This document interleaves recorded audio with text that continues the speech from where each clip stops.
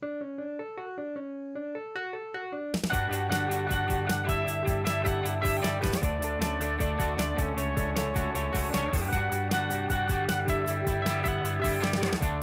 I got friends who want to catch up on old times, but that just makes me feel ashamed to be me. And I got friends who wanna relive the past and deify memories, and they just scream to me that if you don't die young, you gotta live too long. If you don't die young, you gotta live too long. You gotta live too long. On the stoop of the apartment next to my shitty job, an old friend passed me on the street today. Hey, I said hello and tried to catch up on old times. She walked the other way, and maybe it seemed to scream that if I got cancer or somebody shot me, I'd be like a child or something, asking doctors to do me favors, to cross my fingers and hope it gets better. Like a broken record, I seem to scream that if you don't die young, you gotta live too long. Yeah, if you don't die young, you gotta live too long.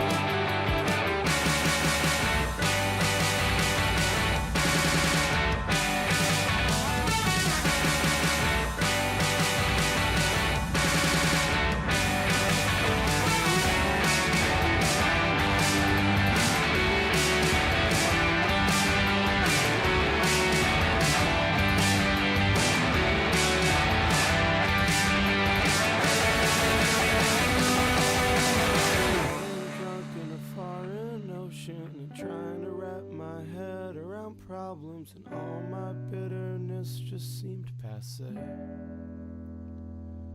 Because I realized as soon as I said it how long it'd take to swim from Jones Beach to Indonesia. And maybe you're waiting on a call from me. And maybe you're working in a crowded restaurant, and you're the one who's got a life so fucked up you don't know what happened. Just like you saw me working at some restaurant in Paris, 'cause my life was just so fucked up, and I don't know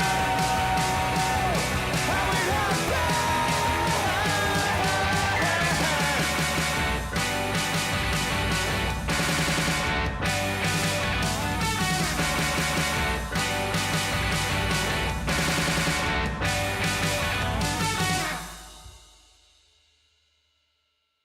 It might rain today, or was it yesterday? I don't know, I've been inside. It's been a while since I looked up at the sky. I'd consider if I only could decide which animal to ride. My makeup burns, but what lies beneath is too much to reveal. Life's easier when emotions are sealed. I like to keep on wondering what is real. Man, what's your deal? And so it goes. You can find me at my shows, telling lies disguised as jokes, through a sonnet or a poem. And when I put on a face, I never look upset. And when I give them a dance, they always write me a check. Tie a knot in a balloon and ask them, what do you see? It's a Rorschach test of your reality. You can hold it tight, but don't squeeze too hard. It'll pop in your hands and you'll be left with the shards. It looks funny when you stretch it, just don't pull it apart. You can sew it back together with a couple of scars. I'm disastrously distasteful, dazzling, a dreamy me. Call up anyone you know and they'll describe me as a genie. I'll make your dreams come true, turn impossible to plausible. Have a problem, come to me, nothing's unresolvable. I need your smile, I live for your dance. I live for your passion, I live for romance. And if unsatisfactory, give me a chance. I'll pull down the moon and tuck it in your hands. And so it goes. You can find me at my shows, telling lies disguised as jokes, through a sonnet or a poem. I'm waiting here in the darkness for my bus. I am alone. The conductor asks for tickets and I groan. Open my mouth to tell a joke and he says, "You are the silliest motherfucker I've ever met."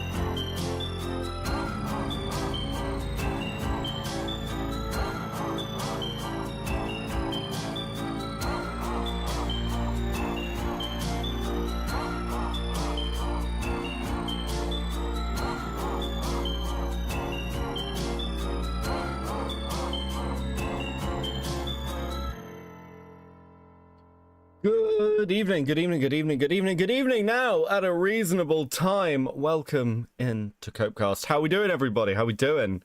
Fucking hell. I'm feeling very cozy today. I thought I'd use the cozy avatar. Listen, I'm just wandering in and chat's just like, Beckett's a whore. And I'm like, thanks guys. How we doing? Fuck me. I saw Carl post something. I don't know if like this is what we're talking about, but like I hope you're okay, buddy. I'm sorry to hear that. Okay, so I'm still very tired. My voice is still a little bit fucked, if I'm completely honest. I'm still feeling it. I'm still feeling it. But Enter came out with a video today, and I wanna talk about it. I've watched bits of it. Rain with 2. SLUT, thank you very much appreciated, Rain. So I fuck Zeke with the 5. Hello Crabman, how have you been? Is your health low? Do you need a potion or some food? True, thank you Guildmaster. I can't wait for Bonk to notice the Enter video. Bonk has already retweeted the Sora essay. We're actually going to read that first. That's going to be the first thing we do, because I want to talk about that as well. It's been a whole thing. After Entervid, will you stop being mean on X? Ooh, Hornet, that's a good question. Thank you for 3. Listen, okay. A few people have asked me, Beckett. You never post on X. You barely use Twitter, and we've never seen you use Twitter in this way. And that is actually true. And it's not just for the engagement. It is because like the platforms these people are using are predominantly Twitter and Blue Sky. So to like have a voice, you kind of have to engage with them on Twitter. Will I stop being mean? I have had a lot of fun on Twitter recently. I will admit it's been a blast. So I don't know is the answer, but can't be good for me. It actually comes up in the Enter video, so we'll talk about it there. Blue Fathom, welcome to Coping. Thank you very much for the monthly 07 in chat. Rain, member for 2 months. What's the Twitter? Yeah, it's not Twitter anymore, is it? It's a place Elon bought so he can say Trump was in the Epstein files. That was the whole gambit. Rotting Brain with the 5. Can I encourage you to be more of a menace on Twitter? You can, Rotting. Much appreciated. Shell with the 5. Can't believe I'm watching a live Beckett stream during the day. Wild. I know what times we live in. Grizzly Bear with the 12. Sup, been watching Fishtank season 4. What did I miss? I am fucking... It's Ricky's on Fishtank. Am I hearing that right? Kai Rides with 2. Look, sometimes you gotta have a glue you gotta have to glue factor a brony. Listen. If Bonk shuts the fuck up, then I'll stop being mean to him. But the truth is that there are still going to be like people who post about the Gabe stuff. There's still going to be people who post about the Saber stuff, and I'm still every now and again going to check in and laugh at them because some of this shit is fucking hilarious. It depends if I end up doing a Gabe vid.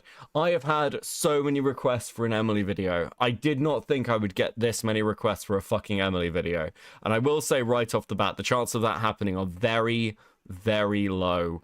Okay? The chances of me making a full Emily, like somebody would have to hand me something that like really fucking broke my brain for me to do an Emily video. I have like 3 other projects in the works for other things. I've got like the Carl Jobs video. I don't know what the next one will be. It'll either be Carl Jobs or it'll be Leadhead. Leadhead's a good chance, actually. I'd say Leadhead is a solid chance of a Leadhead video. Because I am fascinated with that story. I was meant to talk to Goddammit Malcolm about Leadhead, actually. And then there is like obviously the like sort of back burner Gabe project if things pan out certain ways. But I'll be honest with you, the only reason to do a Gabe video would be if people start up this fucking campaign again. That would be the only reason, because the truth is that the people who are currently posting about this are going to be very hard to dissuade, and I'll explain to you all why. Right now, most people who have heard these and are now seeing what the behind the scenes look like of these like wider allegations, regardless of the fact that Falgi and I have both spent some time both on Twitter and on stream ripping these allegations apart, as have other people. Most people are just like, yeah, fuck it, it seems like bollocks. But part of the problem is the people who are still on the Black Griffin is a groomer bandwagon, generally speaking, are kind of terrified of that falling apart because they have run this so long now that they would have to accept that they have been going after somebody without good evidence. And most people can't do that. That's an uncomfortable... Like, most people do not want to view themselves as the villain. They want to view themselves as the good guy who does the good things and is on the right side of things. And it's not like one of those bad people, not like one of those bad right-wing people who call trans people groomers and things. Those people are evil. I'm not one of those people. So actually trying to persuade people that what they've done is kind of fucked up is immensely difficult. Immensely difficult. And actually, I will admit that this is probably the most time in my entire life I have spent reading Reddit. Because I've been reading through the r/YouTube Reddit post on my video. And some of the stuff in there, guys, I will admit to being annoyed by one thing. There is one thing in particular, a narrative I have seen, which actually managed to annoy me a little bit. Because it's just so fucking... It's so disingenuous that it grates at my very soul. It grates at my very soul, folks. And it's this idea that I brought up Emily's old accusations and then didn't look at any of the evidence, didn't mention the fact that they'd been debunked. Now, firstly, I have seen the full interview. Yeah, I mean, okay, here's the problem. I saw the first interview, and for those of you who have seen my first video, you'll know that I already talked about the Queen's full video. I already talked about the shit that was said about Emily. I said this in the second video. Lots of the stuff said about Emily is far more the product of rumor than reality. So to say that, oh, well, Beckett's just using bad sources and refuses to acknowledge like that some of this stuff isn't true is just a lie.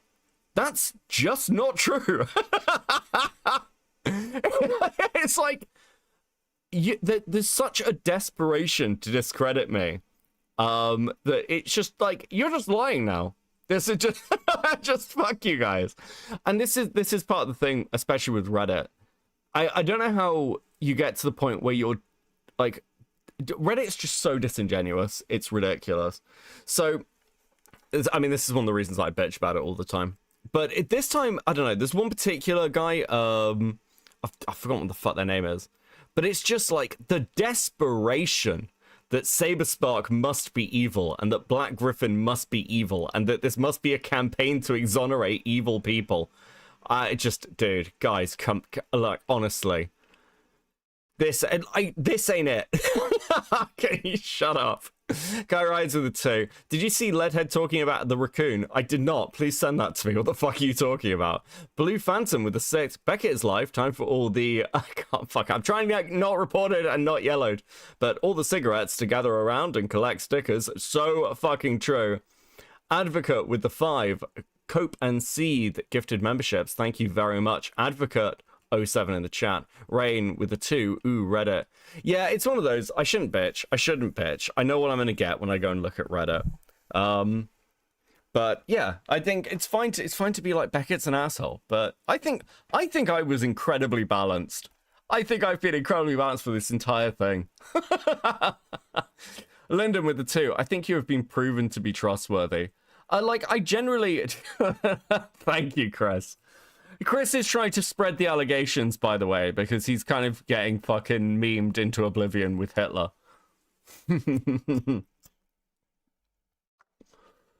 But, like, I don't know. It's one of those where I don't...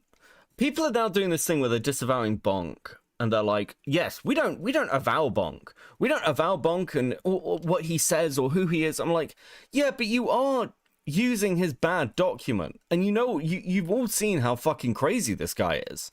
Do you not think that might be an issue? That maybe that's a sign that the document is bad? Again, I've never said that Black Griffin 100% isn't a groomer. I've literally never said that. I've just said the document is bad and that Bonk is crazy. Both of which are true.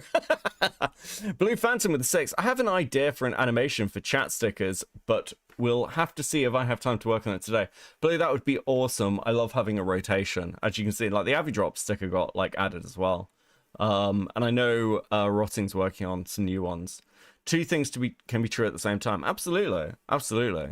Rain with the 5. I'm going to need this stream to pull me back from the insanity where it was, so please tell me we have idiots to rage at. Oh, don't worry. We do.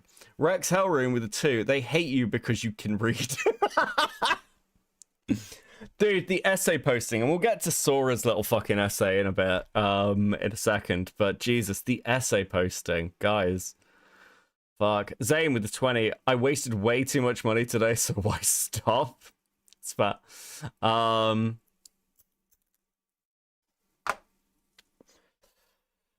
Becca, I'm a broken record, but I was falling asleep as you parried the hollow in the insane asylum in Dark Souls 1. I was very proud indeed. Thank you, Olivia. Thank you. Parrying in Dark Souls 1 is like the easiest game to parry in my opinion. How dare you be able to read? Also very true. Also very true. Okay, let's have a look. Let's have a look at this fucking essay from Sora. So this is Sora Starlight. That's some sort of VA. They do a load of random thing. You can't just admit you hate gay people and try to kill for any fan time. You're real bored today, aren't you, Chris? Hey, buddy. NC's Creator Corner with the 5. My brain hurts from all this crap, but great. I'm assuming that's great job on the video. Thank you very much, Creator Corner. Prime with the 5. I can't pronounce that. That feels like a word that I'm going to say wrong. With the 5, I didn't even know Bonk existed until you and Enter taught to him. That's how small he is in all this, and he must know it, at least at some level. This was his thing. This was all he had, and I took it away. Years of work on these fucking allegations, years of going after Gabe, and I fucking ruined this guy's entire credibility in like a month.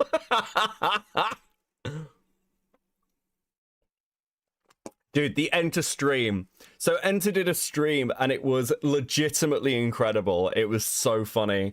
Bonk was just spamming the chat like, do you disavow Cope and Seed? Do you disavow Cope and Seed? Over and over and over again. And Enter was just ignoring the fuck out of him until I came in on the Cope and Seed account. And I never post on the Cope and Seed account because I think it's really gay to post on your channel account. But I came in on the Cope and Seed account. I was like, do you disavow Cope and Seed, Enter? Bro, this dude is so fucking desperate. I can't wait to show you some of Enter's videos. It's honestly great. Do you know what? I will say this, like when all this started, I was on Falgi's stream and somebody in chat said, oh, Anthony and Mr. Enter are looking into this. Like, these are big names. And I laughed. I like, you can go back. I was like, why? Who the fuck cares what Mr. Enter has to say? And I completely retract these statements. Genuinely. Enter has been an absolute fucking, like, MVP through this entire thing. Most people, most YouTubers would not like finding out that they've been lied to, that they put in work to an investigation, that they had to make like comments and retractions and keep like, and being like, oh, this was not like incorrect, but like we didn't have the full story. Enter's been like so upfront about all of this. Also, he is much more on the woke side than me. It would be the easiest thing in the world to try and throw me under the bus to like gain back some like, I don't know, like some public favor in some way. Hasn't done it. Has completely stood strong on business of like who people are and how they are. It's been absolutely fucking based to see. He's genuinely been great to like work alongside. In like all our interactions, it's been really good. He's been massively reasonable. And that's kind of based. It was not what I was expecting from Enter at all. But yeah, that was fucking awesome. Oh, you have hit the goal. Congratulations, guys. Please enjoy these stickers. Art Crypto with 5. Do you think Bonk had a headcanon of himself being in a relationship with Black Griffin's wife? That is my personal pet theory. It is only a pet theory. I have no way to evidence this at all. It's probably bollocks. Shell with the 2 stickers. So fucking true. So true. Don't forget, guys. I am always proud of you, regardless of what your parents say. Fuck, I can't say shit like that. Scarlet Reaper's like skulking around. He's been like, this is proof that Beckett has a child audience. Parents in the adult sense that you are putting in a home, okay? You listen, it's an over 18 stream. We all know that. It's over 18. It's over 18. If you're under 18, fuck out my Discord. Okay, let me reset the goal. I'm not putting chat on screen for this because it will get a bit cluttered. I am going to play some Titanfall. So I can't promise you chat. We will have chat next stream. I always knew my father was British. True. Listen, I'm just... Becky, you missed my super chat. Wait, what? Rain, did I? I'm sorry. Oh, fuck. It's always Rain. How do I always miss Rains? Rain with a 5. Bonk, finally, my master plan shall come to fruition. Why is the ginger talking about me? True. Nicandros, it's all the little kids pretend to be adults, even Becca. Yeah, have you seen the fucking avatars I use? So, fucking Queeman said I was 39 the other night. Motherfucker. I am gonna laugh so hard when Queeman experiences twink death. I'm like, I'm gonna do it. The only stream I will ever do on Queeman is when he experiences twink death. I don't care if I've quit YouTube at the time. I will come back. 39, motherfucker. It's like this 39-year-old's talking about brony drama. It's like, dude, glass fucking houses, Queeman. Let it bug with a 2. He's woker than I am, says local woke lefty man. I will reiterate, one of the funniest parts, would you come back from the dead? Yeah, fuck it. Metica's holding on. Fuck. Yeah, one of the funniest parts of this have been all the people calling me like a right-winger on one side, like during this whole drama, like there's a whole contingent like, this guy's right wing, he's far right, he's evil. And on the other side, because I've been questioning the Ethan Klein stuff and being like, you shouldn't be doing this through a fucking copyright lawsuit, what the hell is going on? I've got a load of people on the other side saying that I'm Hassan watching leftist. It's like, at the same time, really, guys? You think I'm a Hassan fan on one side and a far rightist on the other? Listen, it's not even like a couple of weeks apart. What the fuck is going on? Advocate member for 4 months. I will enjoy my right-wing content made by a soy ginger. Thank you very much. My pleasure. Okay, let's have a read of this essay. So, wait, I'm not nearly 40, okay? Okay? Listen, I am not fucking 39. Do you know what? That would be a compliment if I was. I'd look fucking amazing for 39, okay? I'd look fucking great. I'd be like, I'd start selling my blood as a health product. Okay, so, right. Fuck, he's like, fuck off, Chris. Chris, on the other hand, looks far older than he is. Listen, Italian death is going to hit you super hard. You aren't a Hassan fan, you aren't far right, and even then, Trump is moderate right if he was drawing Obama. We're not doing politics! We're not doing politics! What am I doing? No! Okay. So Sora put this essay out. Apparently, I can't confirm this. This is what I've heard, so I'm putting a disclaimer. Apparently, they are friends with Emily. And this is a bit of an Emily defense post. One of the things I want to say is that, like, I've been amazingly transparent with people, and I like to think pretty fucking honest. Anything anyone said to me off the record has remained off the record. Anything that people told me in confidence, said in confidence. If people have said to me they don't want their name in things, I've actually taken it out.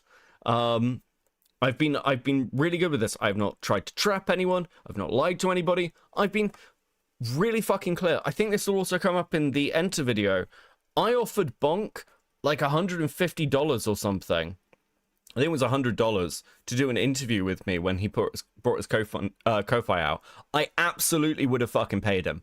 I in fact, honestly, Bonk, if you see this, that offer is still on the table. I will still give you $100 to, well, not now actually. Now the offer's gone down to 70, but if you want 70 bucks, Bonk, I'll give you 70 bucks for an interview. Fuck it, sure. Okay, cool. Listen, it's less relevant now, but whatever. So Sora put this post out. Disclaimer.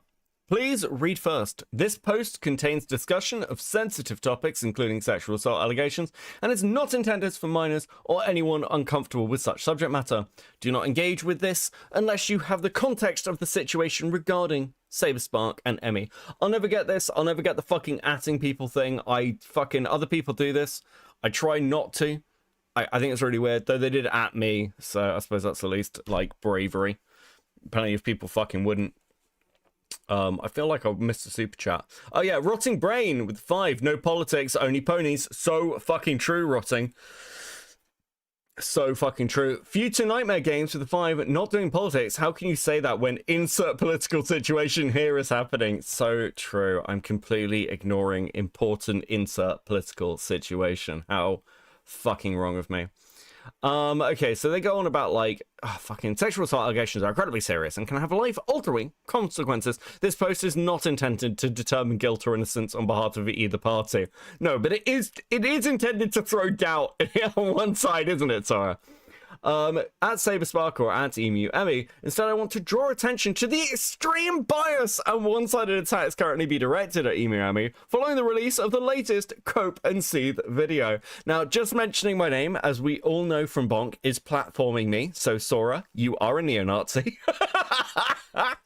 Axis with the 100, with a 10. Fuck, no one's giving me 100. Fuck, Brony loses his shit to anyone who questions their credibility or processes in any way. Bro was all in the op chat till they were questioned on how they verified the victim, and then they crashed out. Yeah, unsurprising. That was fucking sign for things to come, wasn't it? Jesus Christ. Okay.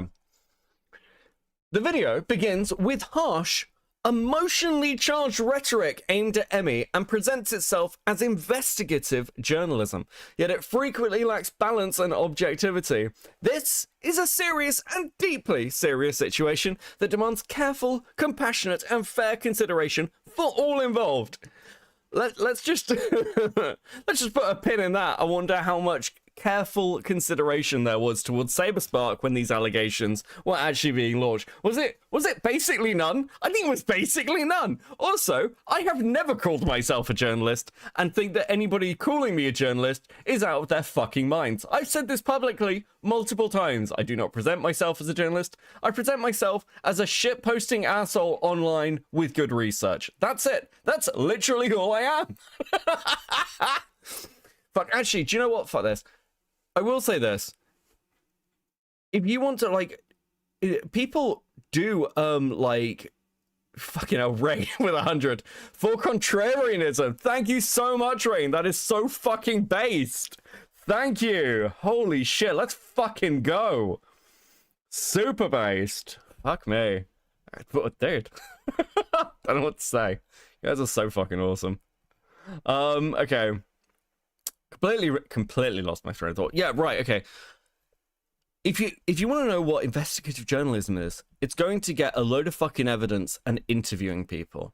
I'm not an investigative journalist, but the idea that I'm in some way presenting some sort of purely opinion-based random piece of like work is obviously bollocks. That's not what I do. That's not what any of my videos are. Fuck off, basically. It's so dumb. Prime with a 5. I'll be honest, I've seen people like Bonk for the past decade, and it's always the same hilarious shit show. Also, my name is Hard G, like Gilgamesh. Okay.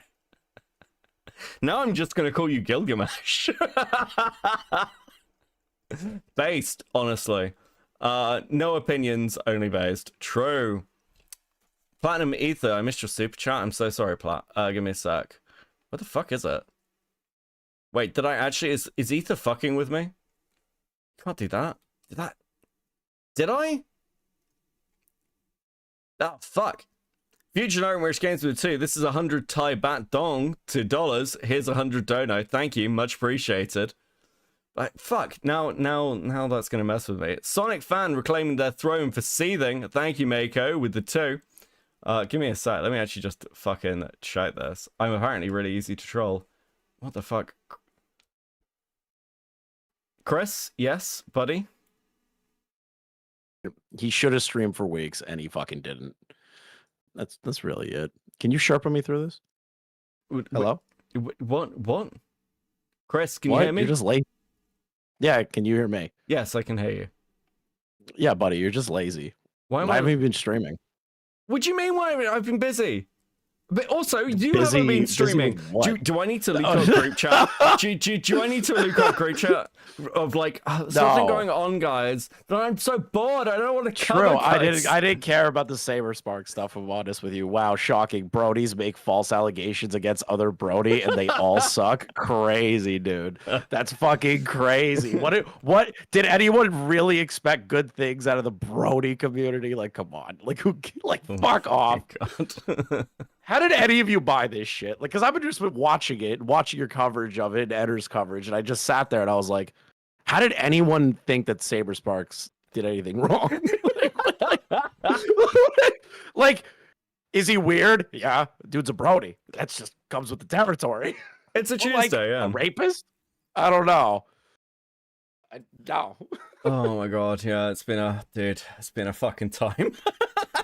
But you're lazy, dude. Well, okay, that's hurtful. Incredibly. Wait, you could have been streaming this whole time. And actually, talking about lazy, why haven't you been talking about the main story that's going on in commentary? He fucking left the call! I literally can't care. There's the main story. I can't actually give a fuck. I've had like stragglers of like random people come up to me and go like in my chat and be like, you want to talk about it, and I was like, no. It's like it's just idiots fighting, and I literally don't care.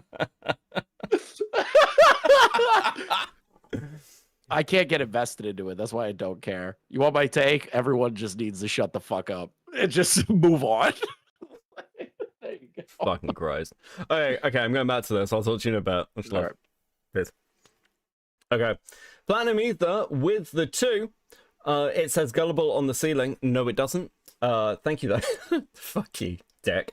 Right, Asker with the member for 6 months. We got so much stuff to talk about, and Bonk is a person who rode the very short bus. True. Dude, this guy never went. Listen, there's no way. Dude, do you think Bonk was like fucking homeschooled by like deranged people? I can't imagine. Can you imagine Bonk in a fucking high school? Like, he's one of those people, like, dude, he must have lived in like fucking lockers. Baron with the 5. List of videos / stream Beckett Ozas. Carl Joltz, Pirate Software, Brenna Wu, Kristen Ark, chat logs. True, though the Wu video is probably never coming. I did talk about that last stream. Maybe I'll get annoyed enough at her to make it, but at the moment, I'm more annoyed at the fucking politics community.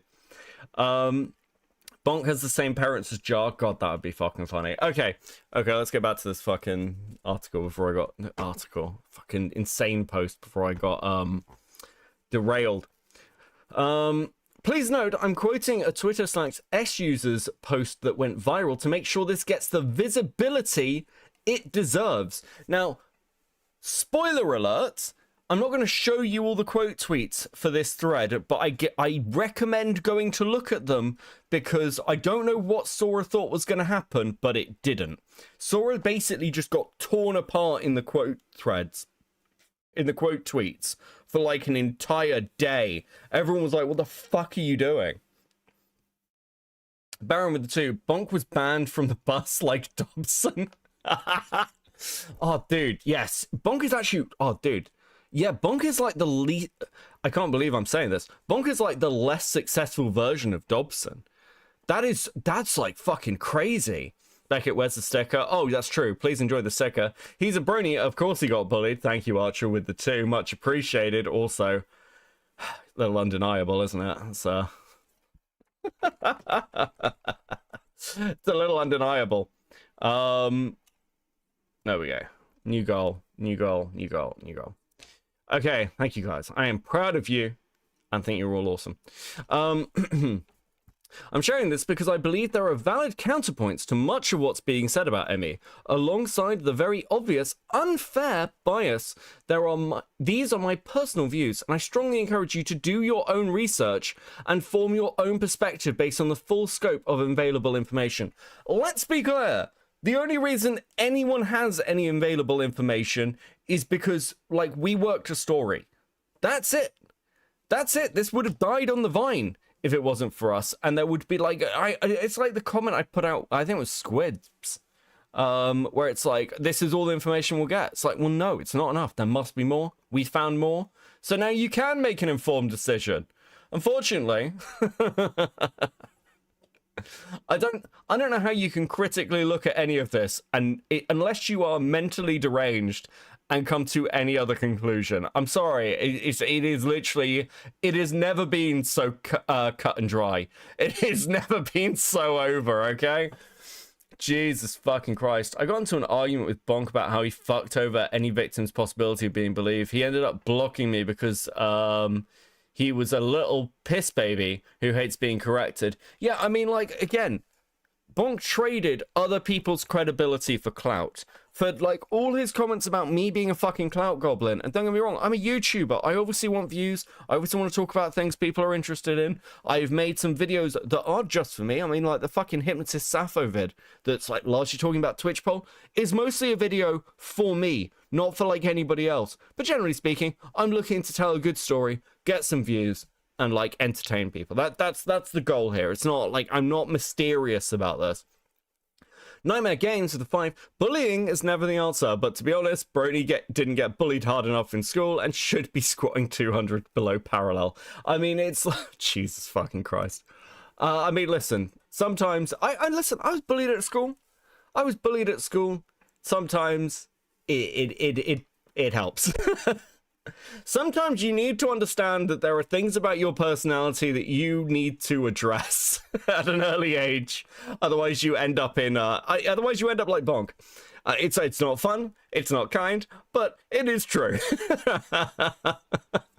Let's begin. Nothing Saberspark has shown as receipts actually disproves the sexual assault allegations. His receipts are mostly just text messages that point out inconsistencies in Emmy's memory and timeline. But that's not unusual when it comes to emotionally complicated or traumatic experiences.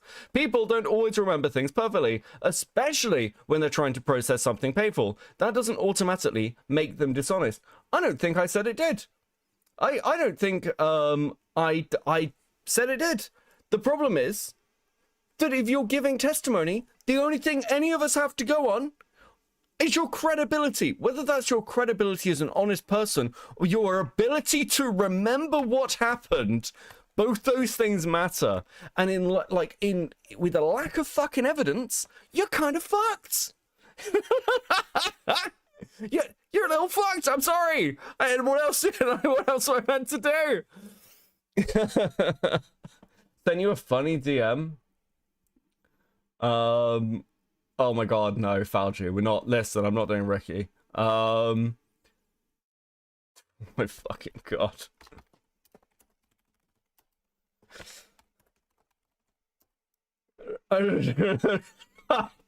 Fuck, sorry, I'm laughing at something else. Oh, fuck. You've totally stream.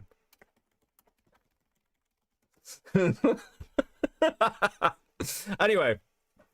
Okay, where the fuck was I? Right. Even Saber misremembered parts of the timeline during his interview with Copecast, and to their credit, they call him out on it. But by logic people are using to discredit Emily, that should also invalidate Saber. Or is that double standard just acceptable when it's aimed at her? What about the alleged elevator situation that he has no recollection of and received little to no pushback on? Well, firstly, I spoke to Saber before I'd ever spoken to Emily, okay? And secondly, just because, you, don't remember a certain thing that happened, that's one thing. Forgetting 6 months of correspondence is quite another. And part of the problem is that 6 months of correspondence paints an entirely different image to the one Emily depicted in her testimony. Entirely different. Saber not remembering, the elevator. And we don't know if the elevator happened. Emmy is very, very sure it did. I appreciate that. Saber got something wrong in his timeline. I think it was around the time, how long he was spending, distancing himself. These are minor things, right? They're little things that you can kind of, forget. It's a decade ago. Forgetting 6 months of correspondence is not a minor thing. Forgetting what your friendship looked like is not a minor thing. Forgetting that you went to your alleged rapist for relationship advice is not a minor thing. These are quite major things. Pinker, I'm not surprised Becca was bullied. He gives nerd vibes. Thank you, Pinker. That is deeply hurtful. I went to boarding school, okay? I went to boarding school. I was very scrawny. Didn't go well. Anyway. It made me the monster I am today. Okay, let's also talk about the Cope and Seeds video. It's incredibly biased for the first 3 quarters. It starts with a harsh and very one-sided take on Emily while presenting Saber's story with little to no pushback. It's only after Cope finally speaks with Emmy and more of her testimony comes out that the tone shifts even a little. That's because I didn't have anything more than her testimony. So all I had was the fact that I had strong evidence that Emmy had lied. And I'm not re-recording a fucking video every time somebody, randomly says a comment. And actually, to be fair, her testimony, doesn't really change my main considerations. The big thing about her testimony is it makes it slightly more questionable if she lied or if she misremembered. The only thing it changes, in my opinion, is either malice or, what's the word?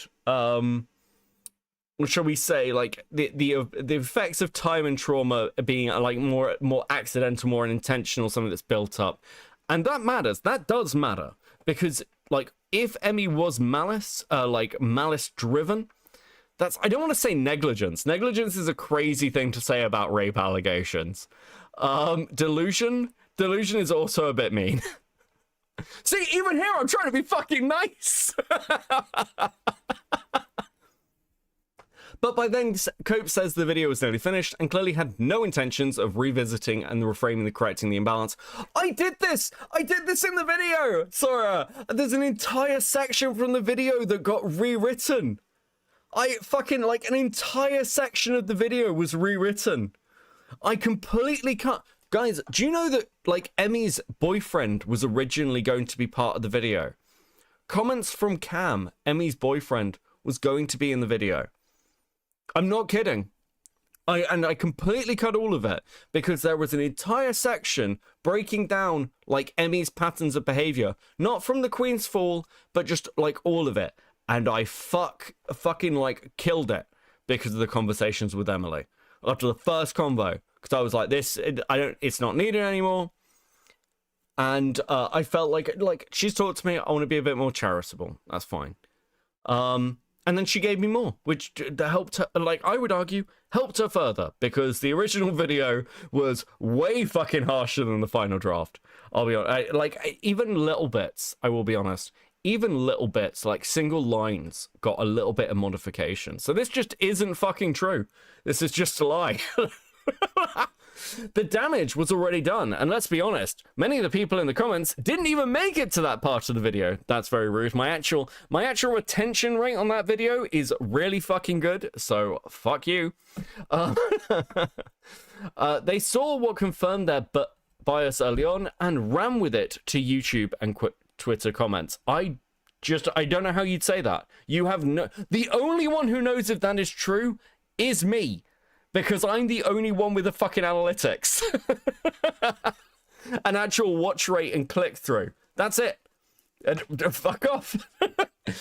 Obviously, they didn't actually watch the video. How the fuck would you know, Sora? Okay, maybe this essay didn't. Maybe this little fucking post didn't know me more than I met. Also, Cope and Seed is not a journalist. Well, that's true. This isn't professional investigative work. Professionals, like... So what I will say here... And, like, Enter brings this up in, like, his video a little bit. How do we define professional? Because I pay people. We spend money on this. People do this, like, maybe as a side bit. But, like, what's the line for professionalism? Is it having, a research... Like, do you need a degree that's into research? Because I do have that. At a master's level, I've completed dissertations. I've done, like, original research work. So, I mean, it's not like I've never investigated anything before. More professional than KP and Bonk. Yeah, I mean, like, what the fuck are we talking about here with... It's not professional. Fuck off. These people are in the Sonic fandom. What's your professional qualifications? Get the fuck... You're posting on Twitter. Fucking stones in glass houses. He's a content creator doing an amateur commentary piece. I think it's a very good video. Again, fuck you. I don't doubt his intentions were to be fair, or even good, but the execution is incredibly flawed when you look at it critically. If this video was submitted to an actual courtroom, it would be thrown out. It's an opinion video based on their personal analysis that tells you, the viewer, what to think. It's not evidence. It is full of testimony and evidence. And secondly, you know, I've got videos that are cited in court cases. Maybe this isn't like a great example to bring up, but my videos have been cited in court cases before. And depending on how this all goes, these videos might also be cited in court cases. So I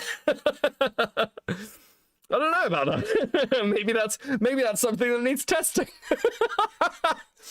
That's funny. At this point, the complete lack of covering your own track should just be considered the cardinal sin of people that try to cancel others like this. True, Prime. Thank you for the 5. Sorry, I shouldn't call you Prime. Thank you, Gilgamesh. Cope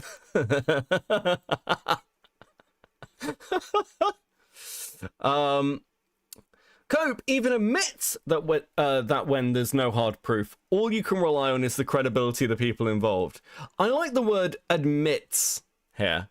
I like the word admits. Even Cope's admitting that there's no hard evidence. It's like, no. What I'm doing is highlighting for an audience that they shouldn't just believe blindly because no one was in the fucking room. It's almost like I'm being honest. It's almost like that's something an honest person would do. Gates Harold with the member for 10 months at Seething. Thanks for reading this, because I wasn't. Yeah, somebody posted who reads this, and apparently me, for content. So let's ask the obvious. What exactly makes Saber more credible? Because Cope frames Emily's timeline as messy, because she had drama in the past. This incident goes back to 2012. Life gets messy, especially when you're younger. That doesn't make her automatically untrustworthy. No, what makes her untrustworthy, or at least I think the phrase I use in the video, is her testimony is fundamentally suspect or untrustworthy, or fundamentally flawed, is she doesn't remember her own timeline correctly. She has misled or obfuscated, intentionally or otherwise, as to the timeline of the events and her relationship with Cyberspark. She has... I know people don't like this fact, but the truth is that, again, we have to look at patterns of behavior, and if somebody has a pattern of behavior of constantly being in dramas within a particular motif, that makes it more questionable. I'm sorry, it just does. That's just the reality. Doesn't mean she's lying, just means that you need like the burden becomes higher and higher and higher. And the problem is, the more you look into this, the more you find holes. The same with the Black Griffin stuff. The more you look into it, the more you find holes. And I say this constantly, and I bitch people out in commentary for this, because people sometimes run the most fucking insane accusations against people with no hard evidence for them. None. And they just like run them. And then what happens is very simple. It happens every time. Those allegations are bad.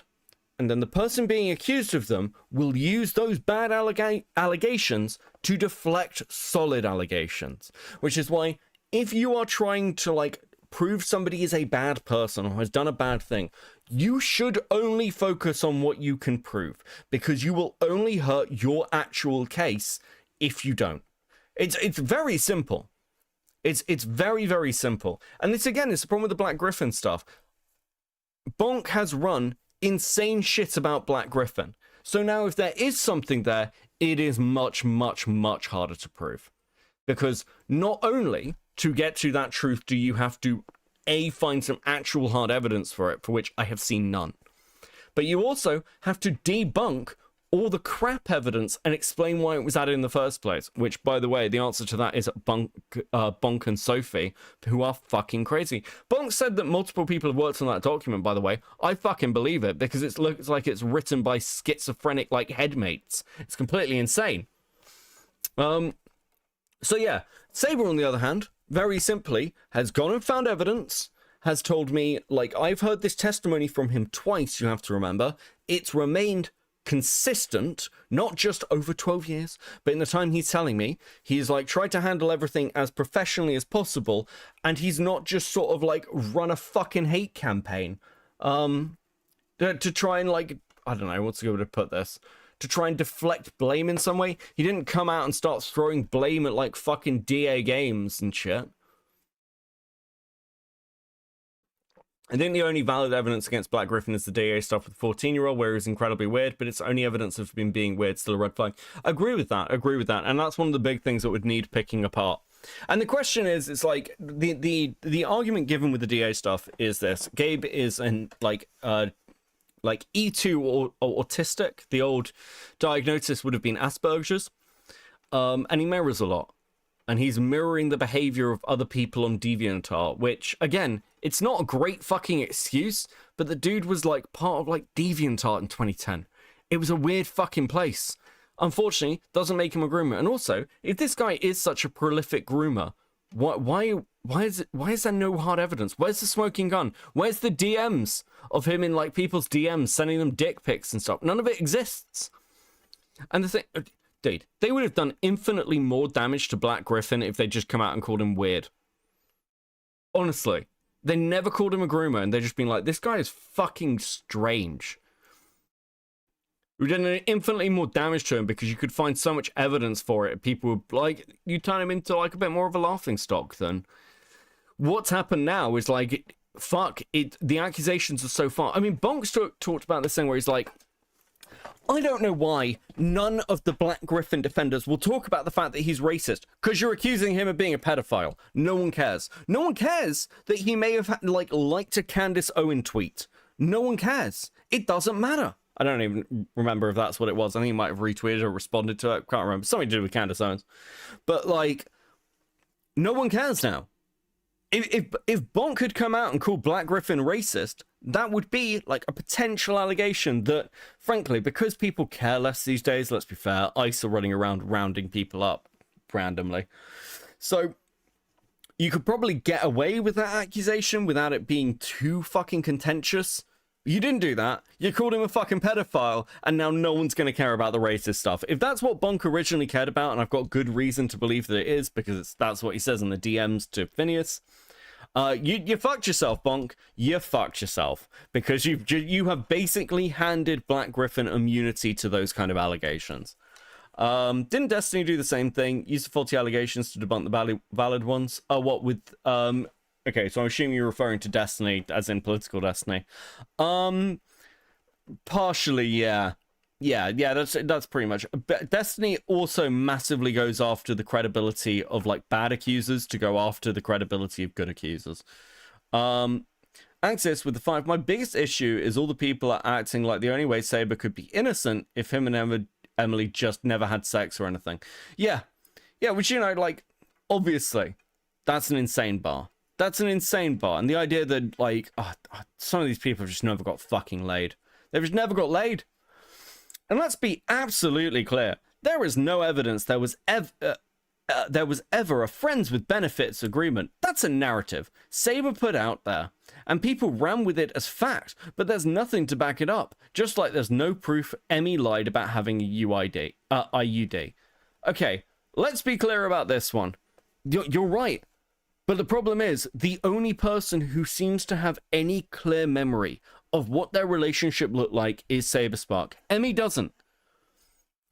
She says this, her memory is fucked. And, like, that's not her fault. She's, like no, very likely a medical thing. I believe that, actually. But that means that it is, like, the only person who has any valuable testimony on this, of what their relationship looked like, was Saber. Unfortunately, I don't know what to tell you. Actually, the IUD thing, I don't know how I feel about the whole kind of, like, I've seen this comment of, like, actually, this is a form of Emily stealthing Saber. And I'm just like, okay, guys, calm down. Like, that's going a bit far. That's going a bit far. That's a bit of a reach. Please stop saying that. It's a little bit fucking mental, I'll be honest with you. Okay?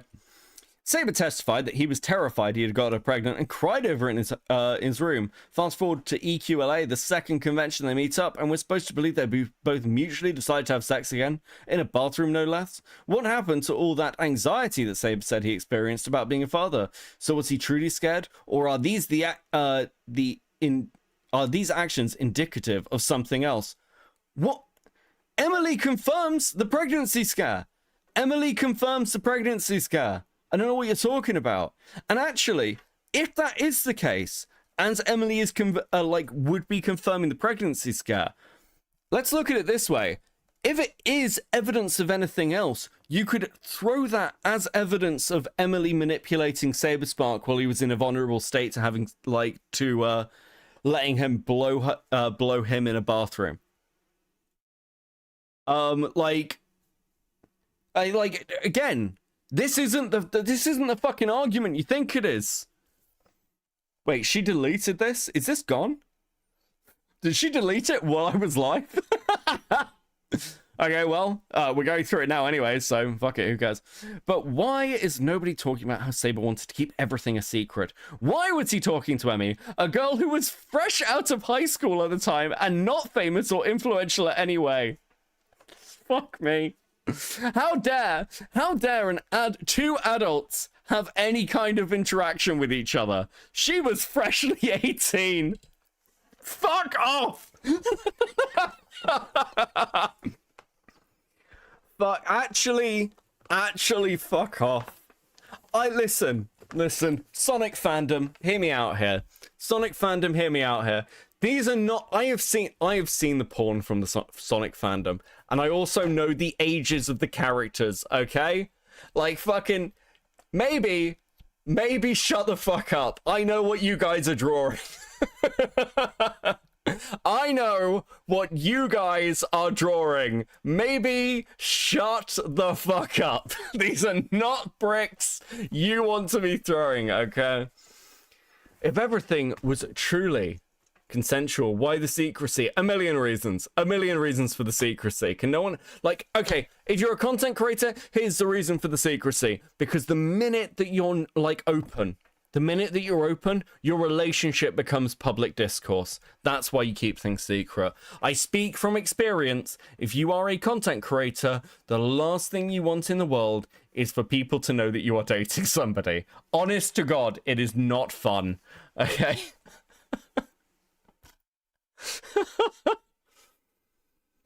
And we have to talk about the text everyone keeps referencing as proof and receipts. Those messages do not show Emmy giving clear consent. Survivors often try to normalize what happens afterwards because they're processing it. They minimize it. They rationalize it. Emmy was calling him a rapist at the same time as asking him for relationship advice. Are you fucking high? I'm sorry. You can't make this... She was rationalizing it and minimizing it. She either is or she isn't. If she told this story years later after their conversations, then you can make that argument. You fucking can't. It is so disingenuous. And then again, what Sora's doing is minimizing the actual fucking interactions because she knows how bad they look. Everyone knows how bad they look. When I saw these text messages, it was the moment I was able to turn to Saberspark and go, cool. Awesome. We can talk about this now. Because it was just, it's so fucking obvious. I cannot believe Sora sat down and wrote this and thought this was it. I actually can't. It's like, dude, they're not selling their fucking best. They tried to move forwards without conflict. Women lie to men about how good sex was all the time. Sure. So just so we're clear, Sora, are you saying that women are liars? Sora, are you saying women... I personally don't think that women are liars. My chat's going to attack me now. Beckett, you don't think women are liars? We talked about this, Beckett. Hey, liar. Hey, Dembo. Especially when they feel unsafe or just want to avoid awkwardness. She was messaging him at 3:30 in the morning saying that she couldn't sleep. He never responded. This was not her, like, wanting to avoid awkwardness. This was her actively seeking to engage with him. There's no reason. There's, like, if there's any discomfort, it's not shown in the text. The text makes no sense with her own timeline, with her own testimony, with how she's depicted their relationship. Because she, like... Look, She in her testimony, I have to be careful what I say here, because I obviously had off-the-record conversations with her. She in her testimony is very clear that the relationship she had with Saberspark was incredibly fucking limited in nature. These text messages prove that is not true. It is that simple. There is again, that is what those text messages prove beyond anything else. Gilgamesh with the 5. I'll be honest, I consider myself a pretty big Sonic fan, but I have no shame in throwing the freaks in this fandom under the bus. Glad to have you here. Saber even admitted he couldn't perform, so if Emmy responded later with something like it was fine or tried to smooth it over, that there's no that is not proof of consent. Saying yes to keep the peace or to not cause more conflict after the fact is not the same as actually giving consent. And no, you cannot retroactively give consent. That's not how that works. Here's the problem. Emmy says she's a people pleaser. She, by her own admission, is a people pleaser. In fact, in her updated testimony, Misogyny Win, thank you, Jews, for the 5. In her own testimony, she says that she wants to make people happy and affirm them. She says there would be, on reflection, she can see how Saber would believe there was consent.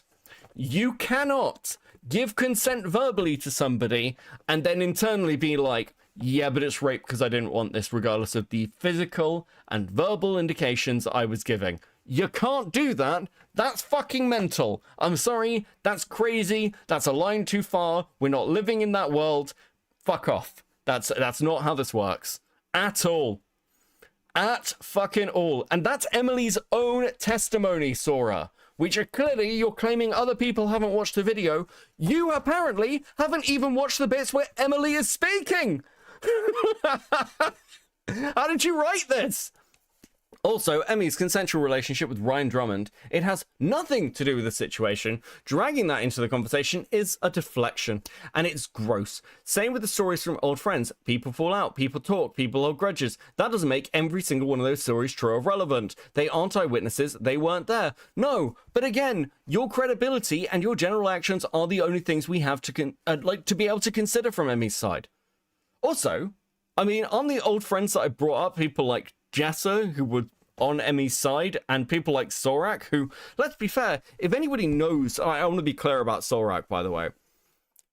Sorak and Emmy's relationship, Sorak would probably admit this, was not just cut and dried, simple, one-sided. It just wasn't. I say this in the video. Their relationship is not black and white, but it doesn't change the fact that he is probably one of the best testimony cases we're going to get on what Emily is like generally at that time, because they were fucking dating. And to be clear, to be absolutely fucking clear, before anyone's like, well, you brought in her ex-boyfriend. I didn't bring in her ex-boyfriend. Emmy did. Emmy is the reason that Solrak talked to me. If Emmy had never mentioned Solrak's name, Solrak would never have fucking spoken to me. He wanted nothing to do with this. He didn't want to be fucking involved. Emmy made him involved, not me. Okay? Very, very simple.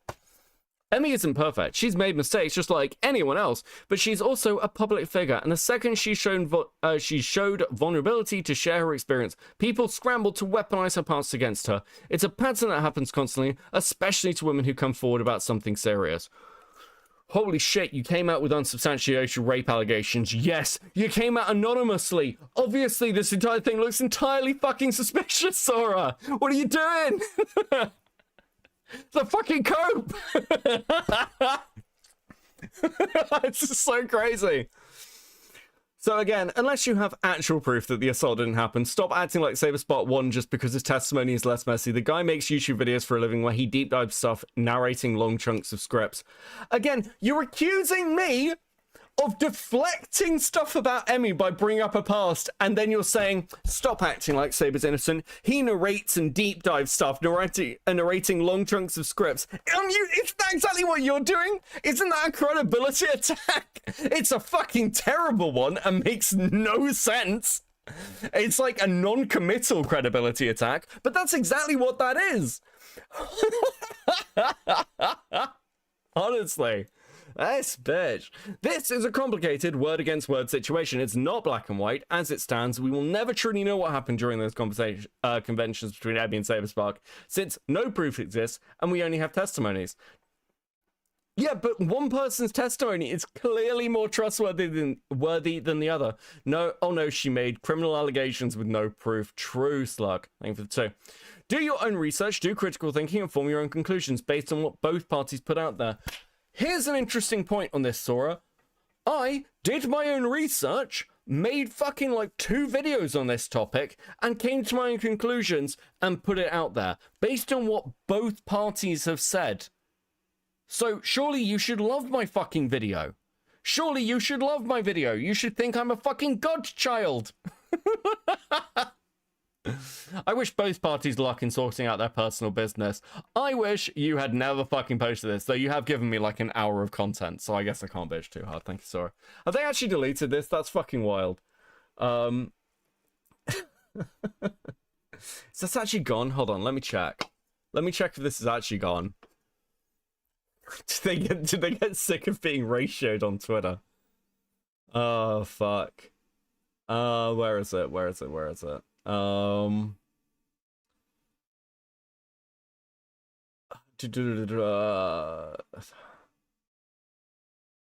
me a sec. Where the fuck is it?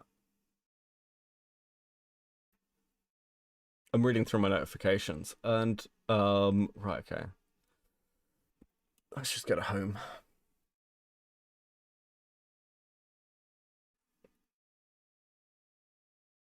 Oh, fuck, it is unavailable. Oh, fuck, they did. They did delete it. Oh my god. Well, I'm glad I caught it. And now you can see the entire thing on this stream. Forever. Forever! Oh, sorry, you should have deleted it sooner. I hadn't saved this. I hadn't saved this. Now, there is one other thing I said as well, which I tweeted at Ari. I tweeted at Ari. Let's bring up this.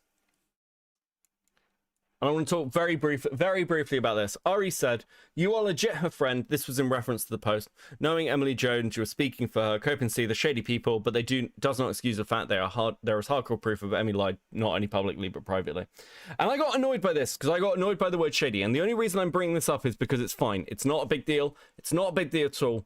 Because I said basically calling me shady because I'm problematic is more annoying than anything Sora wrote, which is true, it is. But I'd obviously like this ahead of time. And it's really not a big deal. I just wanted to point out, listen, I'm an asshole. This is kind of set up for the end of it in a second. But I'm an asshole. But I'm incredibly upfront. And one of the things, somebody asked me, like, how is it? Why is it that people still talk to you? Why do people actually come to you and have interviews with you? And it's because I tell people right up front who and what I am. Like, I am incredibly fucking honest and transparent. I am a shit poster. I'm an asshole, but I will never lie to you.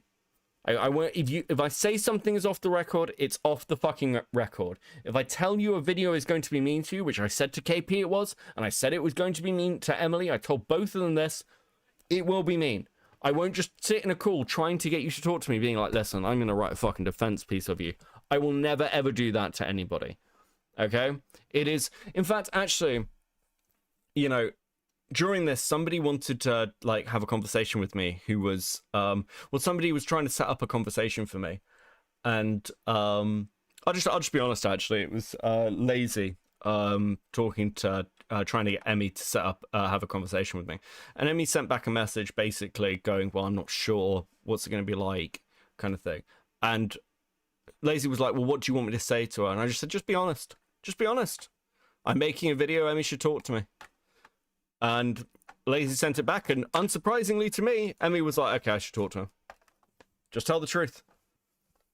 Very simple. Beckett told me he was going to protest Coca-Cola, and he did not. Liar. I've literally never said that. In fact, I said I'd give up energy drinks, and I have. I really miss them though, guys. I've got like a fucking craving for like Monster Mango, like you wouldn't believe. It's killing me.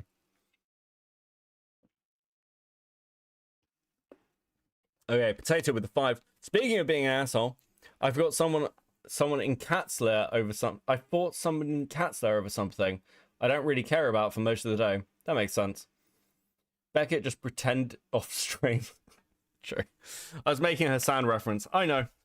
I'm just being a dick. What's wrong with me?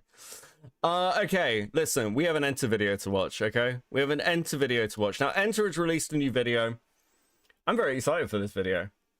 That said, I would like to... I'm gonna try and game while we do it. I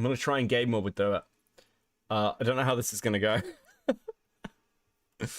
But I figured we could do kind of both. Is this background? Yeah, we could do some Titanfall. Do a bit of Titanfall while we watch Mr. Enter. Now, this will probably be massively interrupted because the idea of actually getting into a game on Titanfall is quite hard. So, because, you know, it's a very old game. So, we're going to see how that goes. Capture the flag? I have no idea how that one works. We'll do that. Okay. So, we'll see how this goes.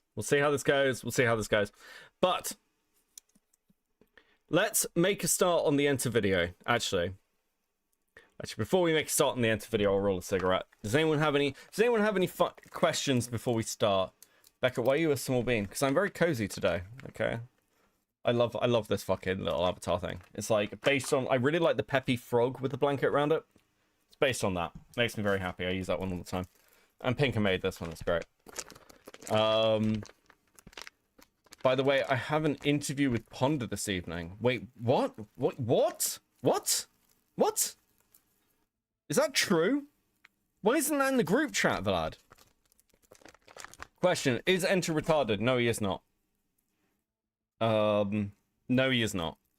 I haven't watched the first part of this at the moment. Your coverage of everything with Emmy and Saber, even Sora, is fantastic. Thank you, dog. Everything gets a lot easier when you're just laughing at shit.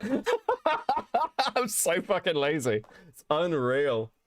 Oh, okay, hold on a second. Hold on a second. Hold on a second.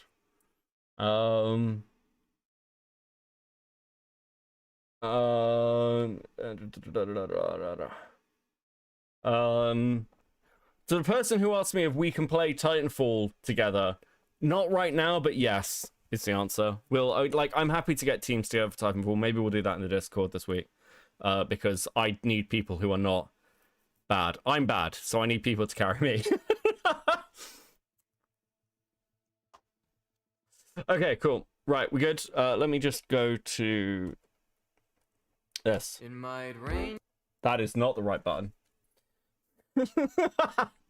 Fuck's sake. Okay, listen, let's get into this Enter video. He's going to go over everything. It's like 41 minutes long. There'll be a lot of pausing, I imagine. Alright, let's finally make it to the end of this case. On the 1st of May... Are you interested in Battlefront? I really liked Battlefront 2142. I don't play it like any of the others. Diorio ass setup. Yeah, I'm stealing it. I'm stealing it. Listen, we can be bees. Yada yada, etc, etc. May 2025, I Love Kim Possible a Lot made a train wreck of a video going after a former employee of hers, Aficionados Chris, and tying that story into two larger ones, that of DA Games and Saberspark. The video went over extremely poorly and was removed within hours, but the thing it was most known for was platforming accusations by Emu Emmy against Saberspark of very heinous things on 2 occasions in 2012. Over the course of May, my team, among other people, investigated this story to figure out what the hell was going on. And throughout the month of May, many people released their findings. I released my investigation video on June the 2nd. And hold on. What are these? Okay, cool. So these are the text messages between Zane has been asking if we can have chat on screen. I might get a bit cluttered. Do we want to put chat on screen? Fuck it, I'll put chat on screen. Go on, chat. Did someone say good news? We can be bees. We can be bees. We can be bees. I'm proud of all of you. Yeah, we can have chat on screen. Give me a second. Let me set it up. I'll be nice. I'll be nice. Little bit of chat. Little bit of chat.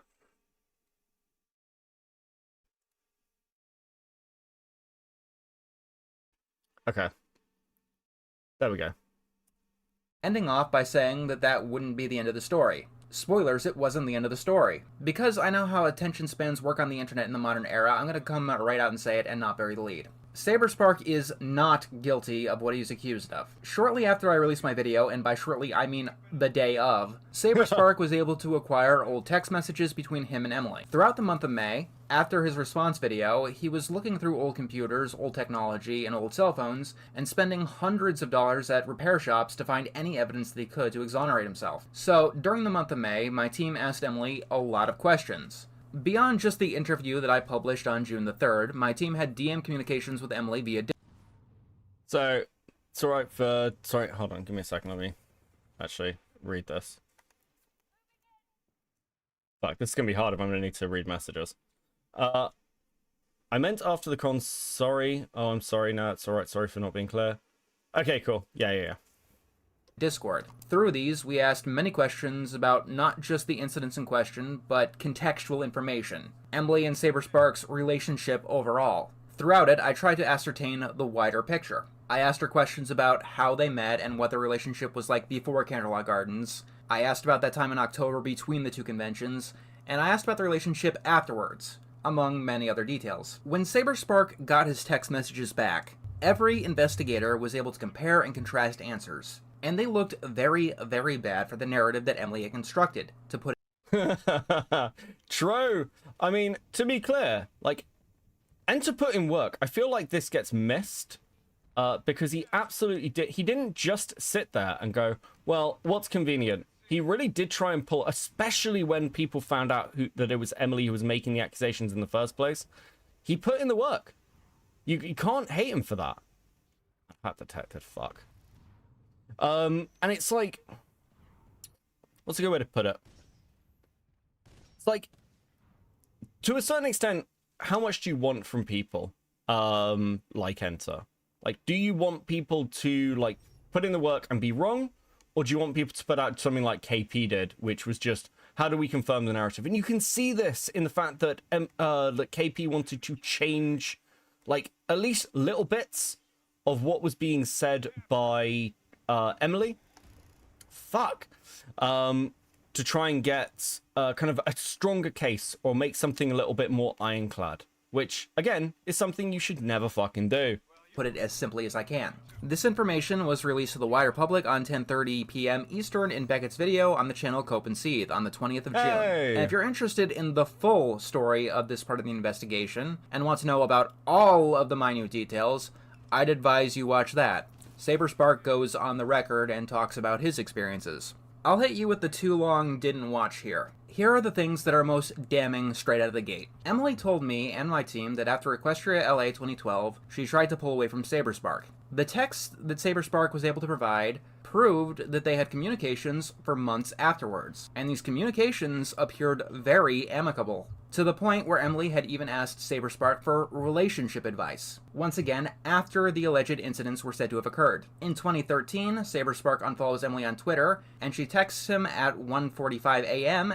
asking, "What did I do this time?" At around 2 a.m., less than an hour later, Emily tells three girls she's staying with the story that we've all been told. There's obviously more details you can pinpoint, and once again, you can watch Beckett's video if you want all of those details, but they take over an hour. And I think what I just stated will paint the clearest of pictures as to exactly what we're dealing with. I have no idea why Emily said that she pulled away from Saberspark immediately after the incidents, when evidence is clear that she didn't do that. Because, let me put it this way, if Emily did say that she was still talking to Saberspark well into 2013, months after the incidences, none of us would have actually questioned her on that. I know that for a fact. True, like, I said this to Enter. Oh, fuck. I said this to Enter. Like, why, like, again, from her claim, it's because she says she doesn't remember it. But that's such a bad look. It's such a bad look. And dude, that first conversation with Enter I had. Because we spoke longer than I showed in the video. I just wanted, like, a simple statement from him on this, because I thought it was important that people heard his reaction to some degree. And bro, dude, you put in the work for something like this, and then you find out that you've been misled in some way. That's the sort of thing that's going to piss anybody off. Anybody. I feel for them as well, because, like, you put in the work and then you get fucked. Fuck, wrong direction. Because no one asked why she was still talking to Saberspark during the second convention, a month after the first. Emily and Beckett had an off-the-record talk that I'm not entirely privy to, and as far as I can tell, her excuse is that she genuinely does not remember the months that occurred after talking to Saberspark for all of this. And I'm gonna be blunt, I find that very hard to believe, specifically because of the set of circumstances that we... I love his Enter being less charitable. No, I find it very hard to believe as well. It is genuinely very difficult to look at this and be like, well, obviously, they just, like, obviously, she just forgot, guys. She just forgot. She just didn't remember. She didn't remember this 6 months. I think she believes her own lie. Okay, so what I'd say about this is, it's like, what's a good way to put this? I'm gonna make chat a little thinner. A good way to put this is that people, like, if you tell yourself a story enough, you will just start to believe it. That doesn't necessarily make you a liar, but at some point that lie began. Do you know what I mean? At some point, that lie started. And when it started is really important, because, like, that tells us why it started. I'm still not 100% on why Emily began telling people this story. Could be that she was uncomfortable. I mean, my working theory is really simple. My working theory is the fact that Emily, whatever else you want to say about her, doesn't really, if you look over her history, doesn't really do hookups. She's like relationship to relationship to relationship. And I think that that was the intention with Saberspark. This is just my opinion. That was the intention with Saberspark, and when that didn't happen, Emily felt like she had been like used in some way, or that like she'd been messed with. You know, as the text message saying, messed with my emotions. I think there is some truth to that. I don't think that's crazy. And I think that if this was like 12 years ago, or even like if it had happened 6 months ago, if this was somebody coming out about a relationship with Saberspark, and 6 months ago he messed with my emotions and he was a dick, and it's like, that's something we could talk about, but it's over a decade ago. You're talking about somebody who is probably a completely different person. Saberspark is now in a long-term relationship and has been for ages. So this just doesn't matter. Sorry, it just doesn't matter. Like, it sucks, but it doesn't matter. Like, I don't have premium on this account. You better be getting paid by these Gemini ads. Okay. I'm sure we are. Until this stream goes yellow. Does anyone else find that interesting that 2 women tried to destroy Saber over him not being with them? I mean, we'll get to the KP shit, because, like, the stuff with KP still blows my fucking mind. She's meant to be bringing out, like, some sort of response video. How do you respond to this? Like, honestly, how do you respond to this shit? Like, this surely is what kills a YouTube channel. Like, if KP posts a video, is every comment not just going to be about this drama? I mean, I feel sorry for her in some regard, but at the same time, I'm like, well, you kind of did it to yourself. You made this happen. This was a choice. This was no one forced you. No one forced you. You pull out the ukulele and sing a song. Fuck yeah, I guess. We got to this point. I had Emily walk me through her activities the entire days of both conventions. So let's talk about what Emily did remember last month. During the first incident, she did remember immediately telling someone on Skype about what happened, sleeping in the lobby, walking around the hotel outside, and she even remembered which hotel it was. She also remembered that there was supposedly a domestic violence incident in the room that she was supposed to be staying at. She was also able to remember many... Oh shit, I never talked about this yet. Apparently she found like it was traumatic because there was a domestic abuse thing that happened between the people she was staying with. I've taken AWOL. AWOL is like the most useless class ever, but it looks really good.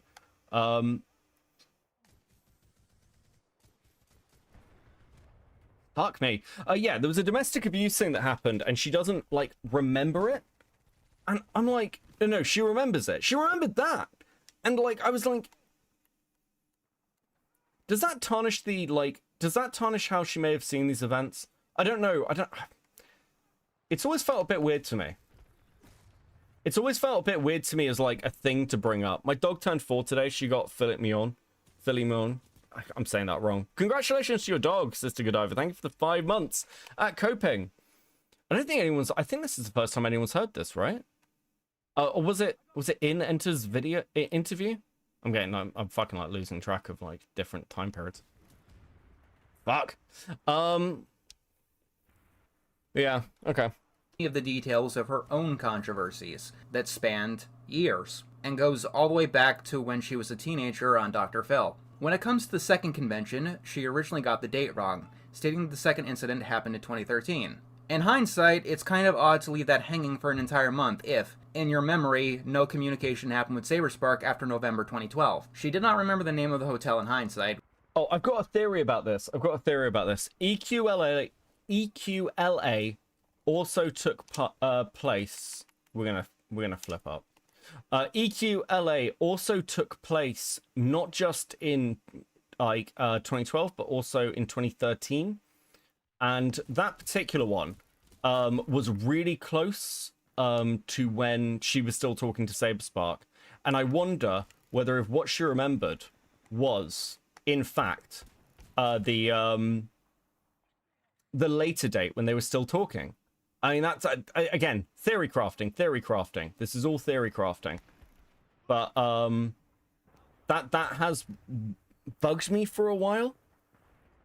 Also, apparently she's been telling the same story with it remaining consistent. Like Jess has said this, like, the story hasn't changed. The story hasn't changed in 12 years from when she first told it to me. And I'm like, well, it must have changed a little bit because she's got the fucking dates wrong.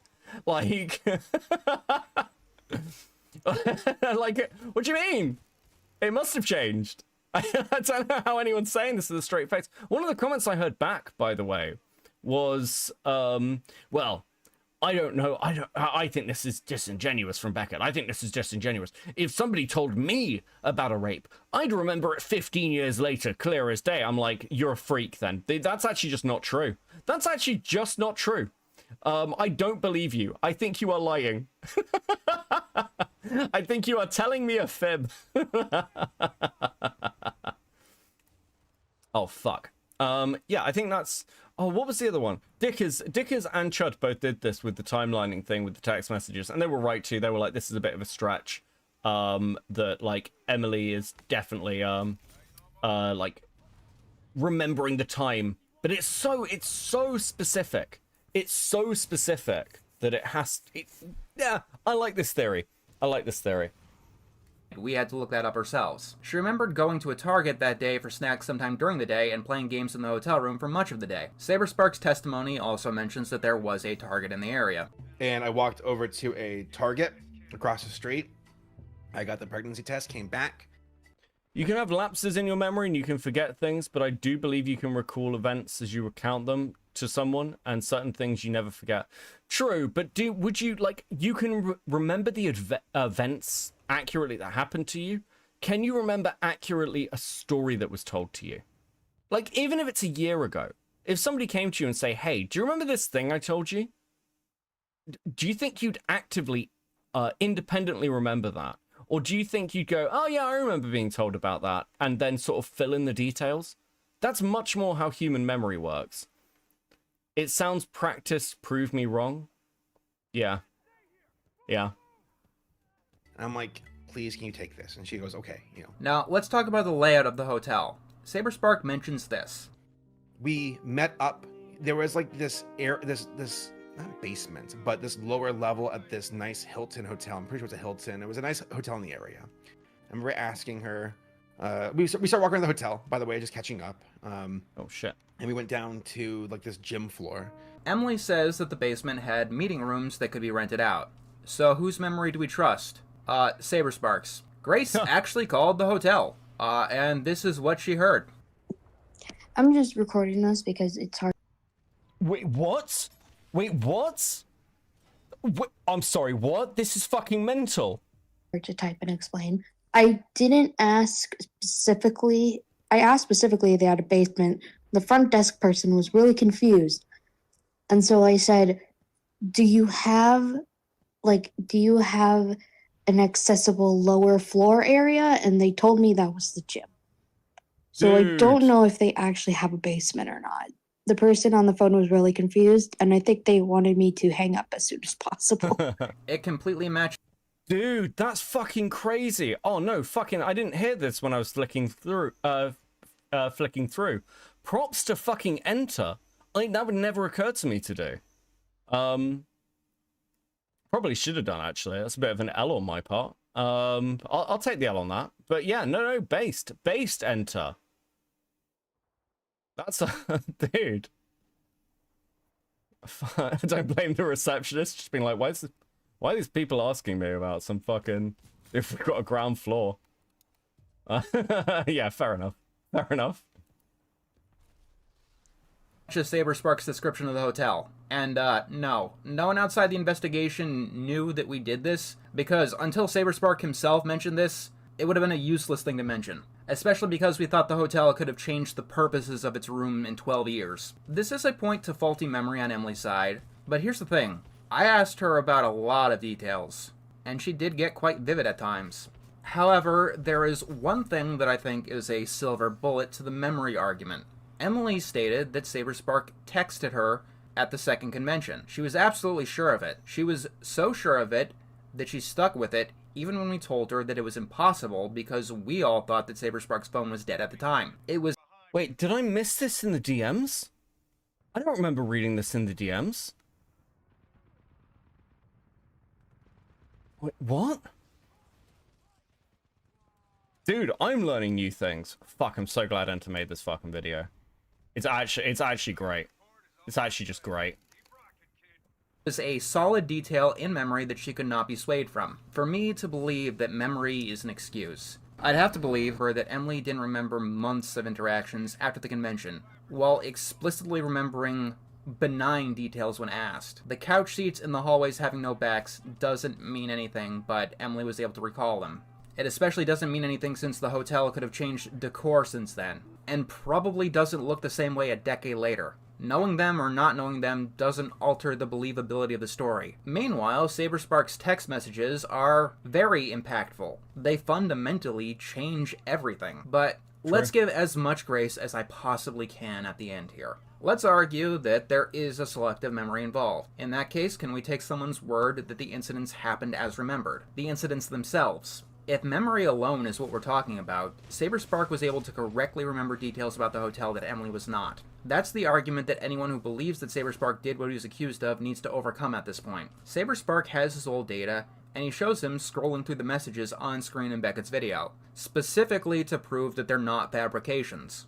Whatever you want to call Emily's testimony, lying, misremembering, or anything in between, what Emily told me specifically does not line up with evidenced reality. And to be honest, that's what's important at the moment. Why she said what she said, or the intent behind it, aren't questions that I can personally answer at the present. And that's the long short of it.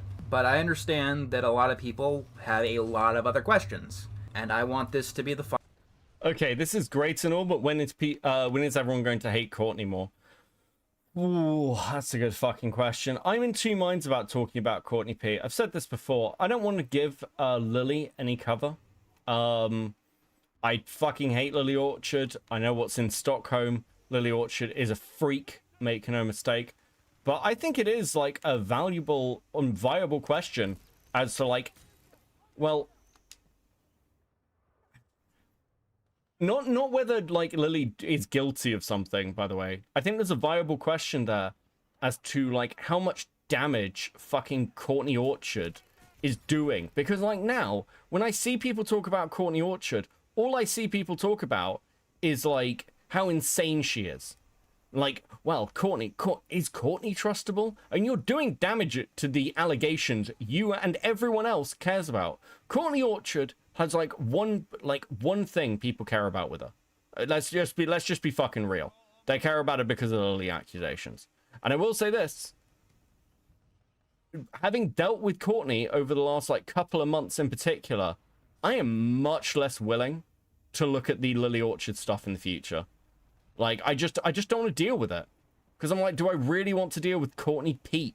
I keep calling her Courtney Orchard, but I know it's Pete. I apologize. Do I want to put up with this shit? I feel like the answer is no. I feel like it's very strongly no. Do you know what I mean? Is that mean? I feel like that might be mean. It's the truth, though. Fuck it. Sometimes the truth is mean. Final video that I make on this matter. So let's talk about everything that I can answer, because at this point, there's no reason to keep anything secret. Let's go with the big question that I know a lot of people have been asking. Why did you listen to Emily at all? Like, why did we even give her the time of day? With the interview and the investigation in the video? Let's start with a couple of reminders. One, at the start of this, we didn't know Emily's long backstory. And when we did learn of it, it changed the dynamic of everything. And two, the allegation... That is true. I can confirm that in the DMs. That is absolutely fucking true. They, like, really started to push. And we talked about it. I talked about it with Lazy at the time. Lazy gets so much shit, but, like, genuinely. Lazy's another one who's, like, a total fucking MVP through all of this. Were originally leveled by KP, who is not very competent. Whether the allegations were true or not, KP's video did a disservice to everyone involved. Once again, you could call it karma that her video ended up being the train wreck that it was. But on the other hand, you could have called it a potential scapegoat. Let's take a look at a universe where only KP decided to look into things. People would be pointing to her for every misstep and strange thing in the story. Beckett is a control tower. I think I'm doing well. I'm doing well. No, I'm actually not this season. Fucking, well, 8 kills. Fuck it, whatever. Fuck you guys. Fuck you, Chris. Just needlessly mean. Just needlessly mean. What's my overall score? It's alright. It's fine. It's not terrible. I've got, like, no Titan kills, though. 8 kills. Okay, listen. I'm not very good at shooters. I just like playing them because it's fun. On Titanfall. Yes, on Titanfall, Chris. Comes in, derails my stream. Makes fun of my gameplay. Okay. Okay. Story. Whether or not KP was actually to blame.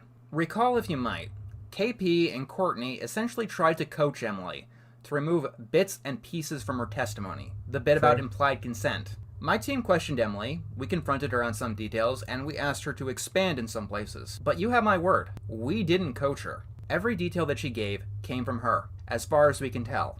I want to double emphasize, as far as we can tell. My promise is that my investigation team didn't alter the testimony ourselves. There is the distinct possibility that Emily was coached by other people who are not KP.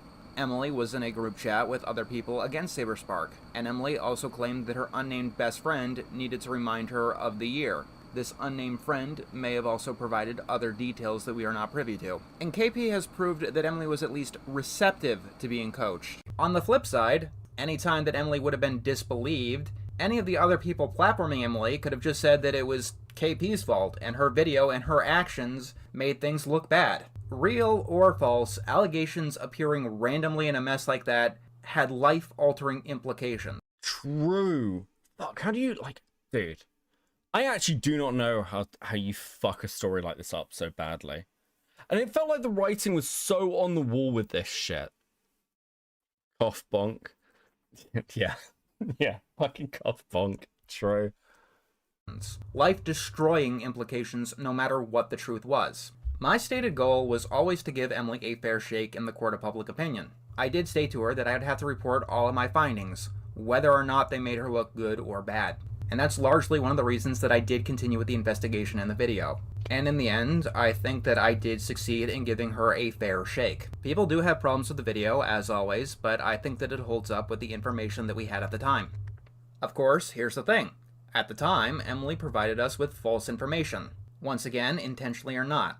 Whether she was intentionally lying or manipulated or just has a bad memory, she told me personally things that are objectively not true. Oh, dude. Yeah, Beckett bought the Dr. Disrespect. No, I use an Xbox 360 Elite controller. It's red. It's quite nice. It's quite nice. But yeah, look, I'm a controller tard. That is true. I'd be doing better if I used keyboard and mouse, but then I'd be a lot less comfy. And you can see from the avatar, we're comfy maxing today. Dude, this is such a fucking damning DM. Also, I'm really interested in the fact that Enter said that, like, she was sure that, like, he texted her.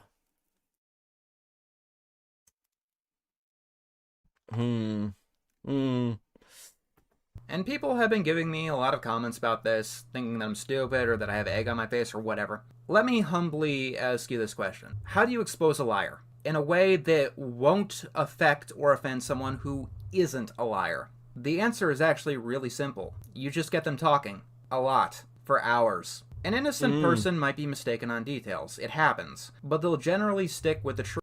Speaking of that, I suppose it's an arbitrary question, but it's worth asking. Did you report any of these incidents to police at the time? I didn't. I didn't want to get in trouble with my parents. They were very controlling, going to these events with a little moments of getting out of it. Fucking hell. Fucking hell, Saberspark! How you doing, bro? I feel bad for Enter, Lazy, and their team. They had good faith and it was taken advantage of. True, buddy. Hope you're good. Hope you're good. Fucking hell. Dude, I think Saber's next controversy is the fucking furry avatar. Yo Pizza Boy with 2. We will not forget Casper groomed Kristen Ark. Also very fucking true. Jesus. Truth. And even with small missteps along the way, they'll generally tell you something that makes some form of sense. A liar will inevitably trip up. They will either contradict themselves or the evidence at some point. Very few liars are good enough to keep talking forever without tripping up. You see, it wasn't just the text messages that exonerate Saberspark. It was that they could be compared directly with the testimony that Emily gave to me and my team that created stone-cold, inarguable contradictions. So if you're wondering about that, no, I don't regret giving Emily the interview and talking to her for weeks. To be absolutely clear, and I said this to Enter, I would gladly provide the DMs. I don't feel like they need leaking. I said to Enter, I don't think you guys realize how good a job you have done. And it was while Enter was getting a lot of shit after the interview was put out and people were saying it's a softball. Lazy just affirmed all the time that they hadn't looked into things properly. Honestly, that's what that was what was needed to like. I would not have been able to do this video, and the text messages would not be able to display what they display in the same way or as effectively if it wasn't for Enter's work. It was necessary. So like this narrative that Enter fucked things up. If Enter was doing a sweep job, I would not have had that data. And when I explained what I needed and why it was relevant, they were like, "Oh fuck yeah. We understand. Here, look at this." Like, really early on, I was like, is there anything that Emily said about this? And he was like, yeah, there is actually. Here's what she said to us. And nobody would have had that without Enter. Nobody would have had that without Enter. Much like OpBlock with getting us in contact with certain people and doing some background research, Enter and his team did a fucking great job working with what they had and actually getting a story from the other side, because there was no fucking way that Bonk was going to talk to me. There was no fucking way that Emily, like, originally was going to talk to me. That is due to Enter, and he deserves props for that. Absolutely. Hey, Enter, how you doing, bro? Yeah, I'll absolutely fucking defend Enter on this, because, like, yeah, I've seen the DMs. I know that's true. Because those were essential to uncovering the truth. No matter what the reality ended up being, this helped paint the proper picture of reality. When something was only verified through testimony, I stated on record that things were alleged. I didn't speak to things that I couldn't outwardly state or prove. Despite talking with Emily for all this time, I still said that the story at the time was a he said, she said. And it was until Saberspark got his text correspondence. On the other hand, Emily wasn't able to provide evidence. Sort of. She provided evidence of her telling other people the story that she's saying now, but not the actual story. She provided evidence that she was at the conventions, but... Oh, this was so crazy as well. This was so fucking crazy. I don't think people realize this. So, there's two parts to this. Firstly, when Emily was first providing evidence to people that she was at these conventions, she used, like... basically, she sent people videos of her at the conventions, like these vlogs and things. And there were two things to this. Firstly, Phineas was able, because she put her name on it, Phineas is the one who actually was the first person to ever realize who it was. Like, and to his credit, most people wouldn't have fucking checked. So Phineas did a banging job with that. Like, actually checking sources, fucking great. Emmy at the time, like, the evidence she provided was, I was at the convention. Again, that means nothing. That means nothing. Just being there is not evidence that anything happened. So I don't know why that was the proof she was trying to provide. Part of the biggest problem as well with, like, Emmy's anonymity at the beginning is, like, you're not a nobody. So even behind the scenes, the only person Emmy told it was her, was fucking KP. Actually, in the DMs, fuck, this annoyed me so much when I read it, because it was so, this is just so disingenuous as a way to phrase things. But, like, in the DMs between Emmy and Mr. Enter, Emmy to kind of provide Enter, like, oh yeah, I've been verified. It's like, oh, well, KP knows who I am, and Amy knows who I am, because they needed to verify that what I was saying was true. And it's like, okay, with KP, I could kind of see that, but Emmy's your friend. You've known each other for a decade. It's such a disingenuous way to, like, again, in the DMs, if she was like, well, Amy knows who I am because we've known each other for a decade and we all moved in this fucking circle, that would be one thing. That's not what she says, further obfuscating her identity. And the reasons for her obfuscation make no sense. It's like, I don't want Saber's fanbase to come after me. I don't want my stalkers to know about this. Well, then shut up. This isn't your first rodeo. You know how this goes. What do you mean? Absolutely fucking crazy. Like, none of those things were ever in question. Like, at no point did anyone with even the most cursory of knowledge say that Emily wasn't at these supposed conventions. And obviously, Emily not providing evidence can look fishy in hindsight. A ton of things can look fishy in hindsight, and for what it's worth, we knew exactly what we were dealing with. Alternatively, it was over a decade ago, and the Skype chats that these people had are gone. Saberspark was able to find his old phones, but as far as I can tell, even he wasn't able to get the Skype logs. But what he was able to find was enough.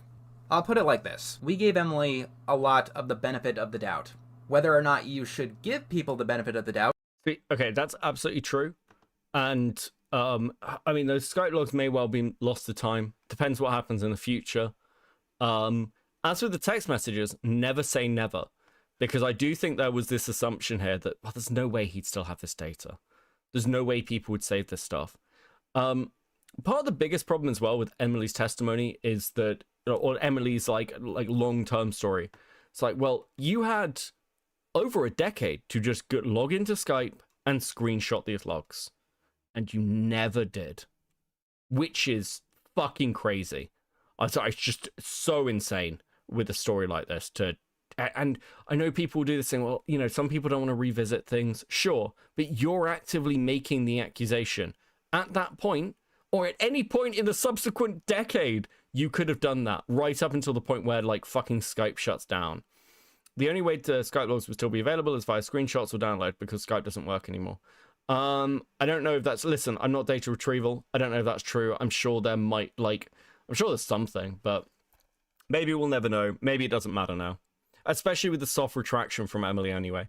Beckett, Zane is fantasizing about me into having gay sex. Well, welcome to how I feel about Slug.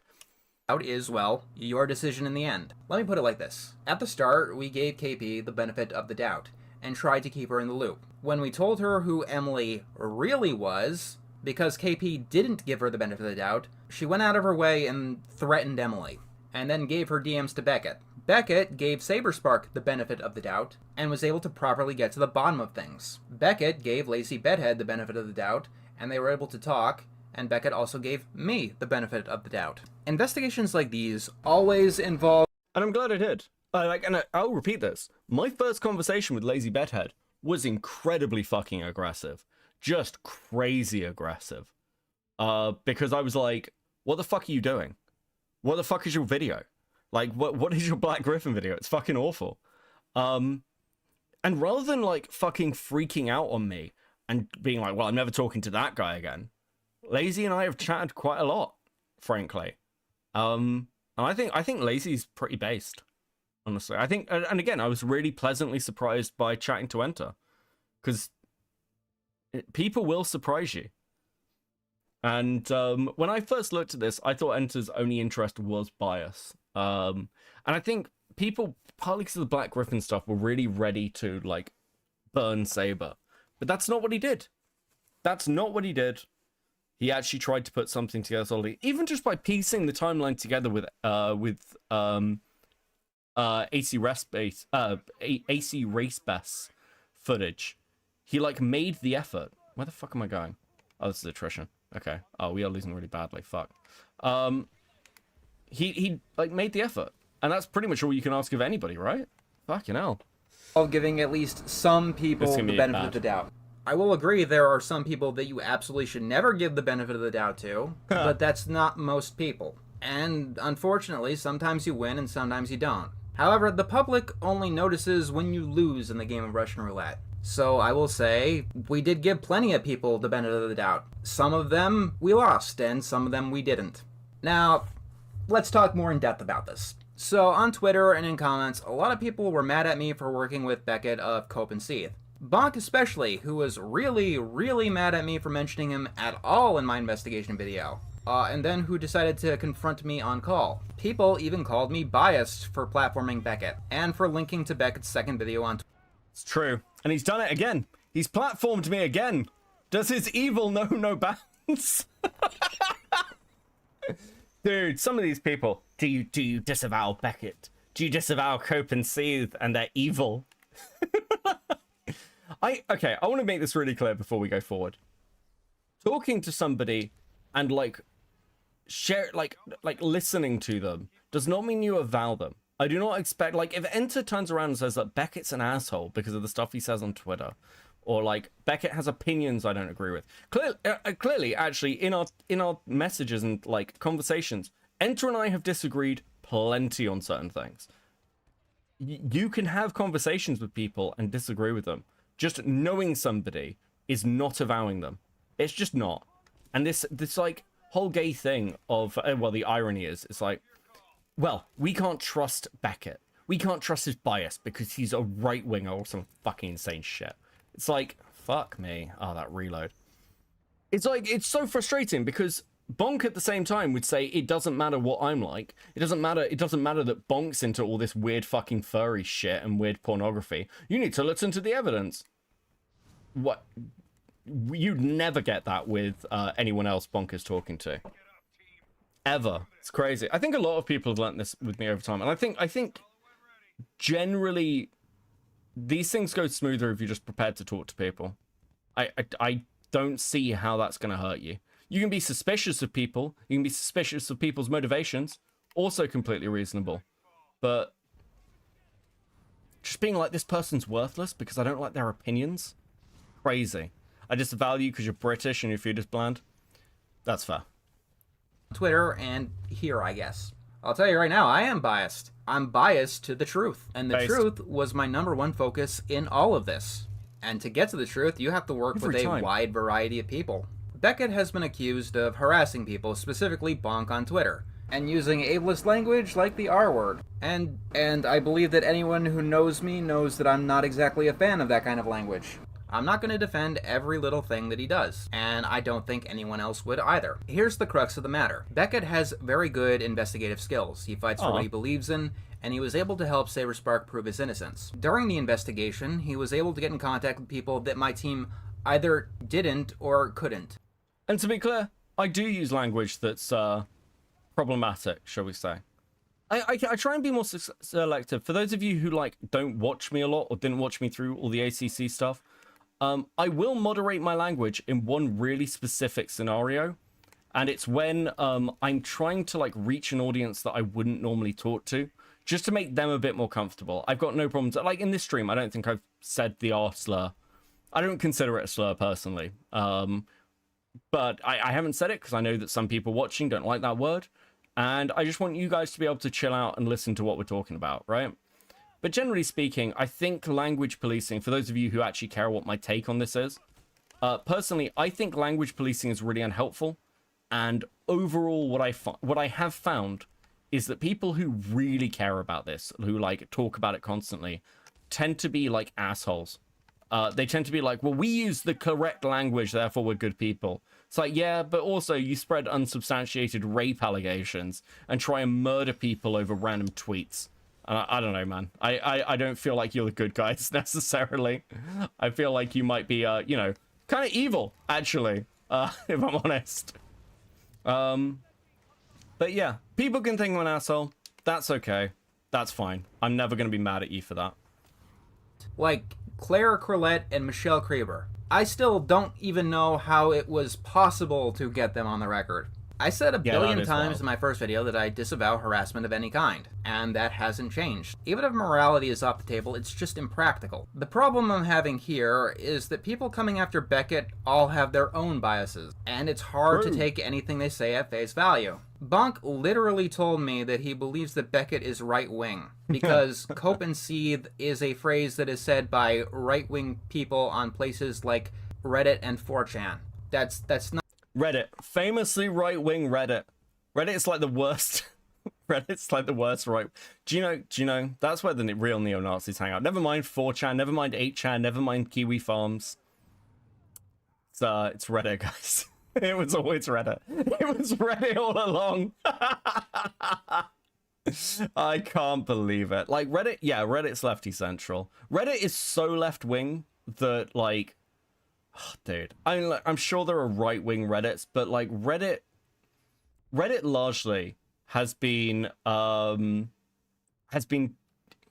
taken over. If you go back to Reddit in the like olden days, like Reddit used to be like the major free speech platform. Like people won't remember this, but do people remember the fappening when a load of celebrities got hacked and their nudes got leaked on Reddit? Reddit pushed really hard on not shutting that thread down because they were like, we don't care what you say. This is like a free speech issue. Fuck. Yes. Fuck you. But that time in Reddit is gone. That time is gone. It's so gone. And what Reddit is now is just, yeah, left-wing cope. Not even a joke. That is here's the DM.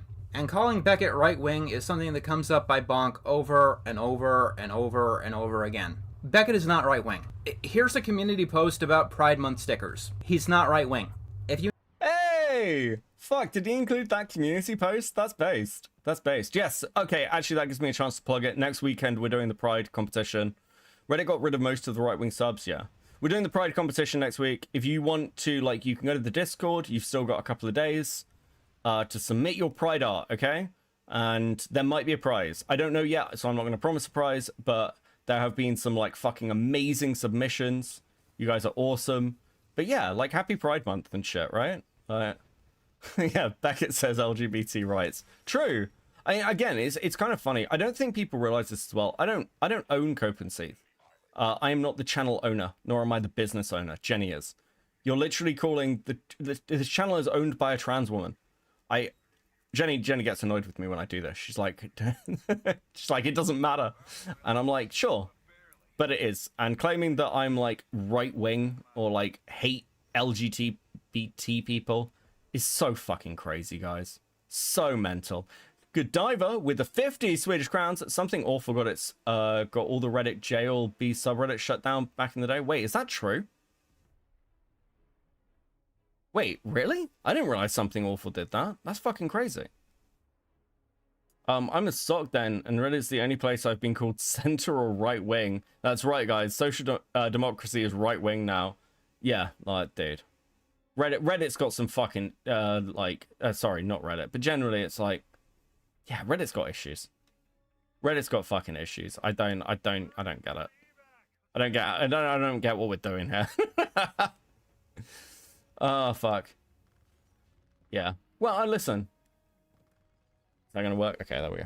You need another example. Last year, he made a video on Just a Robot, who, beyond the controversy that got him in hot water, was essentially an anti-woke media critic accused of being racist. And in doing a video on him, Beckett talked to and platformed a bunch of people who are distinctly not right-wing.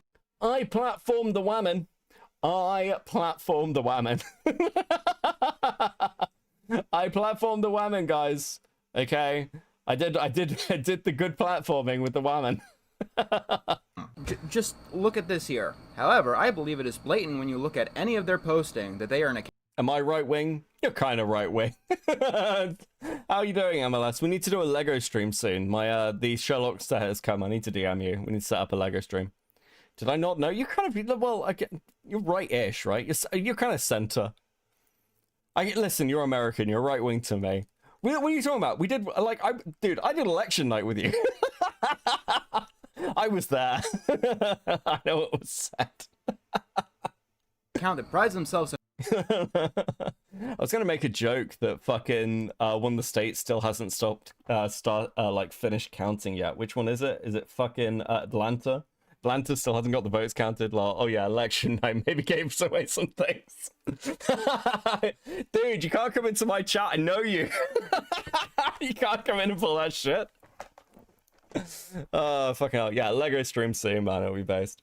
...and harassing left-wing folk and defending those on the right. Hey, you know that Saberspark is left-wing, right? Like, openly. To the point where a lot of his content is critiquing right-wing stuff, right? Beckett reached out to Saberspark first. Not the other way around, as Bonk seems to be implying. Also... Oh yeah, this was fucking crazy. Bonk was like, why is Saberspark, a massive YouTuber, letting this right-wing tiny person handle these allegations? He's not. I would have made my video with or without Saber. I'm probably not the second one, obviously, because it's mostly Saber's testimony. But, like, at the same time, Saber wasn't like, oh, Beckett, please, can you defend me, Beckett? Cope and see there's such a valuable resource on the internet. Am I eating? No, I'm rolling a cigarette. I'm gonna do... Actually, I'll pause this game for a sec. Zeke with the 5. Everyone knows the real alt-right hangs out on 9gag. True! So fucking true. Thank you for the 5. Yeah, no, I mean, well, I am tiny. I am tiny, guys. Let's be honest. Are you being criticized for having a left-winger on your channel or having a right-winger on your channel? A little both, honestly. Oh, sticker? Sorry, guys. I forgot the sticker. Okay, we pause for a second, so please. Enjoy even more stickers. And get animation 2. Love animation 2. Thank you so much. Enjoy your pile of stickers, chat. You've done so well. I'm so proud of you. But, yeah, no, I'm being accused by some people of being a leftist at the moment, MLS, and some people are accusing me being far right. I don't know how that's occurring at the same time. It is quite funny. It is also very confusing. Fuck my life. But yeah, like, oh fuck, what was I gonna say? Yeah, I am tiny, relatively speaking. Sure, the video, like, I get very, very disproportionate views to my sub count, like insanely disproportionate views to my sub count. But realistically speaking, I've only just, I don't even have 10k subs. I don't even have 10k subs. Basically, everyone else who has worked this story has more fucking clout capital than I do. The mistake that Bonk's making, however, is that subs don't matter the way they used to. And we are not a little unknown channel. I think this would probably be the 3rd major story we've worked on and had quite an impact on. There was the Jar one. I'd consider that major. We did a lot on the Chris Tyson and Mr. Beast stuff and Dogpack. And, you know, our stuff, especially like during the Tyson stuff, we were covered by like fairly, give me a second. Sorry, okay, sorry, someone just let me say. But like million sub channels have covered our stuff over like the last 18 months. And yeah, we generally have like built a reputation for being a fairly good resource overall. I mean, we've been covered by everyone from like, God, like, I think the weirdest one was when the Quartering covered us on Twitter. That was so weird. I should be very clear for those of you who don't know me. I fucking hate the Quartering. I really, really dislike Jeremy. But someone sent me a video of the Quartering reading our Twitter thread. I was like, what the fuck is going on? Oh, fuck. Let's get into a 10k so we can throw a party and have a reason to visit the UK. True! Come to the UK and us. That'd be fucking based. We should do that. I need to come over to the US soon, actually. I'm going to try and do that, like, maybe end of this year, early next year. I'll come over to the US, come hang out. I'm actually, like, I don't think I'd go to VidCon for VidCon, but I'd certainly, like, next year I might go to VidCon, like, just to hang out in LA or whatever. Meet people. I subbed after Beckett covered Nick Rakita. True. I need to revisit Nick, actually. Maybe we could do like a mini Lego stream where we also talk about some of that stuff MLS, because I'd love to catch up on the Rakita stuff. Some of it's been interesting. Rain with the 5. The thing is, unlike bigger channels, you're a lot more involved with researching. You actually put in the legwork and keep us engaged via stream. Yeah, I suppose that's true. That's true. And I definitely say that you know, I see a lot of the really big channels, and bro, they are content mills. Not in a mean way. I mean, partly in a mean way. Like, I think everyone knows my opinions on Umperville. I really don't like Umperville shit. But some people just, a lot of people don't forget, like, don't check anything. Like, this happened with Dogpack. Nick is doing some things. Unsurprising. Yeah, we'll talk about it. Maybe without your co-host, so no worries. Yeah, like Coffee and Cults, I think it's Coffee and Cults, did a video on Dogpack, and their information was just wrong because they hadn't fact-checked anything. And I don't hate them for that, but it is annoying. Do you know what I mean? Because I look at their video and I think it had like 200,000 views. And our Dogpack video has like 10k, and it's a shit video, don't get me wrong, but it's well researched. Like, we were the first people to really start bringing out anything on Dogpack. And I suppose, like, again, I'm bitching, but it pays off in the long term, right? Because, like, it's all about building a reputation. Jews with the 5. Beckett, my favorite left-wing communist capitalist, Ethan Klein Hassan lover. True, so true. Hopkins with the 5. Watchers, go give Mr. Enter's video a like, or I'll give you AIDS. Yes, also give Enter some love, honestly, especially for this video. I really like this video. I think this video is really solid. So, I have to state this. Bonk thought that I might have been right-wing because I placed a clip of Rebecca talking about eating her boogers in my video.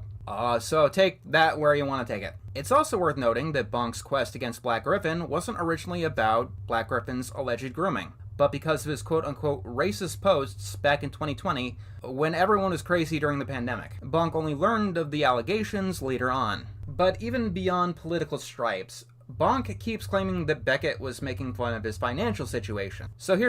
Okay, I did see this come up before, and I wondered what Enter was going to say, but I want to be clear on one thing. This was a really mean post for me to make. This is probably the meanest post I have made about Bonk. I will completely own that. This is like... I would say, even for me, this post in particular crossed a personal line. At least saying that it was like pathetic to like call for a Ko-Fi during all this time. I will completely own that if people want to be like, Beckett, that was a really shitty thing to do. But Enter says something here which is amazingly fucking good faith, and I just want to like highlight it because I really appreciate it. Here's the truth of the matter. Bonk had a GoFundMe, and Beckett offered $100 if he would go on interview with him. And people like OpBlock also offered to chip in. I have no reason to believe that that offer wasn't genuine. Beckett does get very mean on Twitter. I have no reason to believe that offer wasn't genuine. Even while I'm being mean, Enter's like, yeah, he probably would have given him 100. And I would have done. And I said earlier in this stream, Bonk, it's gone down. You'd only get 70 now because the video's done. But I will still pay you. I will still give you money to talk to me. I'm saying this publicly. I will absolutely fucking pay you. I have no problem doing that. Other people are the same. If you need money, you might as well listen. You might as well farm it out. Actually, while we're here on this topic, I will say this. If Bonk shuts the fuck up, I will stop being mean to him. I'll probably still, like, do the old reference, but, like, dude, if Bonk goes and, like, I just want to post, like, if Bonk's just like, guys, I just want to post about weird hyena pornography. I don't want to talk about this anymore. I just want to goon in peace. I'm just like, sure, whatever. Whatever. Fuck it. Like, I don't mind. I'm incredibly reactionary towards Bonk. It is literally a case of, if you shut the fuck up, if you shut the fuck up, I will stop being like other people with Sophie. I still talk about Sophie, but I'm not quote tweeting her every 5 fucking seconds or like screenshotting her stuff because it's not necessary. She's not chatting shit on Twitter. Dude, this is so fucking crazy. some of these tweets being side by side. It was like the day these next ones came from, I was literally going at Bonk for 12 solid hours. I was totally unhinged. I just lost my shit with him. I was just like zero tolerance. Absolutely. I started commissioning artwork of his OC. Dude, that was so over a line. I'm such a dick. The first thing I hear is hyena pornography. What did I come in? So, hey, Angel's Hub, thanks for the 5. So true. In. I have no reason to believe that that offer wasn't genuine. Beckett does get very mean on Twitter. I'm not going to argue against that, or defend it for that matter. If you want it in plain English, I don't think that he should do that. Also in plain English, nothing you and I can say will get him to stop doing it because he finds it funny. That is true. Somebody, I think it was like Gorilla or something, one of the like fucking anti-Bonk people. Sorry, anti-Black Griffin people was like, can you like chill, please? Because like you've been doing this for 12 hours. I get it. You hate Bonk, but can you like chill? And I was like, yeah, fair enough. So it's not like I'm heartless. I will actually back off if people are like, maybe it's a bit much. One thing that is annoying me, and I saw Fluttercult respond to Enter's tweet. I'm not going to show it, but Fluttercult responded to Enter's tweet like, I think what you're doing is really dangerous, and you might cause a suicide. It's like, Fluttercult has tweeted out a fucking noose about Black Griffin. Like, these people are so fucking disingenuous. It's actually crazy. It's actually insane. Like, you don't believe this. You don't care. Also, fucking Dylan Thomas, thank you for the $1. How you doing, buddy? Hypocrites, yeah.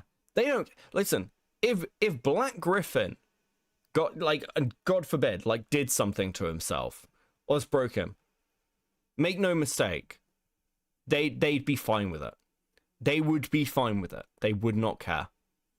It's like Harvey Dent Two-Face, but someone terminally online. Yeah, true. Also in plain English, no one's perfect. So I'll say this. Nothing that I've seen about Beckett suggests that he's a liar, or he doesn't care about the truth of the matter, or that he just doesn't care in general. The people who are coming after him try to paint him as this far-right sociopath, but with virtually everything that they've shown me. Literally the worst thing that I can call Beckett is an asshole on Twitter. He does antagonize Bonk a lot. However, Bonk will ignore virtually all evidence that doesn't substantiate any wayward allegations he wants to present against anyone, which is actually dangerous behavior and leads to actual... Hold on, which one was that? One of the dumbest aspects of the story is made up entirely is the belief that when crafting a story designed to take Saber down, the decision was made to set it a decade ago.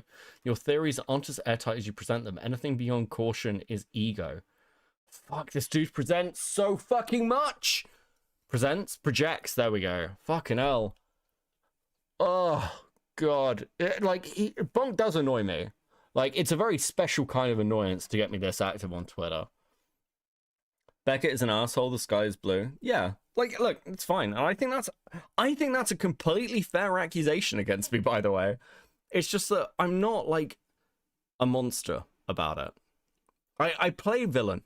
But I think the fairest comment I've heard about me is probably that I'm fairly chaotically neutral. It's not the first time I've heard that said about me. That's said quite a lot. It's quite hard to guess which side I'll end up on most of the time. And more often than not, my motivations are going to be, I think this is the correct... I think from the evidence I've got that this is the correct course of action. And then I will do that. And I've moved positions. This has happened with the Ethan stuff. Ethan, I was all on board with defending Ethan. And then he launched a fucking copyright lawsuit to go after people who, in my opinion, he launched a copyright lawsuit to get at people who'd pissed him off because he couldn't go for a defamation lawsuit. That's my opinion. Okay? And then it pissed me off. And then I moved my position. I was like, fuck this guy. I'm not immovable on any of these things, and I'm not too proud to be like, yeah, okay, well, got to reverse or change direction a little bit. But the problem is he's got lots of problems, and they won't listen to people who don't validate and suck him off like little servants. True, like, Bonk needs help. Honestly, Bonk needs, like, professional intervention. That's the reality. Also, thank you to everyone who's hanging out lurking today. I love lurkers. You guys are just as fucking valuable as chatters. And you guys are also awesome, so I hope you're having a good, chilled out day. Happy midweek. Wants to present against anyone, which is actually dangerous behavior and leads to actual real-world damage. Bonk claims that Claire said she was forced to pet Sophie's snail in Beckett's original video. This is not what Claire said at any point in time. Bonk also thought... I knew you weren't outright when you used everyone's chosen pronouns in the last 2 videos, plus you're still using Bonk's chosen pronouns to spot Bite being a piece of shit. I believe I'm using, like, generally he, them for Bonk. Because I believe that's their pronouns. I mean, again, yeah. I've got no issues with that. My understanding of Bonk is that they're sort of, like, fluid. Is that correct? That's mostly what I understood. I've heard some people use female pronouns, but generally it seems like Bonk doesn't care. So I'm like, whatever. But yeah, generally speaking, I think it's... I got no issue. I do hate when people do this thing of like, I don't like this person, so they don't get pronouns anymore. Though. I think the meanest thing I've done is I started to refer to somebody with female pronouns because they were acting like a total fucking woman. I don't know, that annoyed them. They were cis, but like it's not the point. Metal Man with the 2. You like to find the truth, but also poke a bit. I like to have fun with it, you know. Chris Chan is not allowed. Jesus Christ, Chris. Yeah, we discussed this because I love Quest stuff. There are exceptions. Had to delete my reader's message because I committed English. I commit English. Pony Fluid. I wonder if I'm considered a lurker or a chatter more. chat to chime in. I think you're definitely a chatter. Where were we? I got a hunch that Courtney and KP coached Emmy because there is no way Emmy should be forgetting stuff or just blanking the fuck out. I don't know if, like, we can see some of the coaching. My suspicion is that Amy coached in some way. My suspicion is Amy coached in some way, and I felt that for a little while. So that's annoyed me. And there's no way I can know this, and there's also no way to, like, there's no way. The problem is we know that her opinions can be, or like her testimony can be modified even slightly. How many times have those slight modifications to the testimony occurred over a decade? Mally, hello. Beckett, get your chat. They asked me and the art girls about your community's civil war. Wait, which civil war? Are we talking about the commentary civil war? Oh no, guys, no more civil war talk.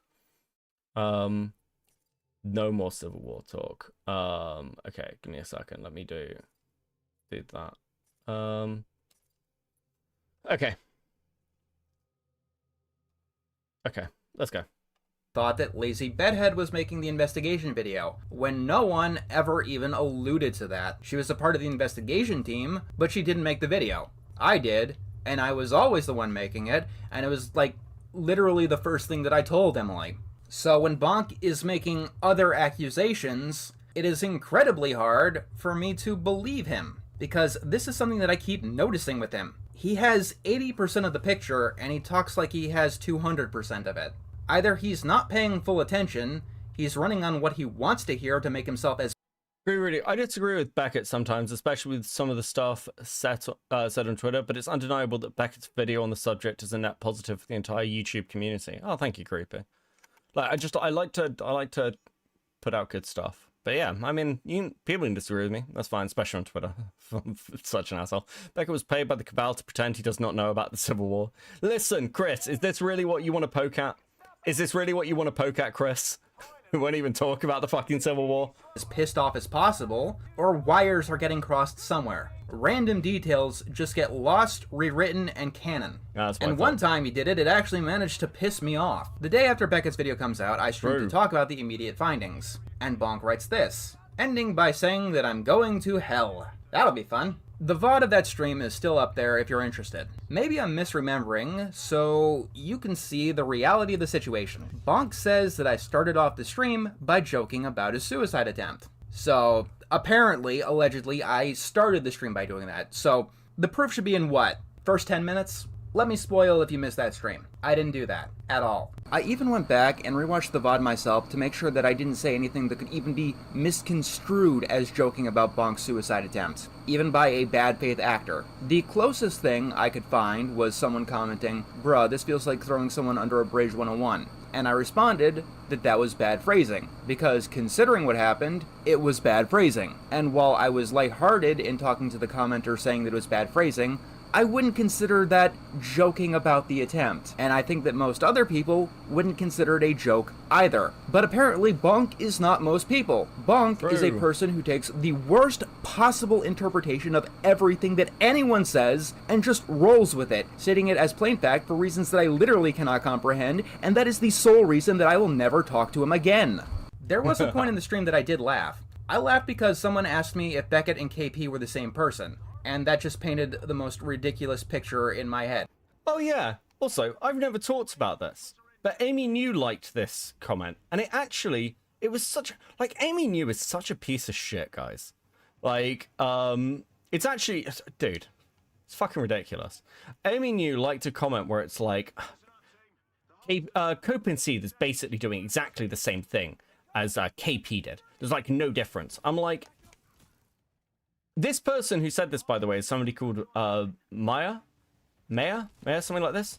And she's also apparently going to do a video on Black Griffin. She's like been promoting it in my comment section. And I'm going to be clear, and Maya, if you see this, if you do a video on Black Griffin, I will react to it live. Like, I will, like, I hope you do, but it better be fucking airtight. Because I will spend as long as it takes with as much evidence as I can find, ripping apart your video if it is not. I cannot stress enough how dumb it may have been to advertise that fact to me and everyone on Twitter, given the given the current climate. Are you kidding? Dude, I'll happily talk to you about it as well, because it just feels to me like through everything, so many of these people have learnt nothing. Just fucking nothing. Dude. Bro, this fucking... The last month and a half has been crazy. Absolutely fucking Kino content, though. Tempting Fate, yeah. Yeah, it's an interesting choice. A shotgun for this is like a bad choice, though. And I found that funny. But I take personal offense to Bonk claiming that I joked about him attempting suicide.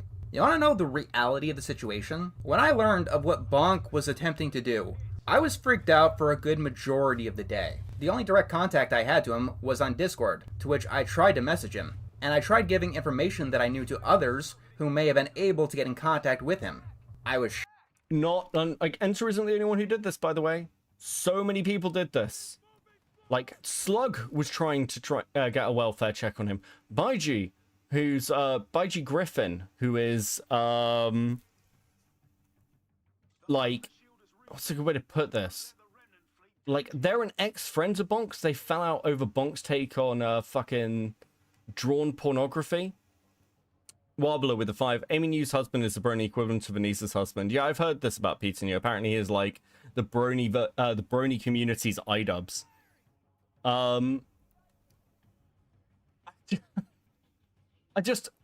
Everyone tried. Everyone tried. Did you hear the news about Save a Fox, a Snark Snub Reddit, and some of her friends within the community pillaged suicide? Yeah, I have read this. I'm going to be completely honest with you guys, okay? I'm going to be completely honest with you. I have heard this. I have looked at some of the evidence, not all of it, but I am struggling to see how a subreddit is being blamed for this woman's suicide. And I have a suspicion, this is just a theory. This is just a theory, a Beckett theory. You know how Bonk got the account back and that kind of distracted people from Sophie? I do find it really fucking interesting that this subreddit is being blamed when this subreddit had like 20 people on it, and the person who's being like named, the person who's being like named is just like they put together like essentially a compiled list of things from a Tumblr thread. It's like, it's really not that much. So I wonder very strongly if this is a scapegoat thing. And that person, by the way, that person who's being blamed seems like a total piece of shit. I believe they're an admin of a zoo OCD, and they talk about having like weird thoughts about doing sexual stuff to their cat. They're like, I'm not defending them by any means, because they seem like a complete fucking freak. But the picture of this picture of you gives me acute aggression, even though I drew it. Thank you, Pinker. Thank you for the 5. They're a freak. Yeah, they're a zoophile. But at the same time, from what I've seen, the reason this Fox woman had some sort of like has had issues seems much more to do with real world stuff and other sanctuaries who have every motivation to pass the blame onto other people. And I'm not sure how I feel about that. I think that's a little... I feel like that's finding a scapegoat. Snark is just kind of a gay concept. Just use Kiwi farms and own it. True. Does that make sense to everyone? How does August 9th work for Lego Stream? That's a bit late. It's a bit late? Maybe? We'll DM about it. Earlier would be better.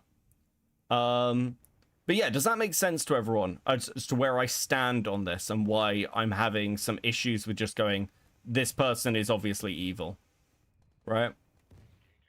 Why is everyone you cover a zoophile? Selection bias. Some kind of homestuck teen or something. Yeah. There is. Yeah, it's really difficult. It's really difficult. And again, there was like 2 posts in the last like. I think it's like the last couple of months. There's been 2 posts on the fucking thing. Are we really arguing that a subreddit with like two recent posts causes suicide? I don't know, guys. Yeah, no, that's a fair suspicion, Becca. I didn't see enough of to form much of an opinion, but I do agree the snark is full of freaks regardless. Yeah, again, I think it's just like, you can say people are freaks, and you can say, you know, I hate Redditors. Fucking obviously. But, is that enough to say it caused someone suicide? And I've got form for this. You know, you got to remember, like, Dart Viper was literally named in Apollo Legends suicide note. I wouldn't say Dart Viper is responsible for Apollo Legends suicide. That is a hell of a fucking line to put. And this person, yeah, I don't know. I'm happy to be proven wrong though, if there's more out there. But that's just how I see it at the moment. I'm just trying to be balanced and consistent.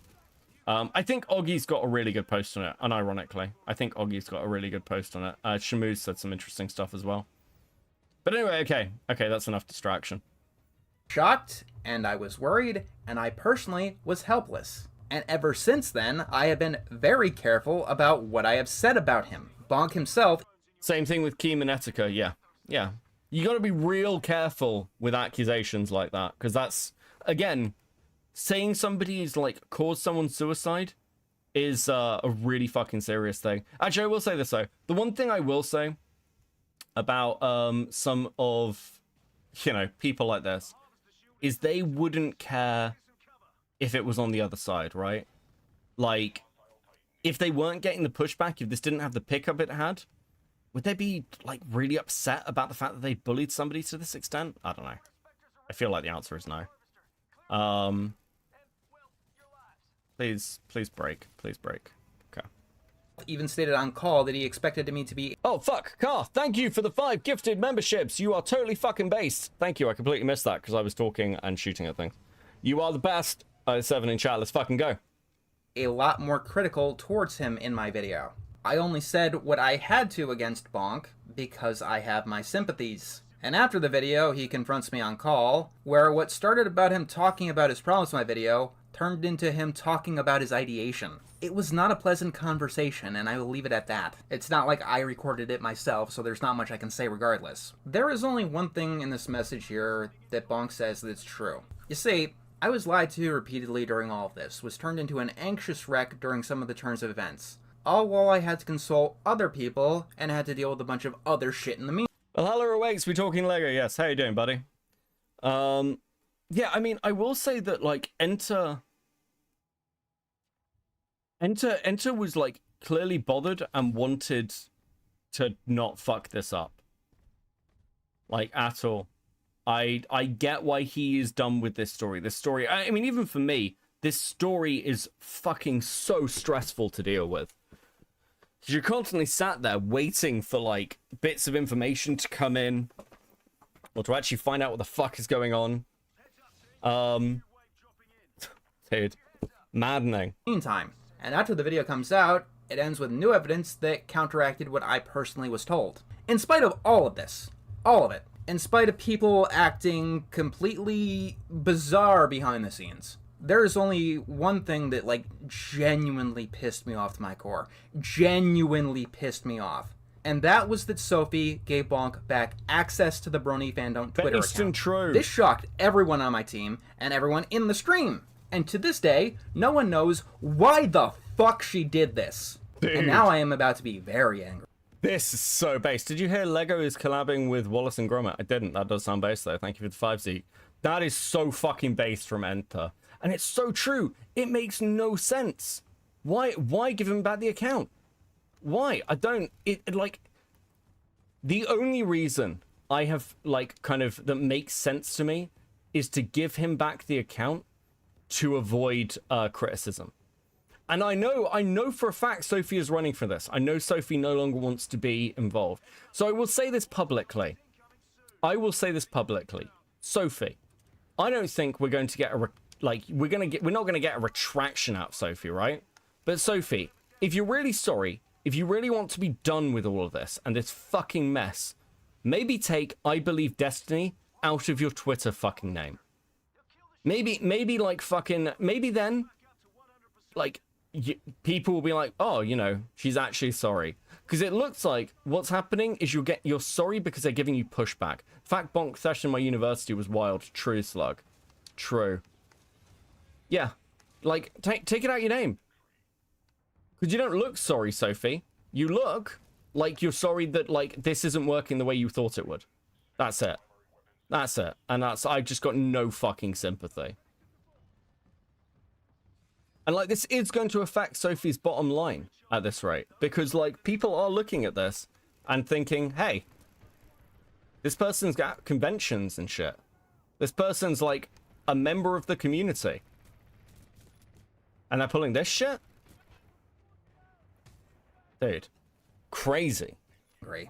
Let me recap on what happened last month. Bonk used said Twitter account to try streaming himself jumping off a bridge. This was after a mixture of fights and direct harassment, as that was the prior time that the accusations towards Saberspark seemed to be the most stark. Saberspark gave his response video, KP gave her threat, and at the time it looked like even my own team was against Emily due to the cell phone discrepancy. So, several people try to get Bonk help. It gets brought to a mental hospital and Sophie changes the password to that account.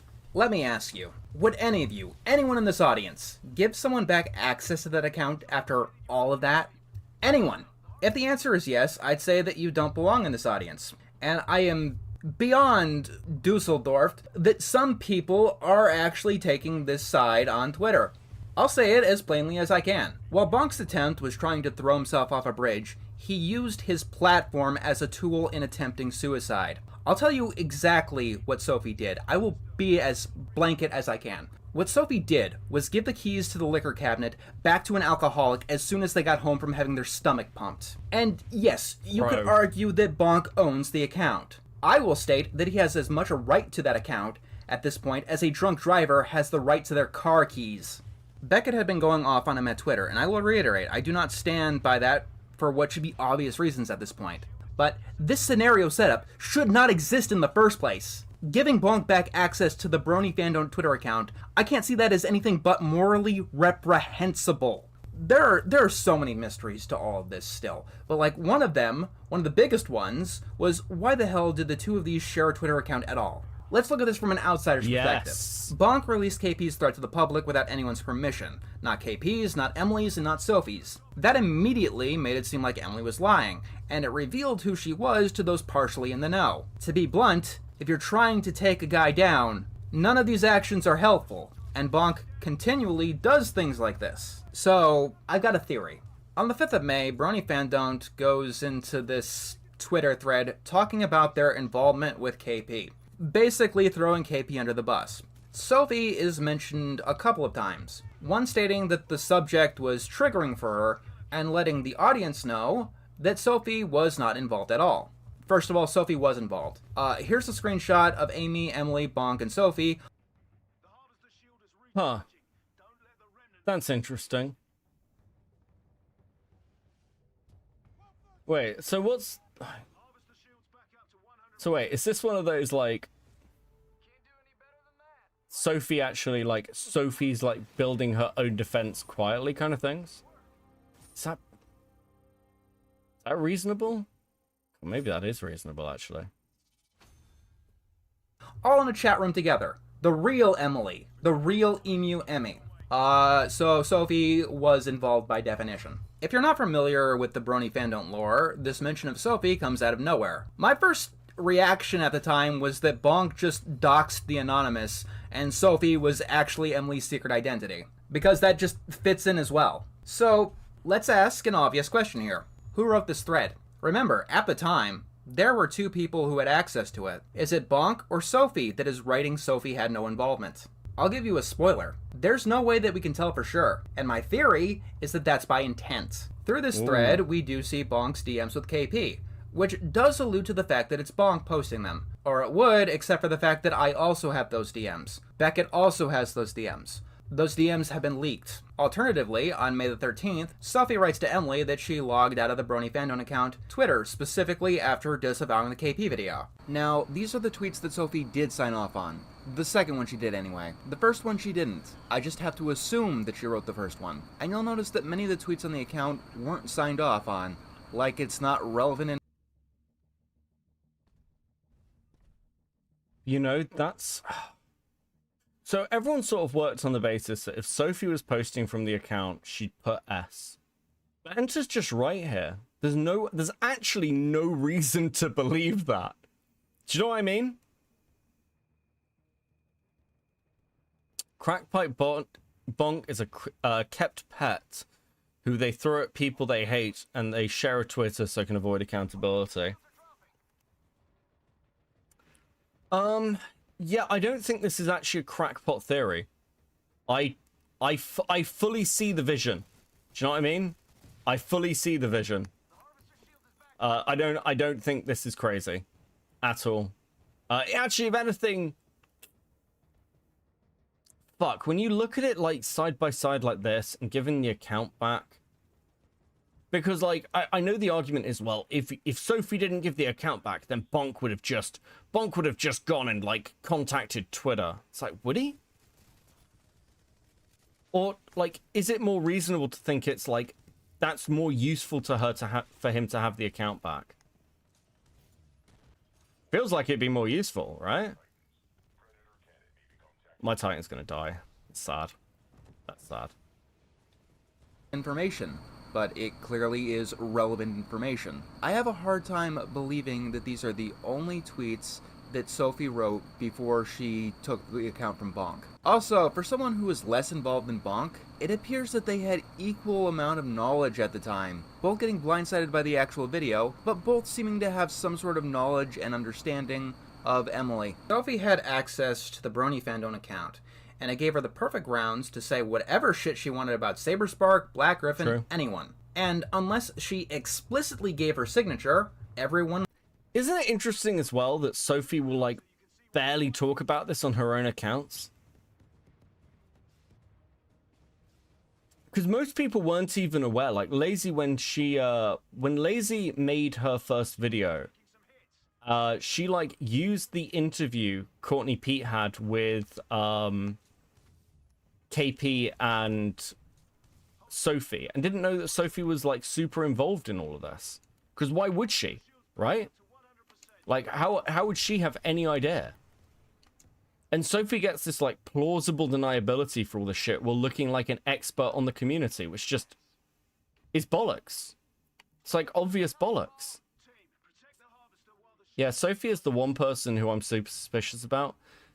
Yeah, I am too. And have been for, like, ages.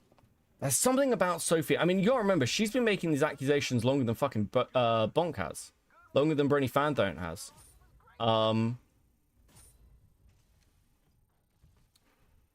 would have thought that it was Bonk.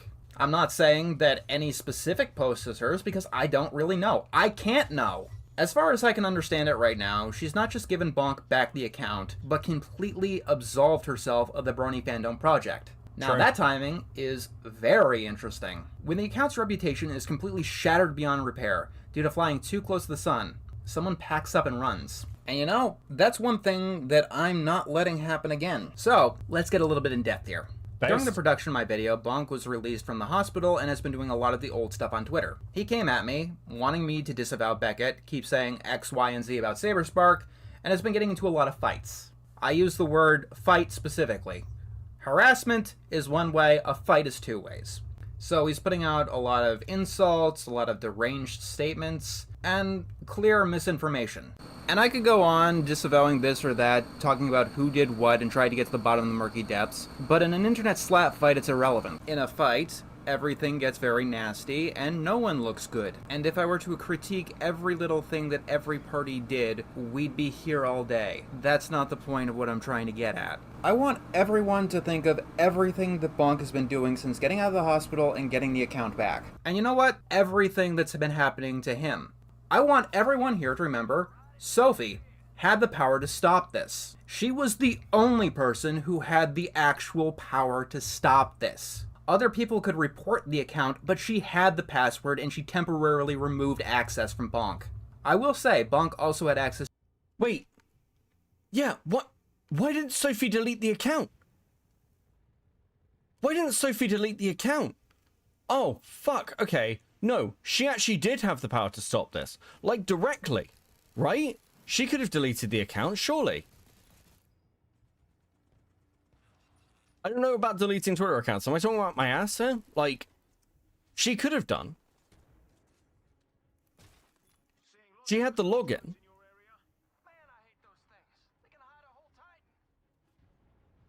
That's actually kind of fucking wild. Okay. So she could have deleted the account, theoretically. She's the only one who, like, Bonk potentially would listen to. And, I mean, clearly at some point, Bonk is still talking to her. Because when Bonk was going to cover Enter's video, somebody said, no, please don't do that. Please stop. Like, this isn't helping. And Bonk stopped. The only person I can think of that would do that is Sophie. Who else is Bonk talking to? Now, I will say as well, there's like this element with Bonk where I wonder how involved Ian is. I have good reason to believe that Ian is paying very close attention to all of this, while being very careful about it all and trying to remain very quiet. Because obviously, like, you're a voice actor. Do you really want to be known as for fucking stalking your son-in-law or trying to, like, harass your daughter? Is that what you want it, like, people to say about you if you're a voice actor? Probably fucking not. She was never referred to as a moderator, meaning she could have the email and password, which means she definitely had the ability to deactivate the account. She didn't have access to the blue sky, and we can kind of prove that by the fact it was never logged. Oh yeah, Ian is Claire's father. So for those of you who haven't been keeping up quite enough, not that I can blame you. Not that I can blame you. Lot of moving parts. I think Chud referred to it as like a glub, like a clop shitto, fucking story. Jesus, so many fucking moving parts, guys. This is the blue sky, which did and does have a smaller audience. But even with that in mind, Sophie could have used the Brony Fandom Twitter account to distance itself from Bonk's actions and disavow them. She did not. She took the option of giving the account back to Bonk. The Twitter account, whose generalized community is much more toxic than Blue Sky's. Once again, after he used said account to stream himself... I disagree with this. Blue Sky is a cesspit. Blue Sky is unironically worse than Twitter. It's just different. Blue Sky is like fucking horrific. I've spent time on Blue Sky. Nothing good comes from Blue Sky. Blue Sky is like leftist Twitter on meth from like 2020. It's so much fucking worse. It's actually wild.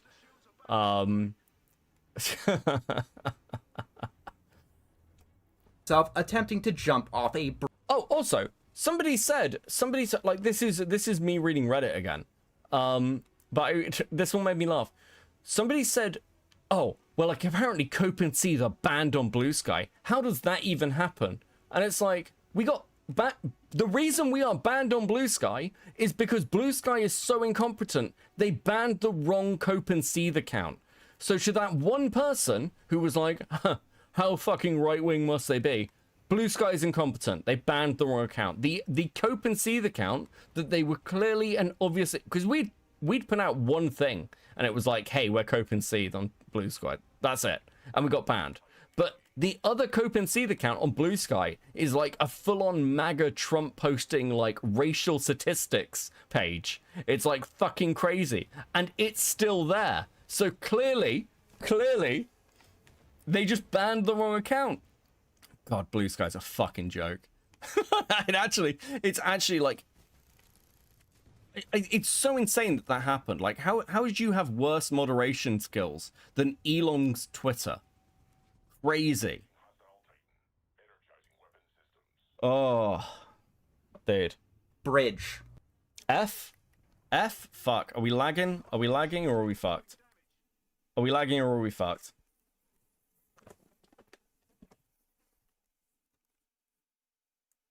I'm back. Fuck, I was bitching about Blue Sky. And they took me out. They took me out, chat. Oh, fuck. Yeah, no, I got taken out by Blue Sky. Okay, that's the official, that's the canon story with what we're doing here. Jesus. Fuck was like, I just started bitching about Blue Sky. What the fuck am I doing? Right, okay, let's go around. You know what? Let's talk charity. I'm willing to hear a reason that doesn't make Sophie's actions look demented. However, if there is any reason you can think of, I want that reason stated publicly on your own Twitter profile. I want everyone to hear it. Because, like, here's the ironic thing. Despite everything that Bonk has said and done and blah, blah, blah, I don't want bad things to befall him. But here's the fact of the matter. As long... To be clear, I do not want anything bad to happen to Bonk. I'll tell you what I want to happen to Bonk. I want Bonk to do a fucking interview with me. No, I want... Look, the truth is, I'm a content creator. Bonk is content. I obviously want Bonk to come back and keep giving me content. I don't know if he realizes this, but... like, that is all he's doing. And when people, like, do shit like this that's dumb, not even fighting with me, by the way, just, like, posting insane shit, that's content. That's content for me. You are just giving me content. Every time Amy tweets out about how, like, this is all unfair and Emily never lied and all this kind of stuff, you're just giving me content. I don't know why you're doing this. I don't know why this is the choice you've made. It's an interesting choice. I'm glad you're making it. But it is, like, an interesting choice. Okay, hold on. I'm going to take this out quickly. As long as he is in that Twitter account, bad things will befall him, because he has proven that he cannot handle it. Especially now that the Saberspark allegations have fallen apart, and the ones that platforming them were conspirators against Black Griffin. Allegations that Bonk has been trying to do something with for over half a decade now, and has been a major part of his life. Fuck. And yes, conspiracy. I don't use the word conspiracy lightly because it's a word that's hard to take seriously. But there was a legitimate conspiracy against Saberspark. Emily's screenshot of them all together proves it. Sophie, Amy, Emily, and Bonk were all talking behind the scenes. This is despite Amy claiming that she has very little involvement, despite Brony Fandon't claiming that Sophie... The existence of a power shovel implies the existence of a submissive hoe. Also Timefall 2 in this day and age. Nice, yeah. I got an itch recently. Oh,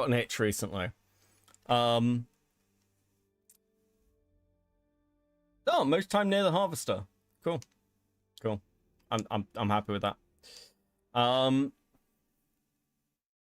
Thank you, GoGQ, for the 5. Yeah. Okay, what the fuck were we talking about? Take a pause for a sec. And read some chat. Actually, I want to go back 1 second, actually. Sophie, Amy, Emily, and Bonk were... Oh, yeah, this shit. Amy and Sophie are obviously involved. They're in the fucking group chat. And actually, if I'm wrong here, not even lying, if I'm just, like, coming to the wrong conclusion from the evidence presented to me, Sophie or Amy, come and talk to me and give me your fucking group chat. If I'm wrong and you weren't as involved as it appears you were, I'll apologize to you. Obviously. But do you know, as well, Bonk still hasn't apologized to Saberspark. He still hasn't apologized. He's like, well, if I am wrong, I definitely owe Saberspark some kind of apology. You were wrong.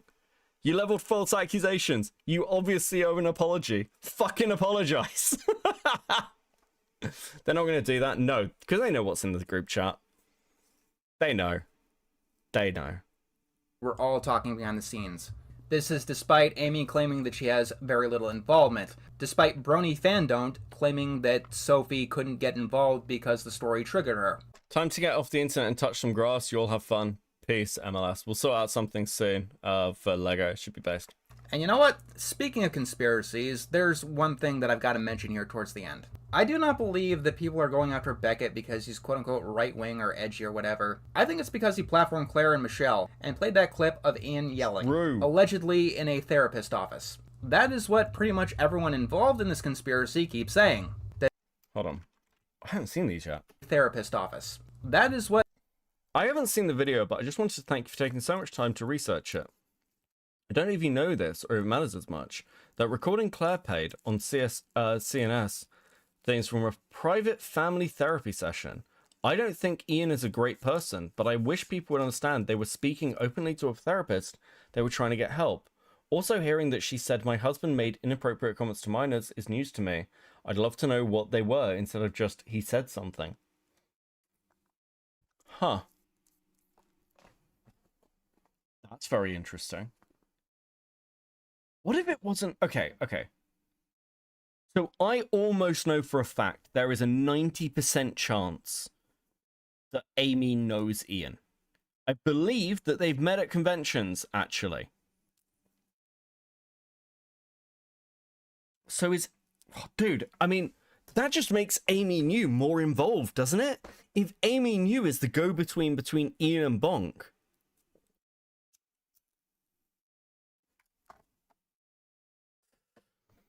And once again, by the way, Amy, if you ever see this, if any of you fucking people see this, I want you to know something. People are talking to me about you. I have heard quite a lot of stories about Amy New that I'm not putting in the video because they are just purely based on testimony. Amy New, true. But one of the things that really struck me is one of Amy's friends reached out to me, someone who's known her for ages, and they said, I think the upsetting thing is, like, I don't know what Amy's doing. I don't know how she's ended up this way. She never used to be like this. She's somebody I've known for years, and she's, like, pulling this shit. It's crazy. Like, people are genuinely concerned, who know you in real life, apparently, are concerned for your sanity. And you should talk to me. Because, like... I'll be honest, if you've got good answers for this, I'll listen to you. I'll probably make me a bit more charitable to you as well. But you just look like you're fucking running and hiding, which is apparently what you're doing. But pretty much everyone involved in this conspiracy keeps Oh, new Mech Warrior DLC? That's fucking saying weird. that this was recorded without Ian's consent, or that it's a HIPAA violation, or whatever. And when asked, Bonk wouldn't provide evidence of this fact because he doesn't trust me. No one has provided evidence of this. The question is, if this is true, how would anyone know this? It couldn't be Claire saying this because she's the one who provided the audio. So it's either the therapist or Ian himself. Bonk specifically alleges the recording was cut up and edited into conversations that didn't really happen. So let's talk about the editing angle. I took a look at the audio of the thing and analyzed its waveform, and I even ran it through. You have to do a breakdown of the Courtney Pete video on Black Griffin drama, and I mean hard because I no longer trust Courtney Pete. I'm going to be honest with you. The only reason I have not done that is because it will involve me shouting at Courtney. Because, okay, let me put it this way. I'm going to put this really simply because that's what I've said to other people. Courtney Pete, even by her own standards, the shit she says in that video is fucking abhorrent. If you believe somebody is a victim and Courtney believes that Claire is a victim, calling someone you believe to be a victim someone's child bride is fucking gross, Courtney. You are fucking gross. Okay? And I'm gonna be honest. My sympathy for Courtney Pete died watching that video. It is badly researched. It's badly sourced. She's still defending the position. Oh, well, you know, that Black Griffin must be... You did no fucking work. You were handed things and became someone's fucking mouthpiece for serious allegations. You are a fucking clown, Courtney Pete. And you are fucking yourself over. And one of the things that, like, has been said about Courtney's fight with Cy Scribbles and Anthony, and I want to be very clear here, I actually agree with this position. Because I think that attacking Lily Orchard based on her cartoon analysis gives Lily Orchard cover. I don't disagree. But Courtney Pete is as much of a distraction from the allegations against Lily Orchard at this point as anybody fucking else is. So I don't know what fucking pedestal you think you're standing on. And I don't understand how anybody is seriously going to sit there and say, I'm an expert because I've been essayed. You are obviously biased by your experiences, and going through an abusive situation does not make you a fucking therapist. It does not make you an expert on these subjects. It actually does the opposite. It makes you more unreliable, Courtney. So, yeah, as you can probably tell from my tone, this is the reason I haven't torn the video apart, because it would be literally about 4 hours of me saying this over and over again. Like, you don't know the timeline. You never spoke to any of these fucking people. You spoke to Bonk and Sophie and KP and came out with an incredibly biased narrative from shit research. and you should be fucking ashamed of yourself. Like, I don't know what else to say to you. Like, it's absolutely unfucking real, frankly. Like, I get not wanting to take videos down. I'm big on not taking videos down, actually. But the fact that you're still trying to own that position and, like, getting angry when people call you on being full of shit, dude, what a fucking disappointment. Through a spectrogram, which you can use to catch audio cuts. So, there are cuts in the audio. The first one happens after almost 2 minutes of a 3-minute recording. Now, to say it was intentionally cut up is a little bit far. It could be a technical failure of the recording, or it could be stitching several conversations together. Here's the thing, the argument that's being made is that they're out of context. And let's just get this out of the way. There is no context which makes Ian sound anything but an asshole. Unless, I guess, they were recording a show together, which is not the... Also, hold on, we'll wind this back, because this matters. But I've just been told by Jenny that what we actually said was, "What's up, gamers?" and then got banned on Blue Sky. So Blue Sky is actively oppressing gamers, and I just want that on the record. A thing that I criticized her for is she didn't vet Sophie Scruggs having associations with Bonk account and called me a pedophile for bringing it up. Yeah, she calls everyone a pedophile, Jack. That's all fucking Courtney does. You disagree with me, you're either a pedophile or a pedophile defender. Wait, why has everyone lost sympathy for me? Why does everyone dislike me now? Why the fuck do you think? Like, Courtney Pete could write a book called Burning Public Goodwill 101. Don't do this. Because, like, again, like, there are no perfect victims, but, like, people will lose interest in your story. And the truth of the Lily Orchard stuff is Stockholm is enough to go after Lily. You don't really need the Courtney stuff. And frankly, I may be saying this and I might get flack for this, but what I'm saying is not a fucking wild position, quite frankly. It's not a wild position. It's now, as far as I can tell, the massive public position. Some people aren't saying it because a lot of people, like, hate Lily. But, like, you'll notice that a lot of content creators now aren't really interested in covering the Lily Orchard stuff. They're not interested in talking about it. The stories, you have basically killed the story because no one's sympathetic to you anymore. Because you just seem fucking crazy. And just because you have been through an abusive situation, and I'm not denying that, because Lily is a psychopath, doesn't give you the right to go around acting like everyone owes you something. Your trauma is not like other people's fucking problem. It's just not. And I'm pretty open of the fact that I suffer with serious PTSD because of that. Okay, we're back. I think I reconnected. Fuck, I'm getting, like, killed here. I've been pretty open that I went through, like pretty bad, like, post-traumatic stress at one point. And when I made other people's lives harder because of how I was feeling, that was also not their responsibility to deal with. And I owed them an apology. Fuck. It's just me bitching about Courtney.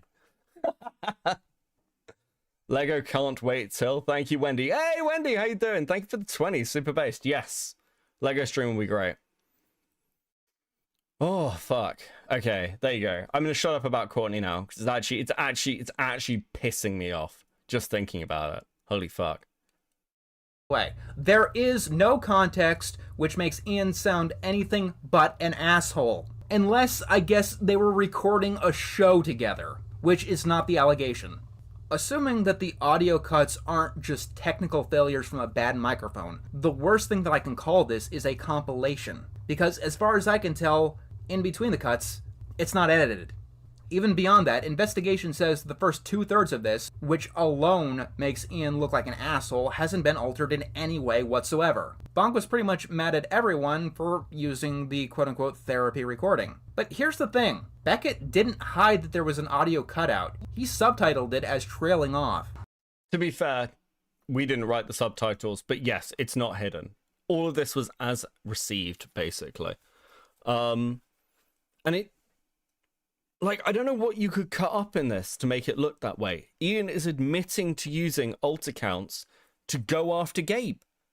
It's fucking unhinged. It's obviously unhinged. And you want to know something really damn ironic? So, Cope and Seeds. She tried to be the arbiter of incest and grape while trying to explain how she was more like Ashley Graves from the incest game and not Andrew, the inverse of Lily's comparison. Oh my god, that's so fucked up.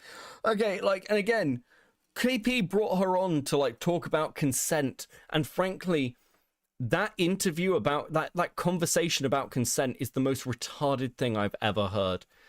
KP is like, well, you know, it's not like a rock star. If you show your tits to a rock star, that's obviously consent. And I'm just like, Jesus fucking Christ. Like, have you fucking listened to yourself? Unreal! one thing came up in my call with Bonk. I didn't record the call, so I can't objectively prove it. But I wasn't in that call alone, so I actually have a witness. Phineas was with me in that call for everything, and he can verify it. One of the criticisms that Bonk had for me specifically was that I criticized KP for recording people without their consent, because Bonk says that he found it necessary to do that sometimes. So he thinks... Interesting. That is interesting. I mean, okay, here's, like, everyone knows where I stand with recorded calls or releasing recorded calls. You'll notice that anything said to me off the record stays off the record. But I will say, I think it is acceptable to release a recorded call if it proves your innocence, or it is evidence that somebody is lying about you. So I think this has come up before. Like, one of the reasons that so many people within commentary, generally speaking, end up recording calls is because other people will record calls and then they'll release segments to make you look bad. And so sometimes having that recorded call is very important to prove your innocence. You hit the goal? Chat, you hit the goal? You guys are fucking awesome, and I'm not paying enough attention. Thank you so much. Thank you so much, chat. We're fucking smashing it today. The whiplash I just felt hearing Phineas's name. Yeah. Look, Phineas has been pretty fucking base through this whole thing. Let's be fair. Let's go this. Let's go this. And more stickers. Thank you guys. I am proud of you. You are smashing it today. Beckett, you told me to cut up the jar cool and release snippets of it over the last 3 years. What do you mean? True. That is true. I did say that. I did say that, Mally, because I wanted to milk the content for as long as possible, particularly so Lin would get angry. Darn Ginger with the 20. Thank you for coming back, Crabman. I almost have run out of tractor listening content. No worries. Happy to help. Glad I could help. We're gonna take a break from Titanfall for a bit. Because I want to focus in. that his word is better than Claire on whether or not she was groomed. He's okay with recording people without their consent unless it's Claire doing it. The person he believes he is trying to save. And I bet he's probably wondering why I won't talk to him anymore. Bonk can accuse me of lying of that, but once again, I had a witness in that call. And if we're playing the defamation game, he accused me of making jokes about his suicide. You started stream by joking about my attempted suicide. Laughed at the idea of CNS ever having done anything wrong ever. That's not true at all. Like, that's just not true. I think even in the stream, Enter's like, I don't agree with everything Beckett says, but like, it's not really a disavow thing. I think he barely talks about me, frankly, and says what makes him most mad about any of this is that I was given my account back. That's what makes him the most upset. Yeah, I actually don't blame him. I think that's completely fucking reasonable. Which I blatantly did not do and can prove because the VOD is still on my channel. Will be on my channel is an unedited. Definitionally, that's libel. I'm not going to do anything about it, I'm just stating a fact of the matter. And if he keeps going on the same path, he's going to rub against someone who is far less charitable. I would not joke about his attempt. I've got nightmares about what he tried to do, and I'm not even joking. It'd be best for everyone involved if he should just forget that I exist. But I don't think he can. He doesn't let things go. Bonk wanted to do a reaction to my video at some point, but someone told him not to do it, and so he didn't. Until Beckett's second video came out, and now he's ranting about everything and everyone. So I'm sure that he'll be saying many, many wonderful things about me. Like, holy shit. Bonk went from we're not talking about this, we're never going to talk about this, I'm never going to talk about this Cope and Seed guy, to fucking just... He actually started replying to my tweets. You guys realize this? I annoyed Bonk and upset him so much that he was replying to my tweets to try and trap me. Absolutely fucking insane behavior. Me in the future from here to perpetuity. And you know what? I honestly don't give a shit anymore. PS1, don't call for mass reporting in my fucking chat, please. Like, I've got to time you out for that, even if it's just for a little bit. Do not fucking mass report people or anything else in this chat, or anywhere. We don't do deplatforming here. I don't care on the situation. Appreciate people get pissed off at Bonk. I get that, but we're not doing this. Firstly, that's brigading, and secondly, it's not necessary. He'd just make another one. It makes no fucking difference. I just don't. I've had enough. I'm tired. I stated ahead of time that the account should be disavowed. And I think that's the only way to react to all this, is just ignore the account completely. Don't respond to it, don't retweet it, don't look at it. Seriously, it's bad for any side of anything, no matter what you're trying to fight for, to give it any sort of attention at this point. So where does that leave everyone else? Saberspark did put up a community post. It states that he's looking into legal action, but it's not clear towards who. And he is probably looking forward into getting back into a more regular schedule. If you're curious, Saberspark and I did talk behind the scenes after my video, and we came to amicable terms. There is no bad blood between us anywhere. As for the people directly involved in the allegations against him, I'm guessing that they're going to try and move on, try and pretend that they didn't have as much involvement as they did. But in the end, the only real question is who is the most culpable of everything that happened. But that's not a decision for me. That is a decision for the courts at this point. Legal and court of public opinion, I guess. Oh, rare timeout during a competency stream. Yeah, like, I get it. I get the frustration, but yeah, that will get you a timeout. Yes. Yeah, that's the funny thing that no one tells you about going to the court of public opinion instead of an actual trial. The court of public opinion doesn't have rules of double jeopardy. Actual legal only has one shot, so they need to put all the evidence at the table. Well, Aber and Enter and Saber together, now that's a big thing. Yeah, they spoke. I think it was just, I don't know if they called or anything. I think it was just text. But yeah, they're fine. I think, look, from Saber's perspective, he understands that people are going to have questions and issues talking about this, and people are going to have biases. I will say, I think, like, when Enter's video came out, he was a bit annoyed, just because it felt like he was missing things and Enter hadn't spoke to him. But, like, yeah, they're fine. It's almost like talking to people like reasonable human beings is probably like a good way to go about things. Crazy, I know, insane. Meanwhile, out here, we could be relitigating things every time someone sneezes weird. A lot of people have their own opinions about amateurs doing stuff like this. Like, pretty much everyone involved isn't an actual professional. Most of us have a degree of professionalism, but like no one has a degree in investigations. And when amateurs get involved, shit does tend to happen. A lot of bad shit. And not even because people have the worst intentions, sometimes people are just really that incompetent. I understand those opinions. In an ideal world, professionals would tackle every single situation. We don't live in an ideal world, and sometimes what you get is what you have. And sometimes all you get is just random people trying to... Phantom with a 6. It took longer than I wanted to admit, but I've got a rough animation done. I'll put it in Discord. Based, we'll have a look at it at the end. That sounds fucking awesome, Phantom. The best they can with what they have. Yeah, like, this point, it's just true. Like, for most of us, this isn't a full-time thing. This is my hobby, guys. Like, I've said a few times. I've said it on stream, and I've said it in calls recently, because a lot of people have done this thing where it's like, Beggar, this is like incredible. You know, you could be a full-time YouTuber. I'm like, dude, I've got degrees, I've got a career. If I become a full-time YouTuber, I may have fucked up somewhere along the way. Do you know what I mean? I might have made some mistakes. And sometimes you don't even have those. You get the ambulance. Enter. Lazy Bedhead is actually working on something on her own at the moment. Yeah, like, I've got a vague idea of what Lazy's working on. I'm excited to see it. And I'll probably chat to her about it. If she needs a hand, I'll definitely, like, lend one.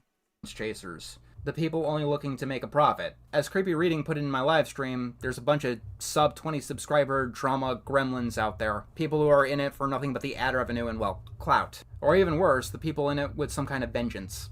I can't say I'm happy with the way that everything happened in the background, but as far as I can tell, the truth is out, and that is the most important thing. In my personal purview, Saberspark's text communications with Emily, when compared to the testimony that she gave us, exonerates Saberspark. Not guilty is my verdict. And I think everyone involved in the investigations, more than anything, wants to move on to some kind of normalcy. I know that I do. But as an epilogue, it brings us back to where we all started. The one person who is probably not going to get normalcy. What about I love Kim Possible a lot? Well, True. as I write this, exactly a month ago, she made a tweet saying that she was waiting. Oh, I was shooting at something, so I didn't mention this when Enter brought it up. Yeah, KP got like completely left out of the loop, basically, because there's a clipping community. Do you guys know the sitcom Community with like Donald Glover? Where like there's an episode where Jeff is trying to like is lying about taking night classes, and the dean's trying to catch him. And by the end, the dean is just like siding with whoever comes to him with like a random idea of like what to do. And he's like not being involved in a conspiracy anymore. It's just like doing random shit. That is kind of what it's like dealing with KP. The last conversation I had with KP was probably about a week or two ago. And it was just over text. But she asked me something, I won't tell you what it is.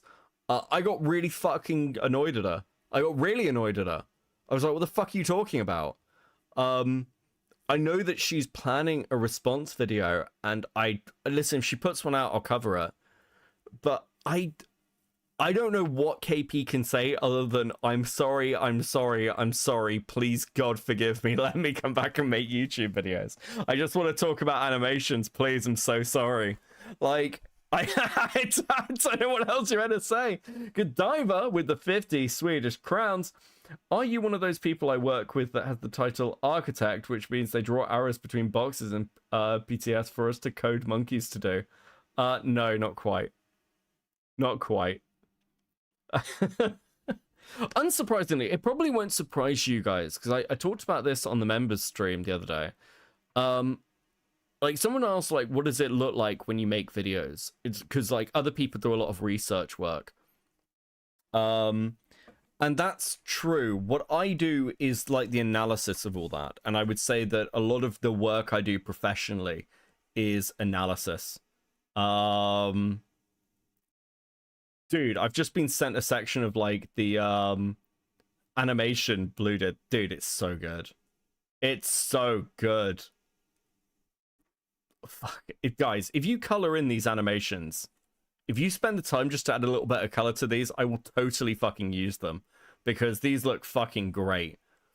Holy shit. I love having variety. Okay. Show us the animation. We'll do it at the end. We're nearly there. For third-party information to drop before she gave a response. That was before Beckett's first video. So, as of now, the dust has largely settled. So, if she's still on stating her case, that'll be the next chapter in this story. If any of you want to keep going on past its end. And to be as honest as I can, I'm curious to see what she's going to say at this point. If you're wondering, no one behind the scenes told KP about Saberspark's texts. It was mean and it was sucky, but it had to be done that way. After we told KP about Saberspark's phone being dead a month ago, KP went straight to Emily with her threat. Whether or not Bonk leaked it, it made the statement to the investigation that anything KP was told was public. So she learned of the full truth when the public did, I presume. For security reasons, we couldn't tell KP. Yeah, I love the blue animation so much. It's really good. I can't download it though because it's like a GIF. I'll have to actually show it in the Discord. KP what we had learned as we learned it. Emily couldn't be alerted until someone we could trust talked to her directly about the texts. And by that point, the video was almost done anyway. I could say plenty of things about my own thoughts with like everyone involved, but I think that what's on the table speaks for itself, really. And I think that's the... I'll be honest with you as well. Like, in the conversation I had with Emily when I was going to confront it with the text, I was... Dude, I could hear it in my own voice. My voice was like shaking. I was like... Fuck, like, I'm just about to throw at this chick the fact that, like, I've got proof that she's lied about parts of this. I had no idea how it was going to go. Hey, my life, I'm off to bed. Please be aware, Boblax has posted an OnlyFans again, so please avoid Twitter for a day or two. No one is willing to find out what's in it, but 111 is burned into my mind. That's fucking horrifying. Thank you. I love seeing all the different animators. Fellow animators are so much fun to chill with. Dude, fucking the art community in my Discord is my favorite thing about being a streamer, unironically. It's so good. There's so much cool shit. You guys are so much more talented than me. It's fucking wild. The end. I never claimed to be perfect. I wanna make that clear here. I'm just trying my best. And I hope that you agree that we did the best we could with what we had. And when we couldn't uncover... Again, I would like to say that I publicly agree with this statement, genuinely and legitimately. Like, unquestionably. I think it's actually really hard to fault enter, unironically. And if he hadn't done the work, I don't think this would have been able to be pieced together the way it has. Cover the full truth ourselves, we worked wholeheartedly with people who could and did. After I did Signal Boost Beckett's video, people once again called me biased, and I will say it again. I am biased. I am biased to the truth. The truth is what was important here. It's the most important thing. And the truth is, I am more tired than I have ever been in my entire life. Is there anything else that I'm forgetting? Oh yes, the Chugga Conroy thing. Okay, this is very, very tangential, but this was brought up in the interview with Emily. The Queen Falls documentary accused Emily of defending Chugga Conroy, so we brought it up in the interview. Of course, I believe the allegation in the original video was wrong of what Chugga was even accused of, so I did at least correct that because I'm familiar with the story. And the stuff that I said that Chugga was accused of was what he was accused of. That is what people accused of him. But because it was a smaller point in a larger video that was already a smaller point in a larger video, I didn't elaborate on how that story ended. I just linked to his response, but apparently that wasn't enough. Chugga Conroy released a full 14-page document talking about a bunch of wider information that cast a lot of light on that situation that made it more complicated than the people who were accusing him made it seem. For example, people pointed out a lot of the innuendos Chugga had with someone on videos that made him seem creepy. What wasn't revealed to the public until Chugga himself made it public was that the two were actually engaged and had been dating for 10 years. At 14-page document, it's like, all I can hear is like Dark Viper. Yeah, guys, I'm trying not to make the joke. 14 pages! Fucking hell. present, these two people have made up, so please do not target or go off on anyone. I'm sure that you can find a full documentary on that story on your own. I never meant to revitalize old allegations. That was never the intention. And at some point, I'm sure someone will go deeper into all of the other things that were brought up in that interview to verify this or that. I will reiterate, I am very tired. Yeah, I think I said this right at the start for those joining partway through. It would take quite a lot for me to make an Emily video now. I know people have been reaching out to me with Emily stuff, but oh, dude, I'll be honest with you, like, some of it's just really difficult to care about because of time and distance. And like, do I just want to make a better version of Lance's video? Like, that's more accurate? I guess I could. I mean, I fucking, in some regards, I'd be like debunking things that Lance said. And maybe adding validity to other things. But the well is so deep. I'd have to, like, to effectively make an Emily video, I'd almost have to go claim by claim through their entire Kiwi Farms page of just tearing things apart, and that's like so much fucking work for like so little payoff. Because I'll be honest with you, I think leveling unsubstantiated rape allegations is the worst thing Emily has ever done. Like unironically, I think this is like, from looking through it, because with like the Ryan Drummond stuff, for example, I said this in the first video. It's like, it's acting like Ryan Drummond has no agency. There is no evidence that Emily caused a divorce, that she's a homewrecker, other than the fact that they had a fling.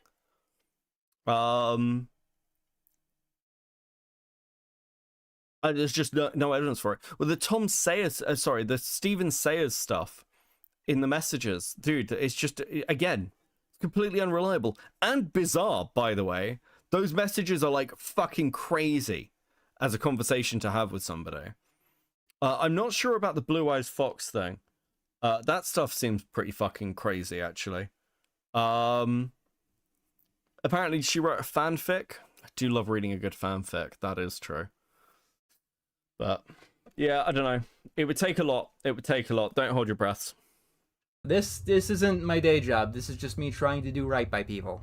I will also reiterate that I do think the team and I did a good job here. I know some people have criticisms for some of the people who worked with me or that did certain things along the way. Without the help from others, all of the people credited, and beyond, this whole thing would have been a train wreck of its own. I won't go into specific details, honestly, to save myself from the embarrassment, but you could probably personally imagine how I reacted when we learned the backstory of Emily Jones and thought Saberspark's phone was dead when she said that she was texted. Of course, roundabout way, we're back to essentially the same truth, but I don't think I need to state why it's wrong to be right for the wrong reasons, or at least I should hope that I don't have to. A lot of people worked very hard, and are still working very hard, and they come from a wide variety of walks of life. And I will also restate, it goes beyond who's credited, by the way. Like, I credited a certain amount of people, but that's not everyone who worked on the video. During projects like this, I actively ask if people do or don't want to be credited. And if they don't specifically state they want to be credited, I don't credit them. Unless they're, like, obviously in the video and their connections are undeniable. And I don't think I should have to explain why I do this. Anyway, too long didn't watch. Saberspark was accused of stuff by Emily Jones and platformed by I Love Kim Possible a lot. During the investigation that took a month and a half, Saberspark found old text data that went completely against Emily Jones' testimony and painted a very different picture of reality. Enough to where I can say that Saberspark is not guilty of what he is accused of. And that's the final findings. You know, in 2013, when I decided to review cartoons, I don't know if I would ever have expected my life to turn out the way it has. Butterfly effects are fascinating. You and me both, buddy. Holy fuck. There's an internet versus video up. Has Connor got it out? Dude. Do people realize that I talked to Connor? Dude, I love Connor. Connor's such a fucking lad. Cool. We'll watch the internet versus video as well. It'll probably be a retread, but I like hearing Connor talk, frankly. And I did send him a load of stuff as well, so it'll be interesting. And every time he's done a Saberspark video, I've not been in it. I've not been in it, guys. So maybe this time, like, he never puts my tweets in it. Funnily enough, he put me in the Ethan Klein video. Connor put me in the fucking Ethan Klein video. There's like one of my comments in there. Hold on, let me bring up this thing in fucking Discord though. Let me bring up this animation because it's like, oh, fucking great. Am I on the right thing? Yeah.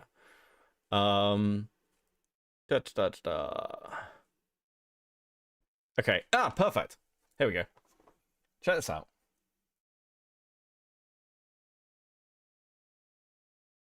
Bro, it's so good. It's so good.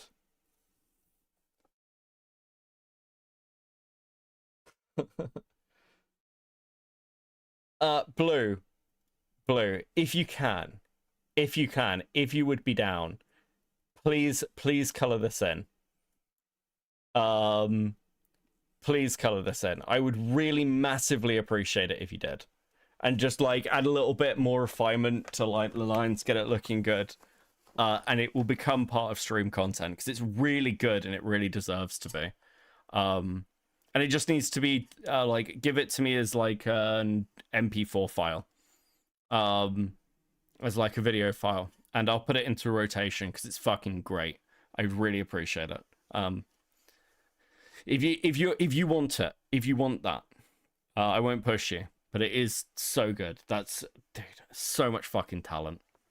It's actually crazy. Also, I really like the little fucking hammer with the star on it. It's great. Okay, let's get this fucking internet versus video up, shall we?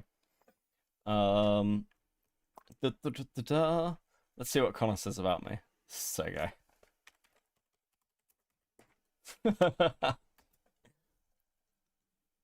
Oh, I'm in the fucking thumbnail? No way. Like, I thought it'd be my little character. It's actually not. It's actually just full on me. Oh, fuck. I closed the wrong thing. I'm apparently retarded. Holy shit. There we go. See, it's okay for me to use the R slur if I'm talking about myself. That's the new rule for this stream. Oh, dude. That's so bad.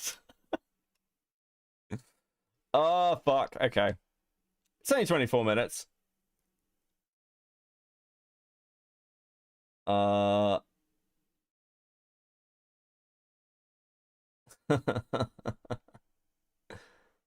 Okay. Okay, let's go. Saberspark has done a sit Okay. down interview with commentary YouTuber Cope and Seethe, revealing a ton of information about I love how dramatic it is. I love how dramatic it is right off the bat. That's so based. Connor, that's so fucking based. Every day we get closer to Beckett finally putting the kids' art on the fridge. That's so unironically true. His hair's growing back. He's fine. He's starting to really embrace the bold lesbian look. Not bold, butch lesbian. him and Emily's interactions, along with showing that he was able to recover an old iPhone he had from 2012, showing text messages between him and Emily in the multiple months following the alleged second incident that Emily claimed. And the text definitely gives some credence to the argument that Emily is lying about the whole thing. Cope and Seethe did a great job on the interview in the video, so it will be linked in the description. And he perfectly put together a timeline of events for the messages, and so I recommend you go watch that. However, he did send me the months of full unedited messages between Saber and Emily, and so we're going to dive into those, along with showing the internet's reactions to everything going down, including Brony Fandones, who's been reacting to the whole situation. Welcome to Dick. Let's go. Private Joker? Yeah, I made that joke on Twitter. I was like, he's gone from looking like Jeffrey Dahmer to like Private Joker from What's the name of that fucking film? Is it Jarhead? Am I going crazy? Connor is regrowing his hair, nature is healing. So fucking true. the internet versus Saberspark's vindication. It starts when Saberspark quote tweets Cope and Seethe putting out his video and attaches this statement that says, "As some of you may know, false allegations were made against me last month. I was contacted by Beckett of the Cope and Seethe channel regarding what's been happening. Now that more information has come to light, I decided to speak up and share my text messages along with everything I have relevant to that time. I hope this provides closure on the matter for those who are still curious. I'm ready to move forward and get back to work." Saberspark also made a post on his YouTube community tab saying, "Moving forward. Hey folks, I hope y'all are well. This post is a general follow-up to recent events, my current state of affairs, and the future of the channel. Before anything else, I want to sincerely thank you all for giving me a chance to speak and share my perspective." Unironically, a button for you to play an animation of you putting chat's art on the fridge would be awesome. Oh, dude, that would be good. Okay, we're gonna use this. I'm gonna hijack Connor's video so I can continue to play Titanfall. We'll go back to Titanfall. And give ourselves some bit of background news, and then we get a bit more Titanfall content, and we get to listen to Connor talk at us. Gotta love that. Oh, I definitely don't want that Titan. Thank you. There we go.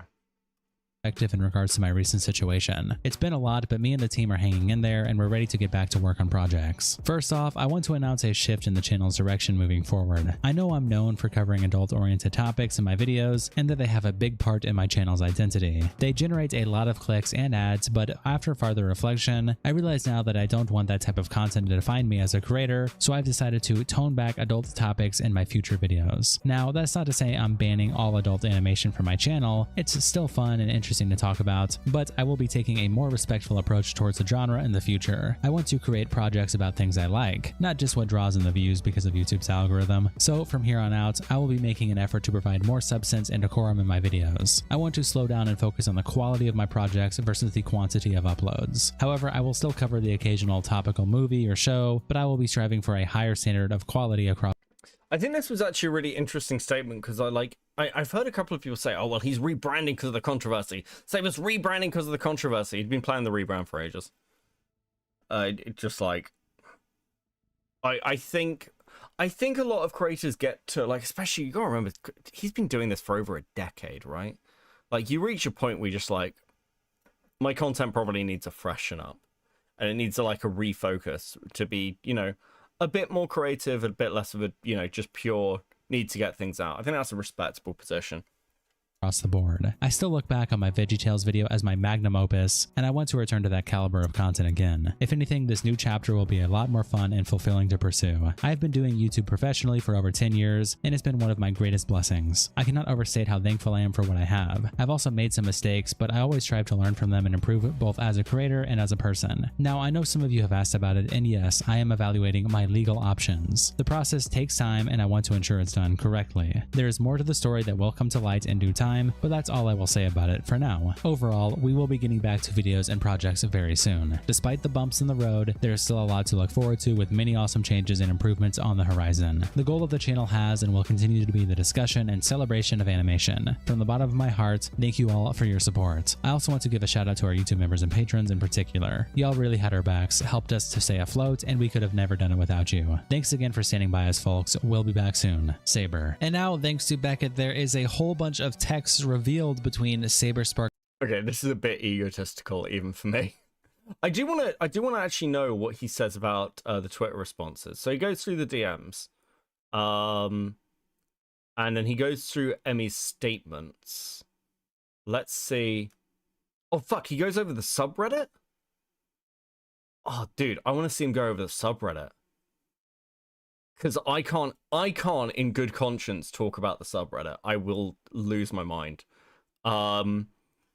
So let's have Connor do it for us. Let's do this. Has come out, with Saberspark officially going on record to refute Emily Jones's allegations. To summarize, God, Internet Versus is so much better than Twitter Versus. Like, Connor has absolutely fucking mogged Bo Blacks. Just unbelievable levels of ownage. Like, expanding it outwards to the whole of the internet was such a good... It was so obvious, and Bo Blacks never did it. Oh, dude.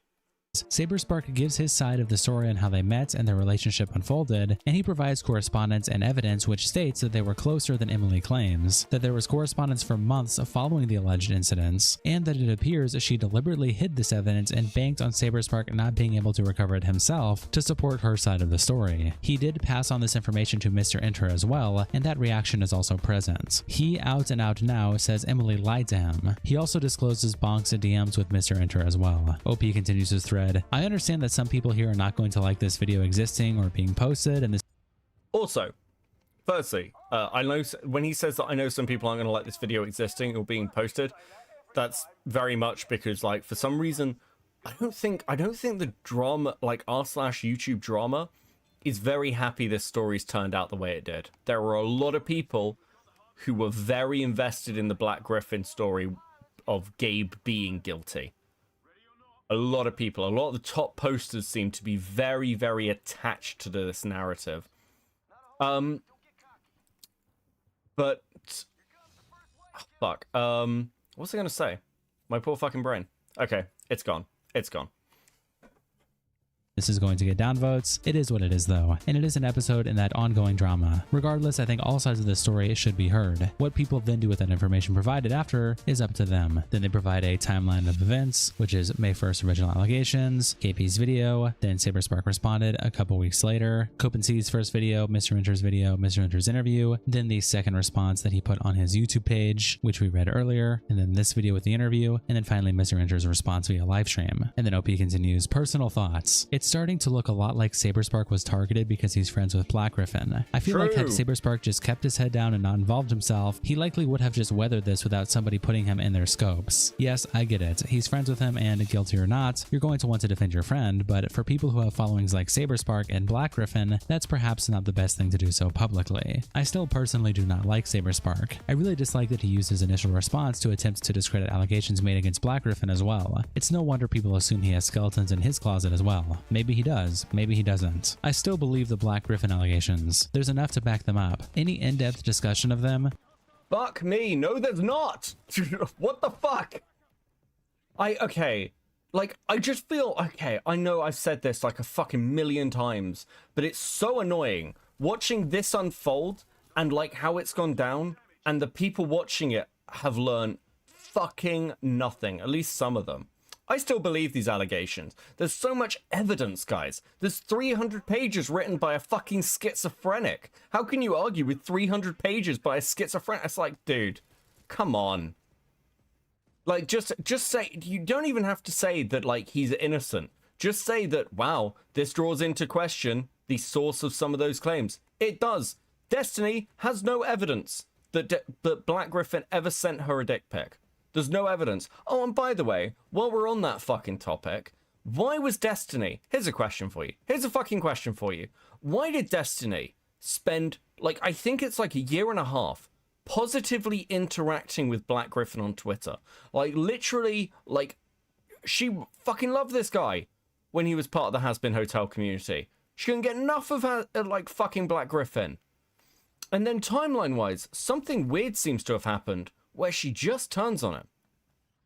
And then the allegations come out. And one of the things about those allegations is people say, well, you know, Destiny, like, has nothing to no benefit.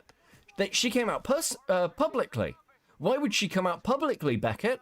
If she was lying, she didn't come out publicly. She came out anonymously. Exactly the same way Emily did.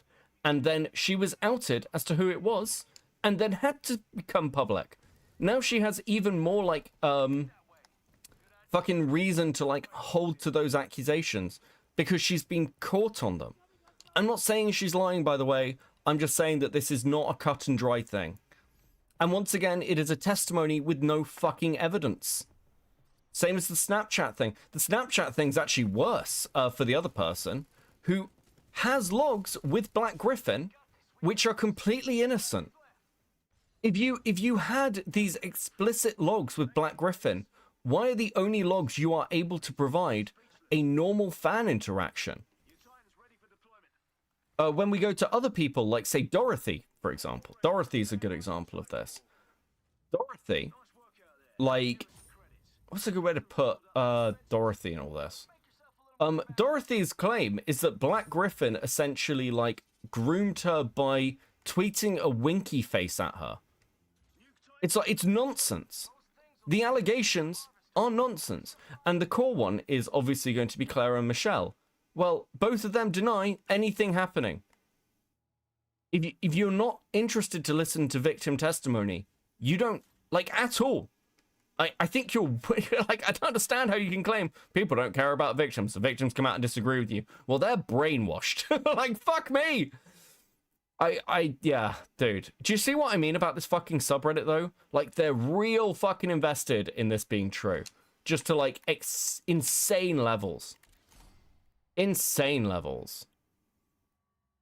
Fuck, it's just me ranting about this. This is what happens whenever I look at Reddit, isn't it? Fuck me. Beyond pointing out Saber's use of them and responding to his own is not the purpose of this post. However, there is one thing I would like to point out. As with the previous video he made, Beckett refers to the Black Griffin document as Brony Fandone's document, which is an error as Bonk did not make the document himself, and it opens up with an admonishing note against Bonk, KP, etc. He made this same error in his previous. Okay, so let's talk about that. Brony Fandone is working on this document. Like, they've actively worked on it, and that document's existence, that new updated one, is because Fandone got discredited. So obviously it admonishes them a bit, but he is throughout the entire fucking thing. It is his tweets interacting with people. They know that they have to, like, fucking disengage. But it is, like, saying that Bonk's nothing to do with it is fucking crazy. It's just insane. He is the one who pushed forward the Destiny allegations. I don't understand where people are getting with this. And again, there's this whole thing now of, like, well, we have to throw Bonk under the bus because it's the only way we'll keep the Black Griffin things going. That's not going to work. For a start, you've still got the problem of Sophie. Unless you're going to throw Sophie under the bus and Amy, you're kind of fucked. And even if you do, by the way, all these people are fucking friends. It seems like pretty clear cut that these people have connections with Destiny, who has their own shit going on, by the way. And I haven't looked carefully into this, but it's not like she's, like, totally, like, an unknown. She exists pretty heavily in these communities.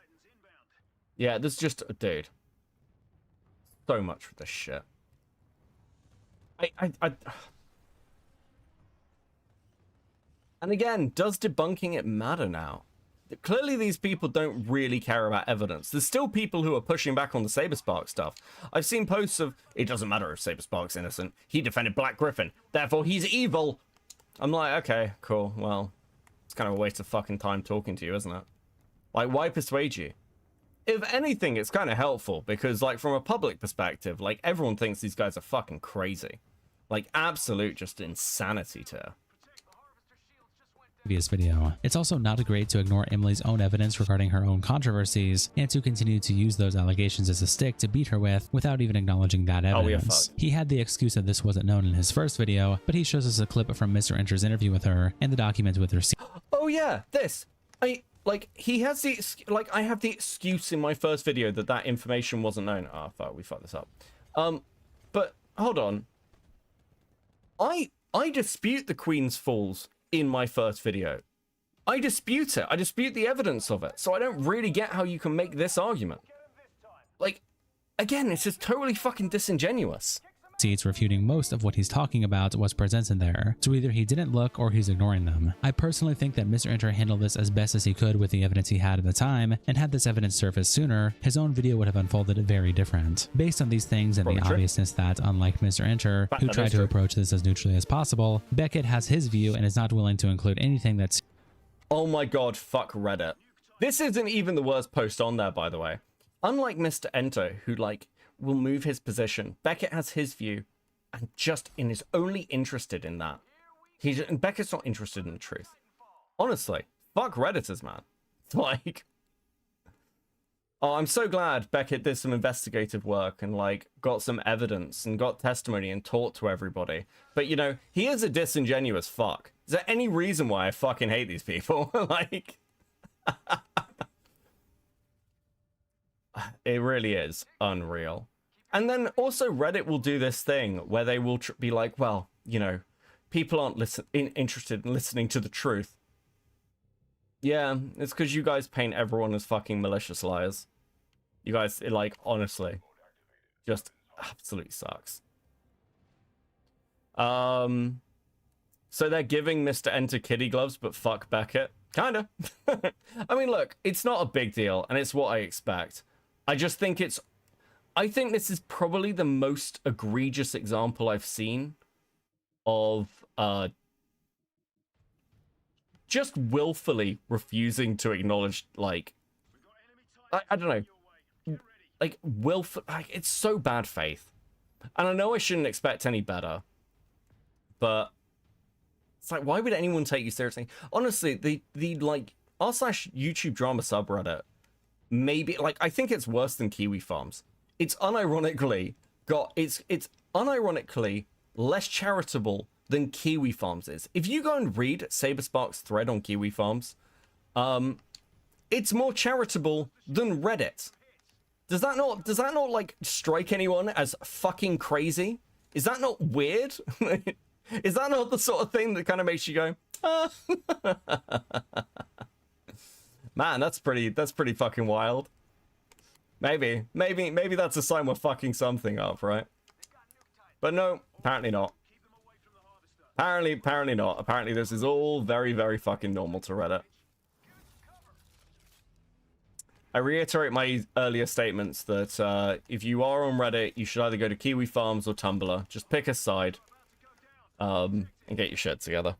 Seriously contradicts it. I cannot wholesale side with this video, although the evidence shared plus Mr. Enter's response does appear to strike down a major amount of Emily Jones's accusations. The absolute certain thing I can conclude from all of this is that the credibility of everyone who is involved with Emily Jones has at best taken a hit. Mr. Enter has taken that hit too since he platformed her. I think you can get the sense of his anger at that in his talk with CNS, and at worst been utterly decimated, KP, Bonk, etc. And there is something very iffy about this whole situation. Sketchbrook replies, unsurprised that Enter now has egg on his face. I really wasn't impressed with this video or his interview with her. He didn't press her at all and gave her a platform to spread that we now know is misinformation. Some of his criticism against Saber also felt very petty, almost as if he's a failed cartoon reviewer while Saber made it. CNS had his finger on the pulse all along. Hey! Okay, I take back everything I said about Reddit. That Redditor is based. That, like, listen, that Redditor right there, based fucking Redditor. This is so gay. I'm not gonna lie to you guys. This coverage is mostly me playing Titanfall and being gay about coverage about me. Oh, I never do this. It feels good. Is this what other content creators feel like when they cover shit about themselves? This is fucking hilarious. Blue Phantom just got back from walking doggo, but I plan to refine and finish up the animation when I get back from work tomorrow. Base, let's fucking go. Yes, I did have my finger on the pulse. You are so right, Redditor.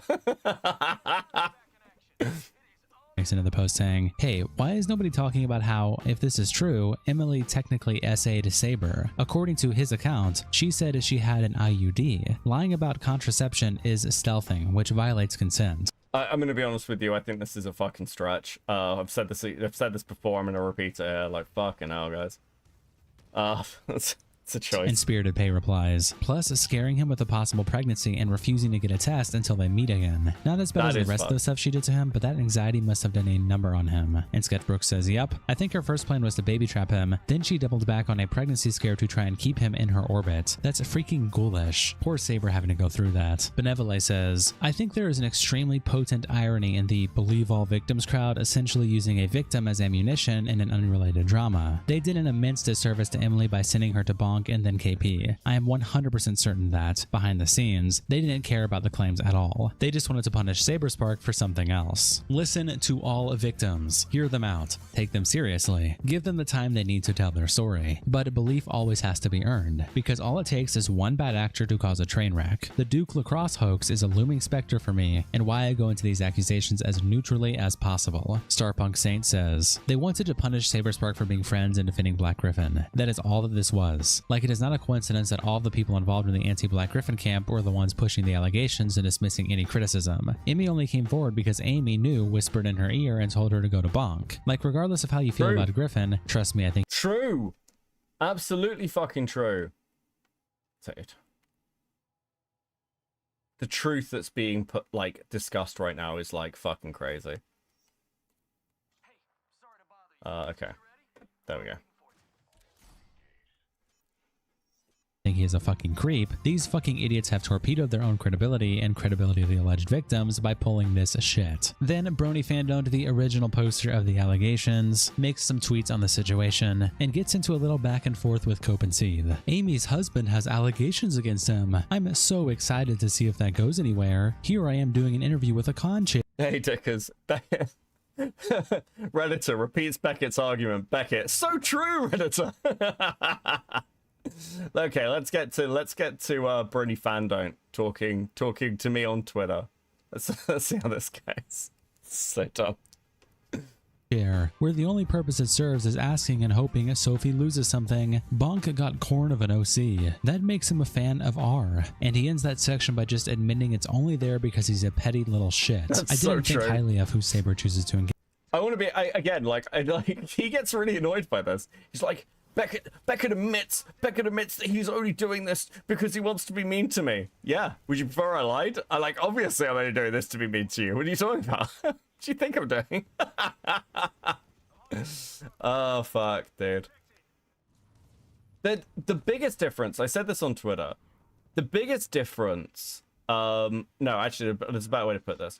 The reason that Bonk is so annoyed at me, the reason he hates me so much, is because Bonk can't understand the idea that somebody doesn't care about being the hero of the story. He does not get it. And I think it infuriates him, because Bonk is not the hero of the story. Bonk is an asshole. And if he was just honest about that, his life would be easier. But Bonk's just not a good person. He's a massive dick.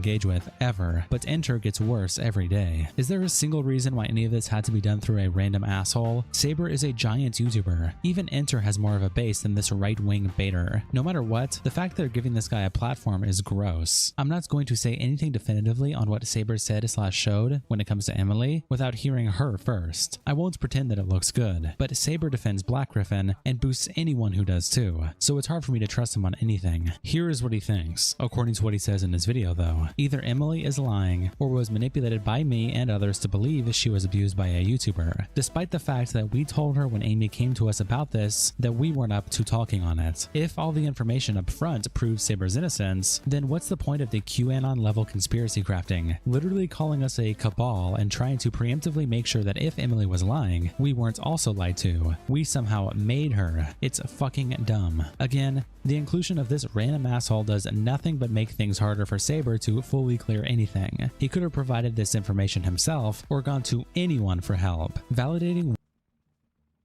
Holy shit. I mean, like, yeah, you were involved. What do you mean, Bonk? You're in the DMs with KP. You were talking with Emily. You were absolutely involved. And again, it seems like you didn't do any due diligence. In fact, I know you fucking didn't. It's like, no, guys, actually, we're the victims in this. Don't you understand? We're the victims. Amy knew her for years. She knew her for years. You guys had more access than anyone else to validate and prove or disprove these allegations. And you didn't take it because you didn't care. Because it didn't matter. Because you just wanted to hurt Saber Spark. It's amazingly simple. Shockingly so. Beckett never escaping the Gateway allegations. Yeah, that's probably fair. That's probably fair. Wannabe Keemstar will forever be something wrong Saber did. Copenseed replies to this by saying, "Oh, he's like big mad. The wannabe Keem is uncalled for though. He hasn't talked to me since I said Xylee should leave the Lolcow mines. Suspicious." That's so true. He actually, like, I don't, by the way, I don't think Keemstar knows that I said that to Xylee, but I do think it's funny that since I said it, he's like not said anything to me. I've had like no interactions with him. Beckett, Copenseed questioned the validity and like long-term vision of Lolcow Live. Therefore, he is dead to me. Is that the sort of thing Keemstar would? Yeah, like Keemstar would totally do. Yeah, I miss Xylee too. What the fuck? She's like completely vanished into the mines. It's ridiculous. Where do I want to put this? Fuck. Let's go here. Let's go here. I don't know if this is gonna be a good place, but we'll go here. Mr. Enter also tweets out the video saying, "If you're curious about the Saberspark situation, there will be a revealing update in about 10 minutes. Things have been wild over the past 3 weeks." And Sagging Arts replies, "I really don't think this is a reliable narrator. I'm really disappointed you would give this YouTube channel a platform to speak after..." Oh yeah, look at how insane these people are. I'm really disappointed you would give this YouTube channel a platform to speak after how much harassment they've done. Also, like, not to put too fine a point on it, but it's this idea that like, oh, we can't platform this person. We can't platform this person. I'm disappointed in you, Enter. Dude, fuck off. Like, I've said it like a few times. Why would you want an audience like this? And to be clear, I actually don't think these people are Enter's audience. You can kind of see from the way this was all dealt with that they were really interested when they thought Enter would be on side. And when Enter came out with a video that wasn't just a hit piece on Saberspark, a lot of these people freaked out. They freaked out. Fluttercult was in my replies on Twitter being like, well, I don't think you're as professional as Mr. Enter is, and I'm going to wait for that video. They were all waiting because they thought that Enter would come out and just like destroy Saberspark, and that would be the end of it. What was Copenseed going to do? Little know-nothing channel. Doesn't even have 10k subs. Doesn't even have 10k subs, but... Dude, they misjudged Enter. They misjudged Enter. And offensively so, I would argue. Offensively so.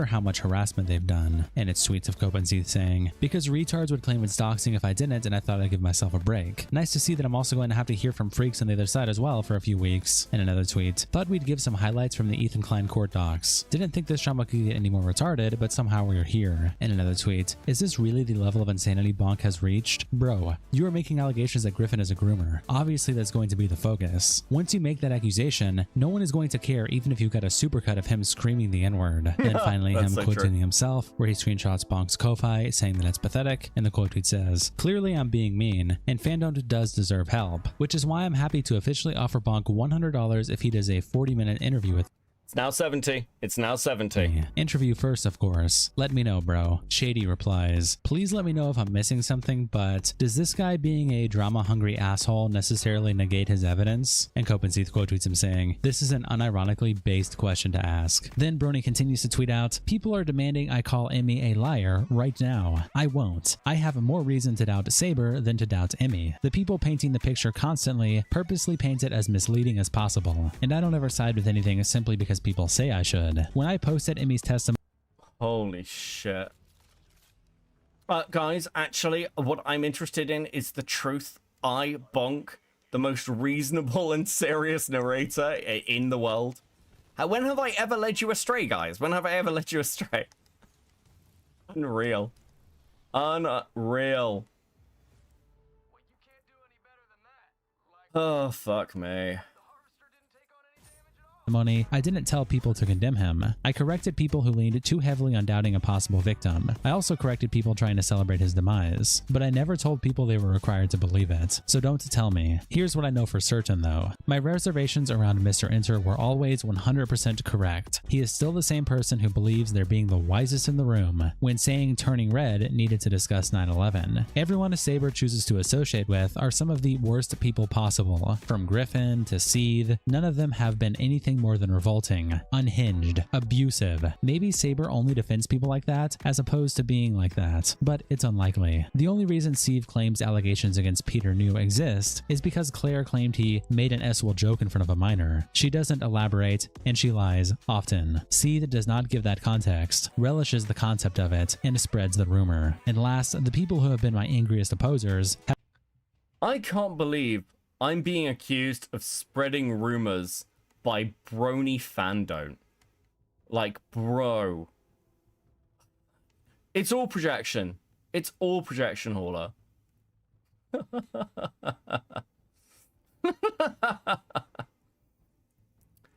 Like, this, Fandom claims that Ian didn't abuse her as well. He's like, well, Claire was never abused. Claire was never abused. This is all lies. It's all lies by Claire to try and gain sympathy because Black Griffin is a pedophile. It's like, oh, dude, come on. Fuck off.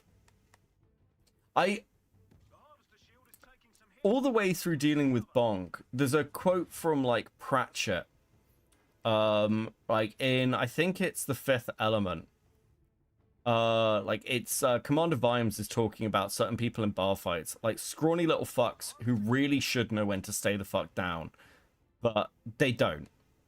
Like, whatever happens, they are going to continue fighting, even when they're, like, missing an arm. The only way to, like, stop them is to, like, you know, be as, like, aggressive as possible. And Fandom's like that. I know people like, well, why keep quote tweeting him? Why keep responding to him on Twitter? Because it's the only thing that works. See, it's the only thing that works. Leave the Brony alone, Craig. You lost. Thanks, Shogun. I appreciate that. I appreciate that. Listen, this is my life now. I'm on 24/7 Brony watch, okay? That's just the reality. That's how I have to live. Tis but a scratch true. I can't believe Shogun's bitching at me. Shogun, you make your entire... Shogun, you are a Twitter account. You've been pretty base recently, though. As usual, actually. Also, would it also add to the grooming allegations, since many groomers would go after people who are in abusive homes? Technically, I suppose so. Though Griffin wouldn't have known any of this.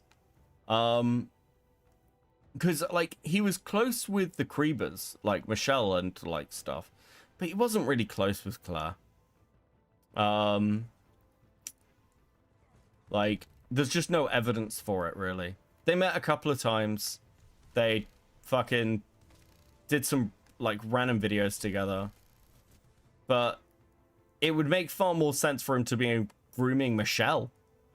And obviously that didn't happen because, you know, Michelle's not the one who ended up marrying him or has had any kind of relationship with him other than, like, kind of this, like, brother-sister thing that they've got.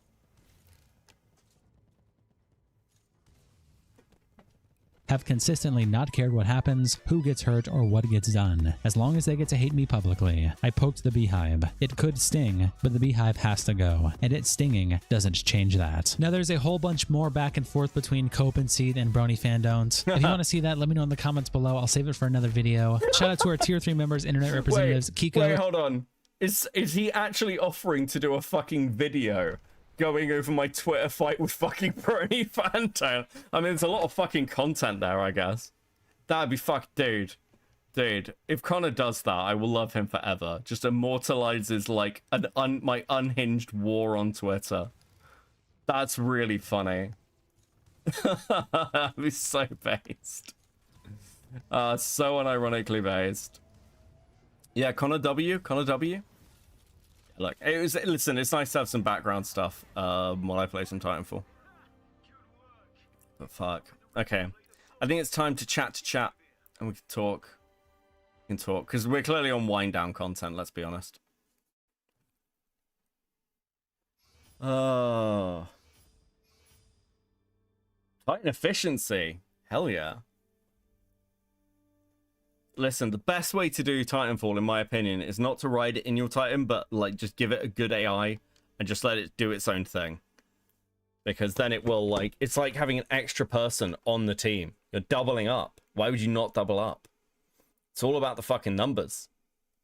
It's all about the fucking numbers. Let's get rid of you.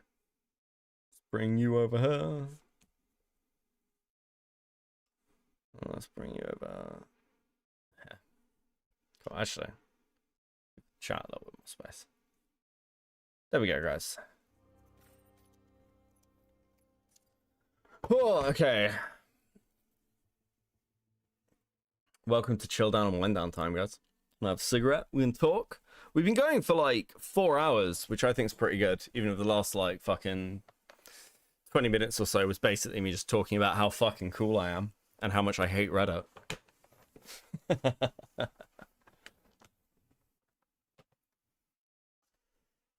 I like to keep the topic consistent. I need to do a couple of other streams on some stuff. I need to do the Duckbringer stream. And I will probably do a stream on Ethan Klein. I want to see what everyone's takes are. I've said this before. But yeah, I want to see that. Gangster with the 10. Did you guys hear the rumor that the reason Joji, yes, Filthy Frank, isn't releasing music at the moment is because the guy from Dracula Flow might have sued him? I hadn't heard that, but that is fucking crazy.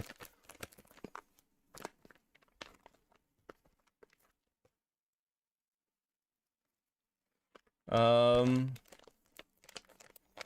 you just found out about Saber Fox? Yeah, we talked about that a bit earlier. Dude, Reddit annoys me. This just in. Breaking Beckett news. Reddit annoys me. Let's move chat over a little bit more as well. We're gonna have a cigarette. and then a little chat. Where am I sending you to? Where are you being sent to, chat? I think I saw Diorio going live.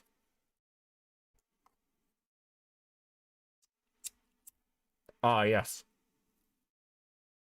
Diorio has gone live. That is where I'll send you then. Unless you're like, that makes sense.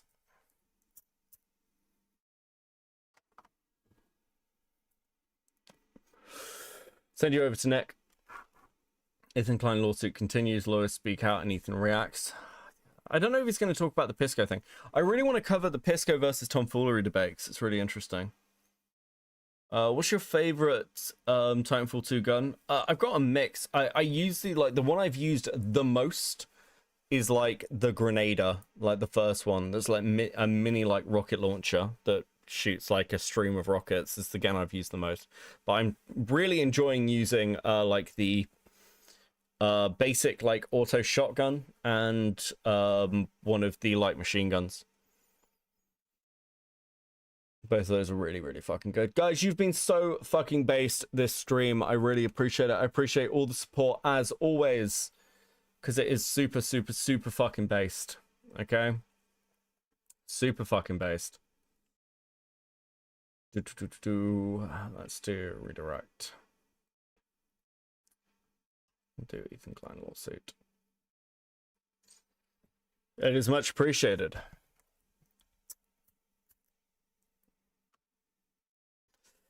And today, a good video. We've all been chilling. Good content. I will leave this stream up. I think the video's had enough fucking breathing room. I will probably be back Friday. I think I'll probably be back Friday or maybe Saturday. We'll be talking about something completely different unless something interesting happens. Thank you to all of you who've given donos and support. Thank you to all the lurkers. And everyone generally who's supported the video and been patient with me while I've got it done. It has been a massive fucking project. I'm exhausted. More to come. But until next time, I'll catch you later. Peace.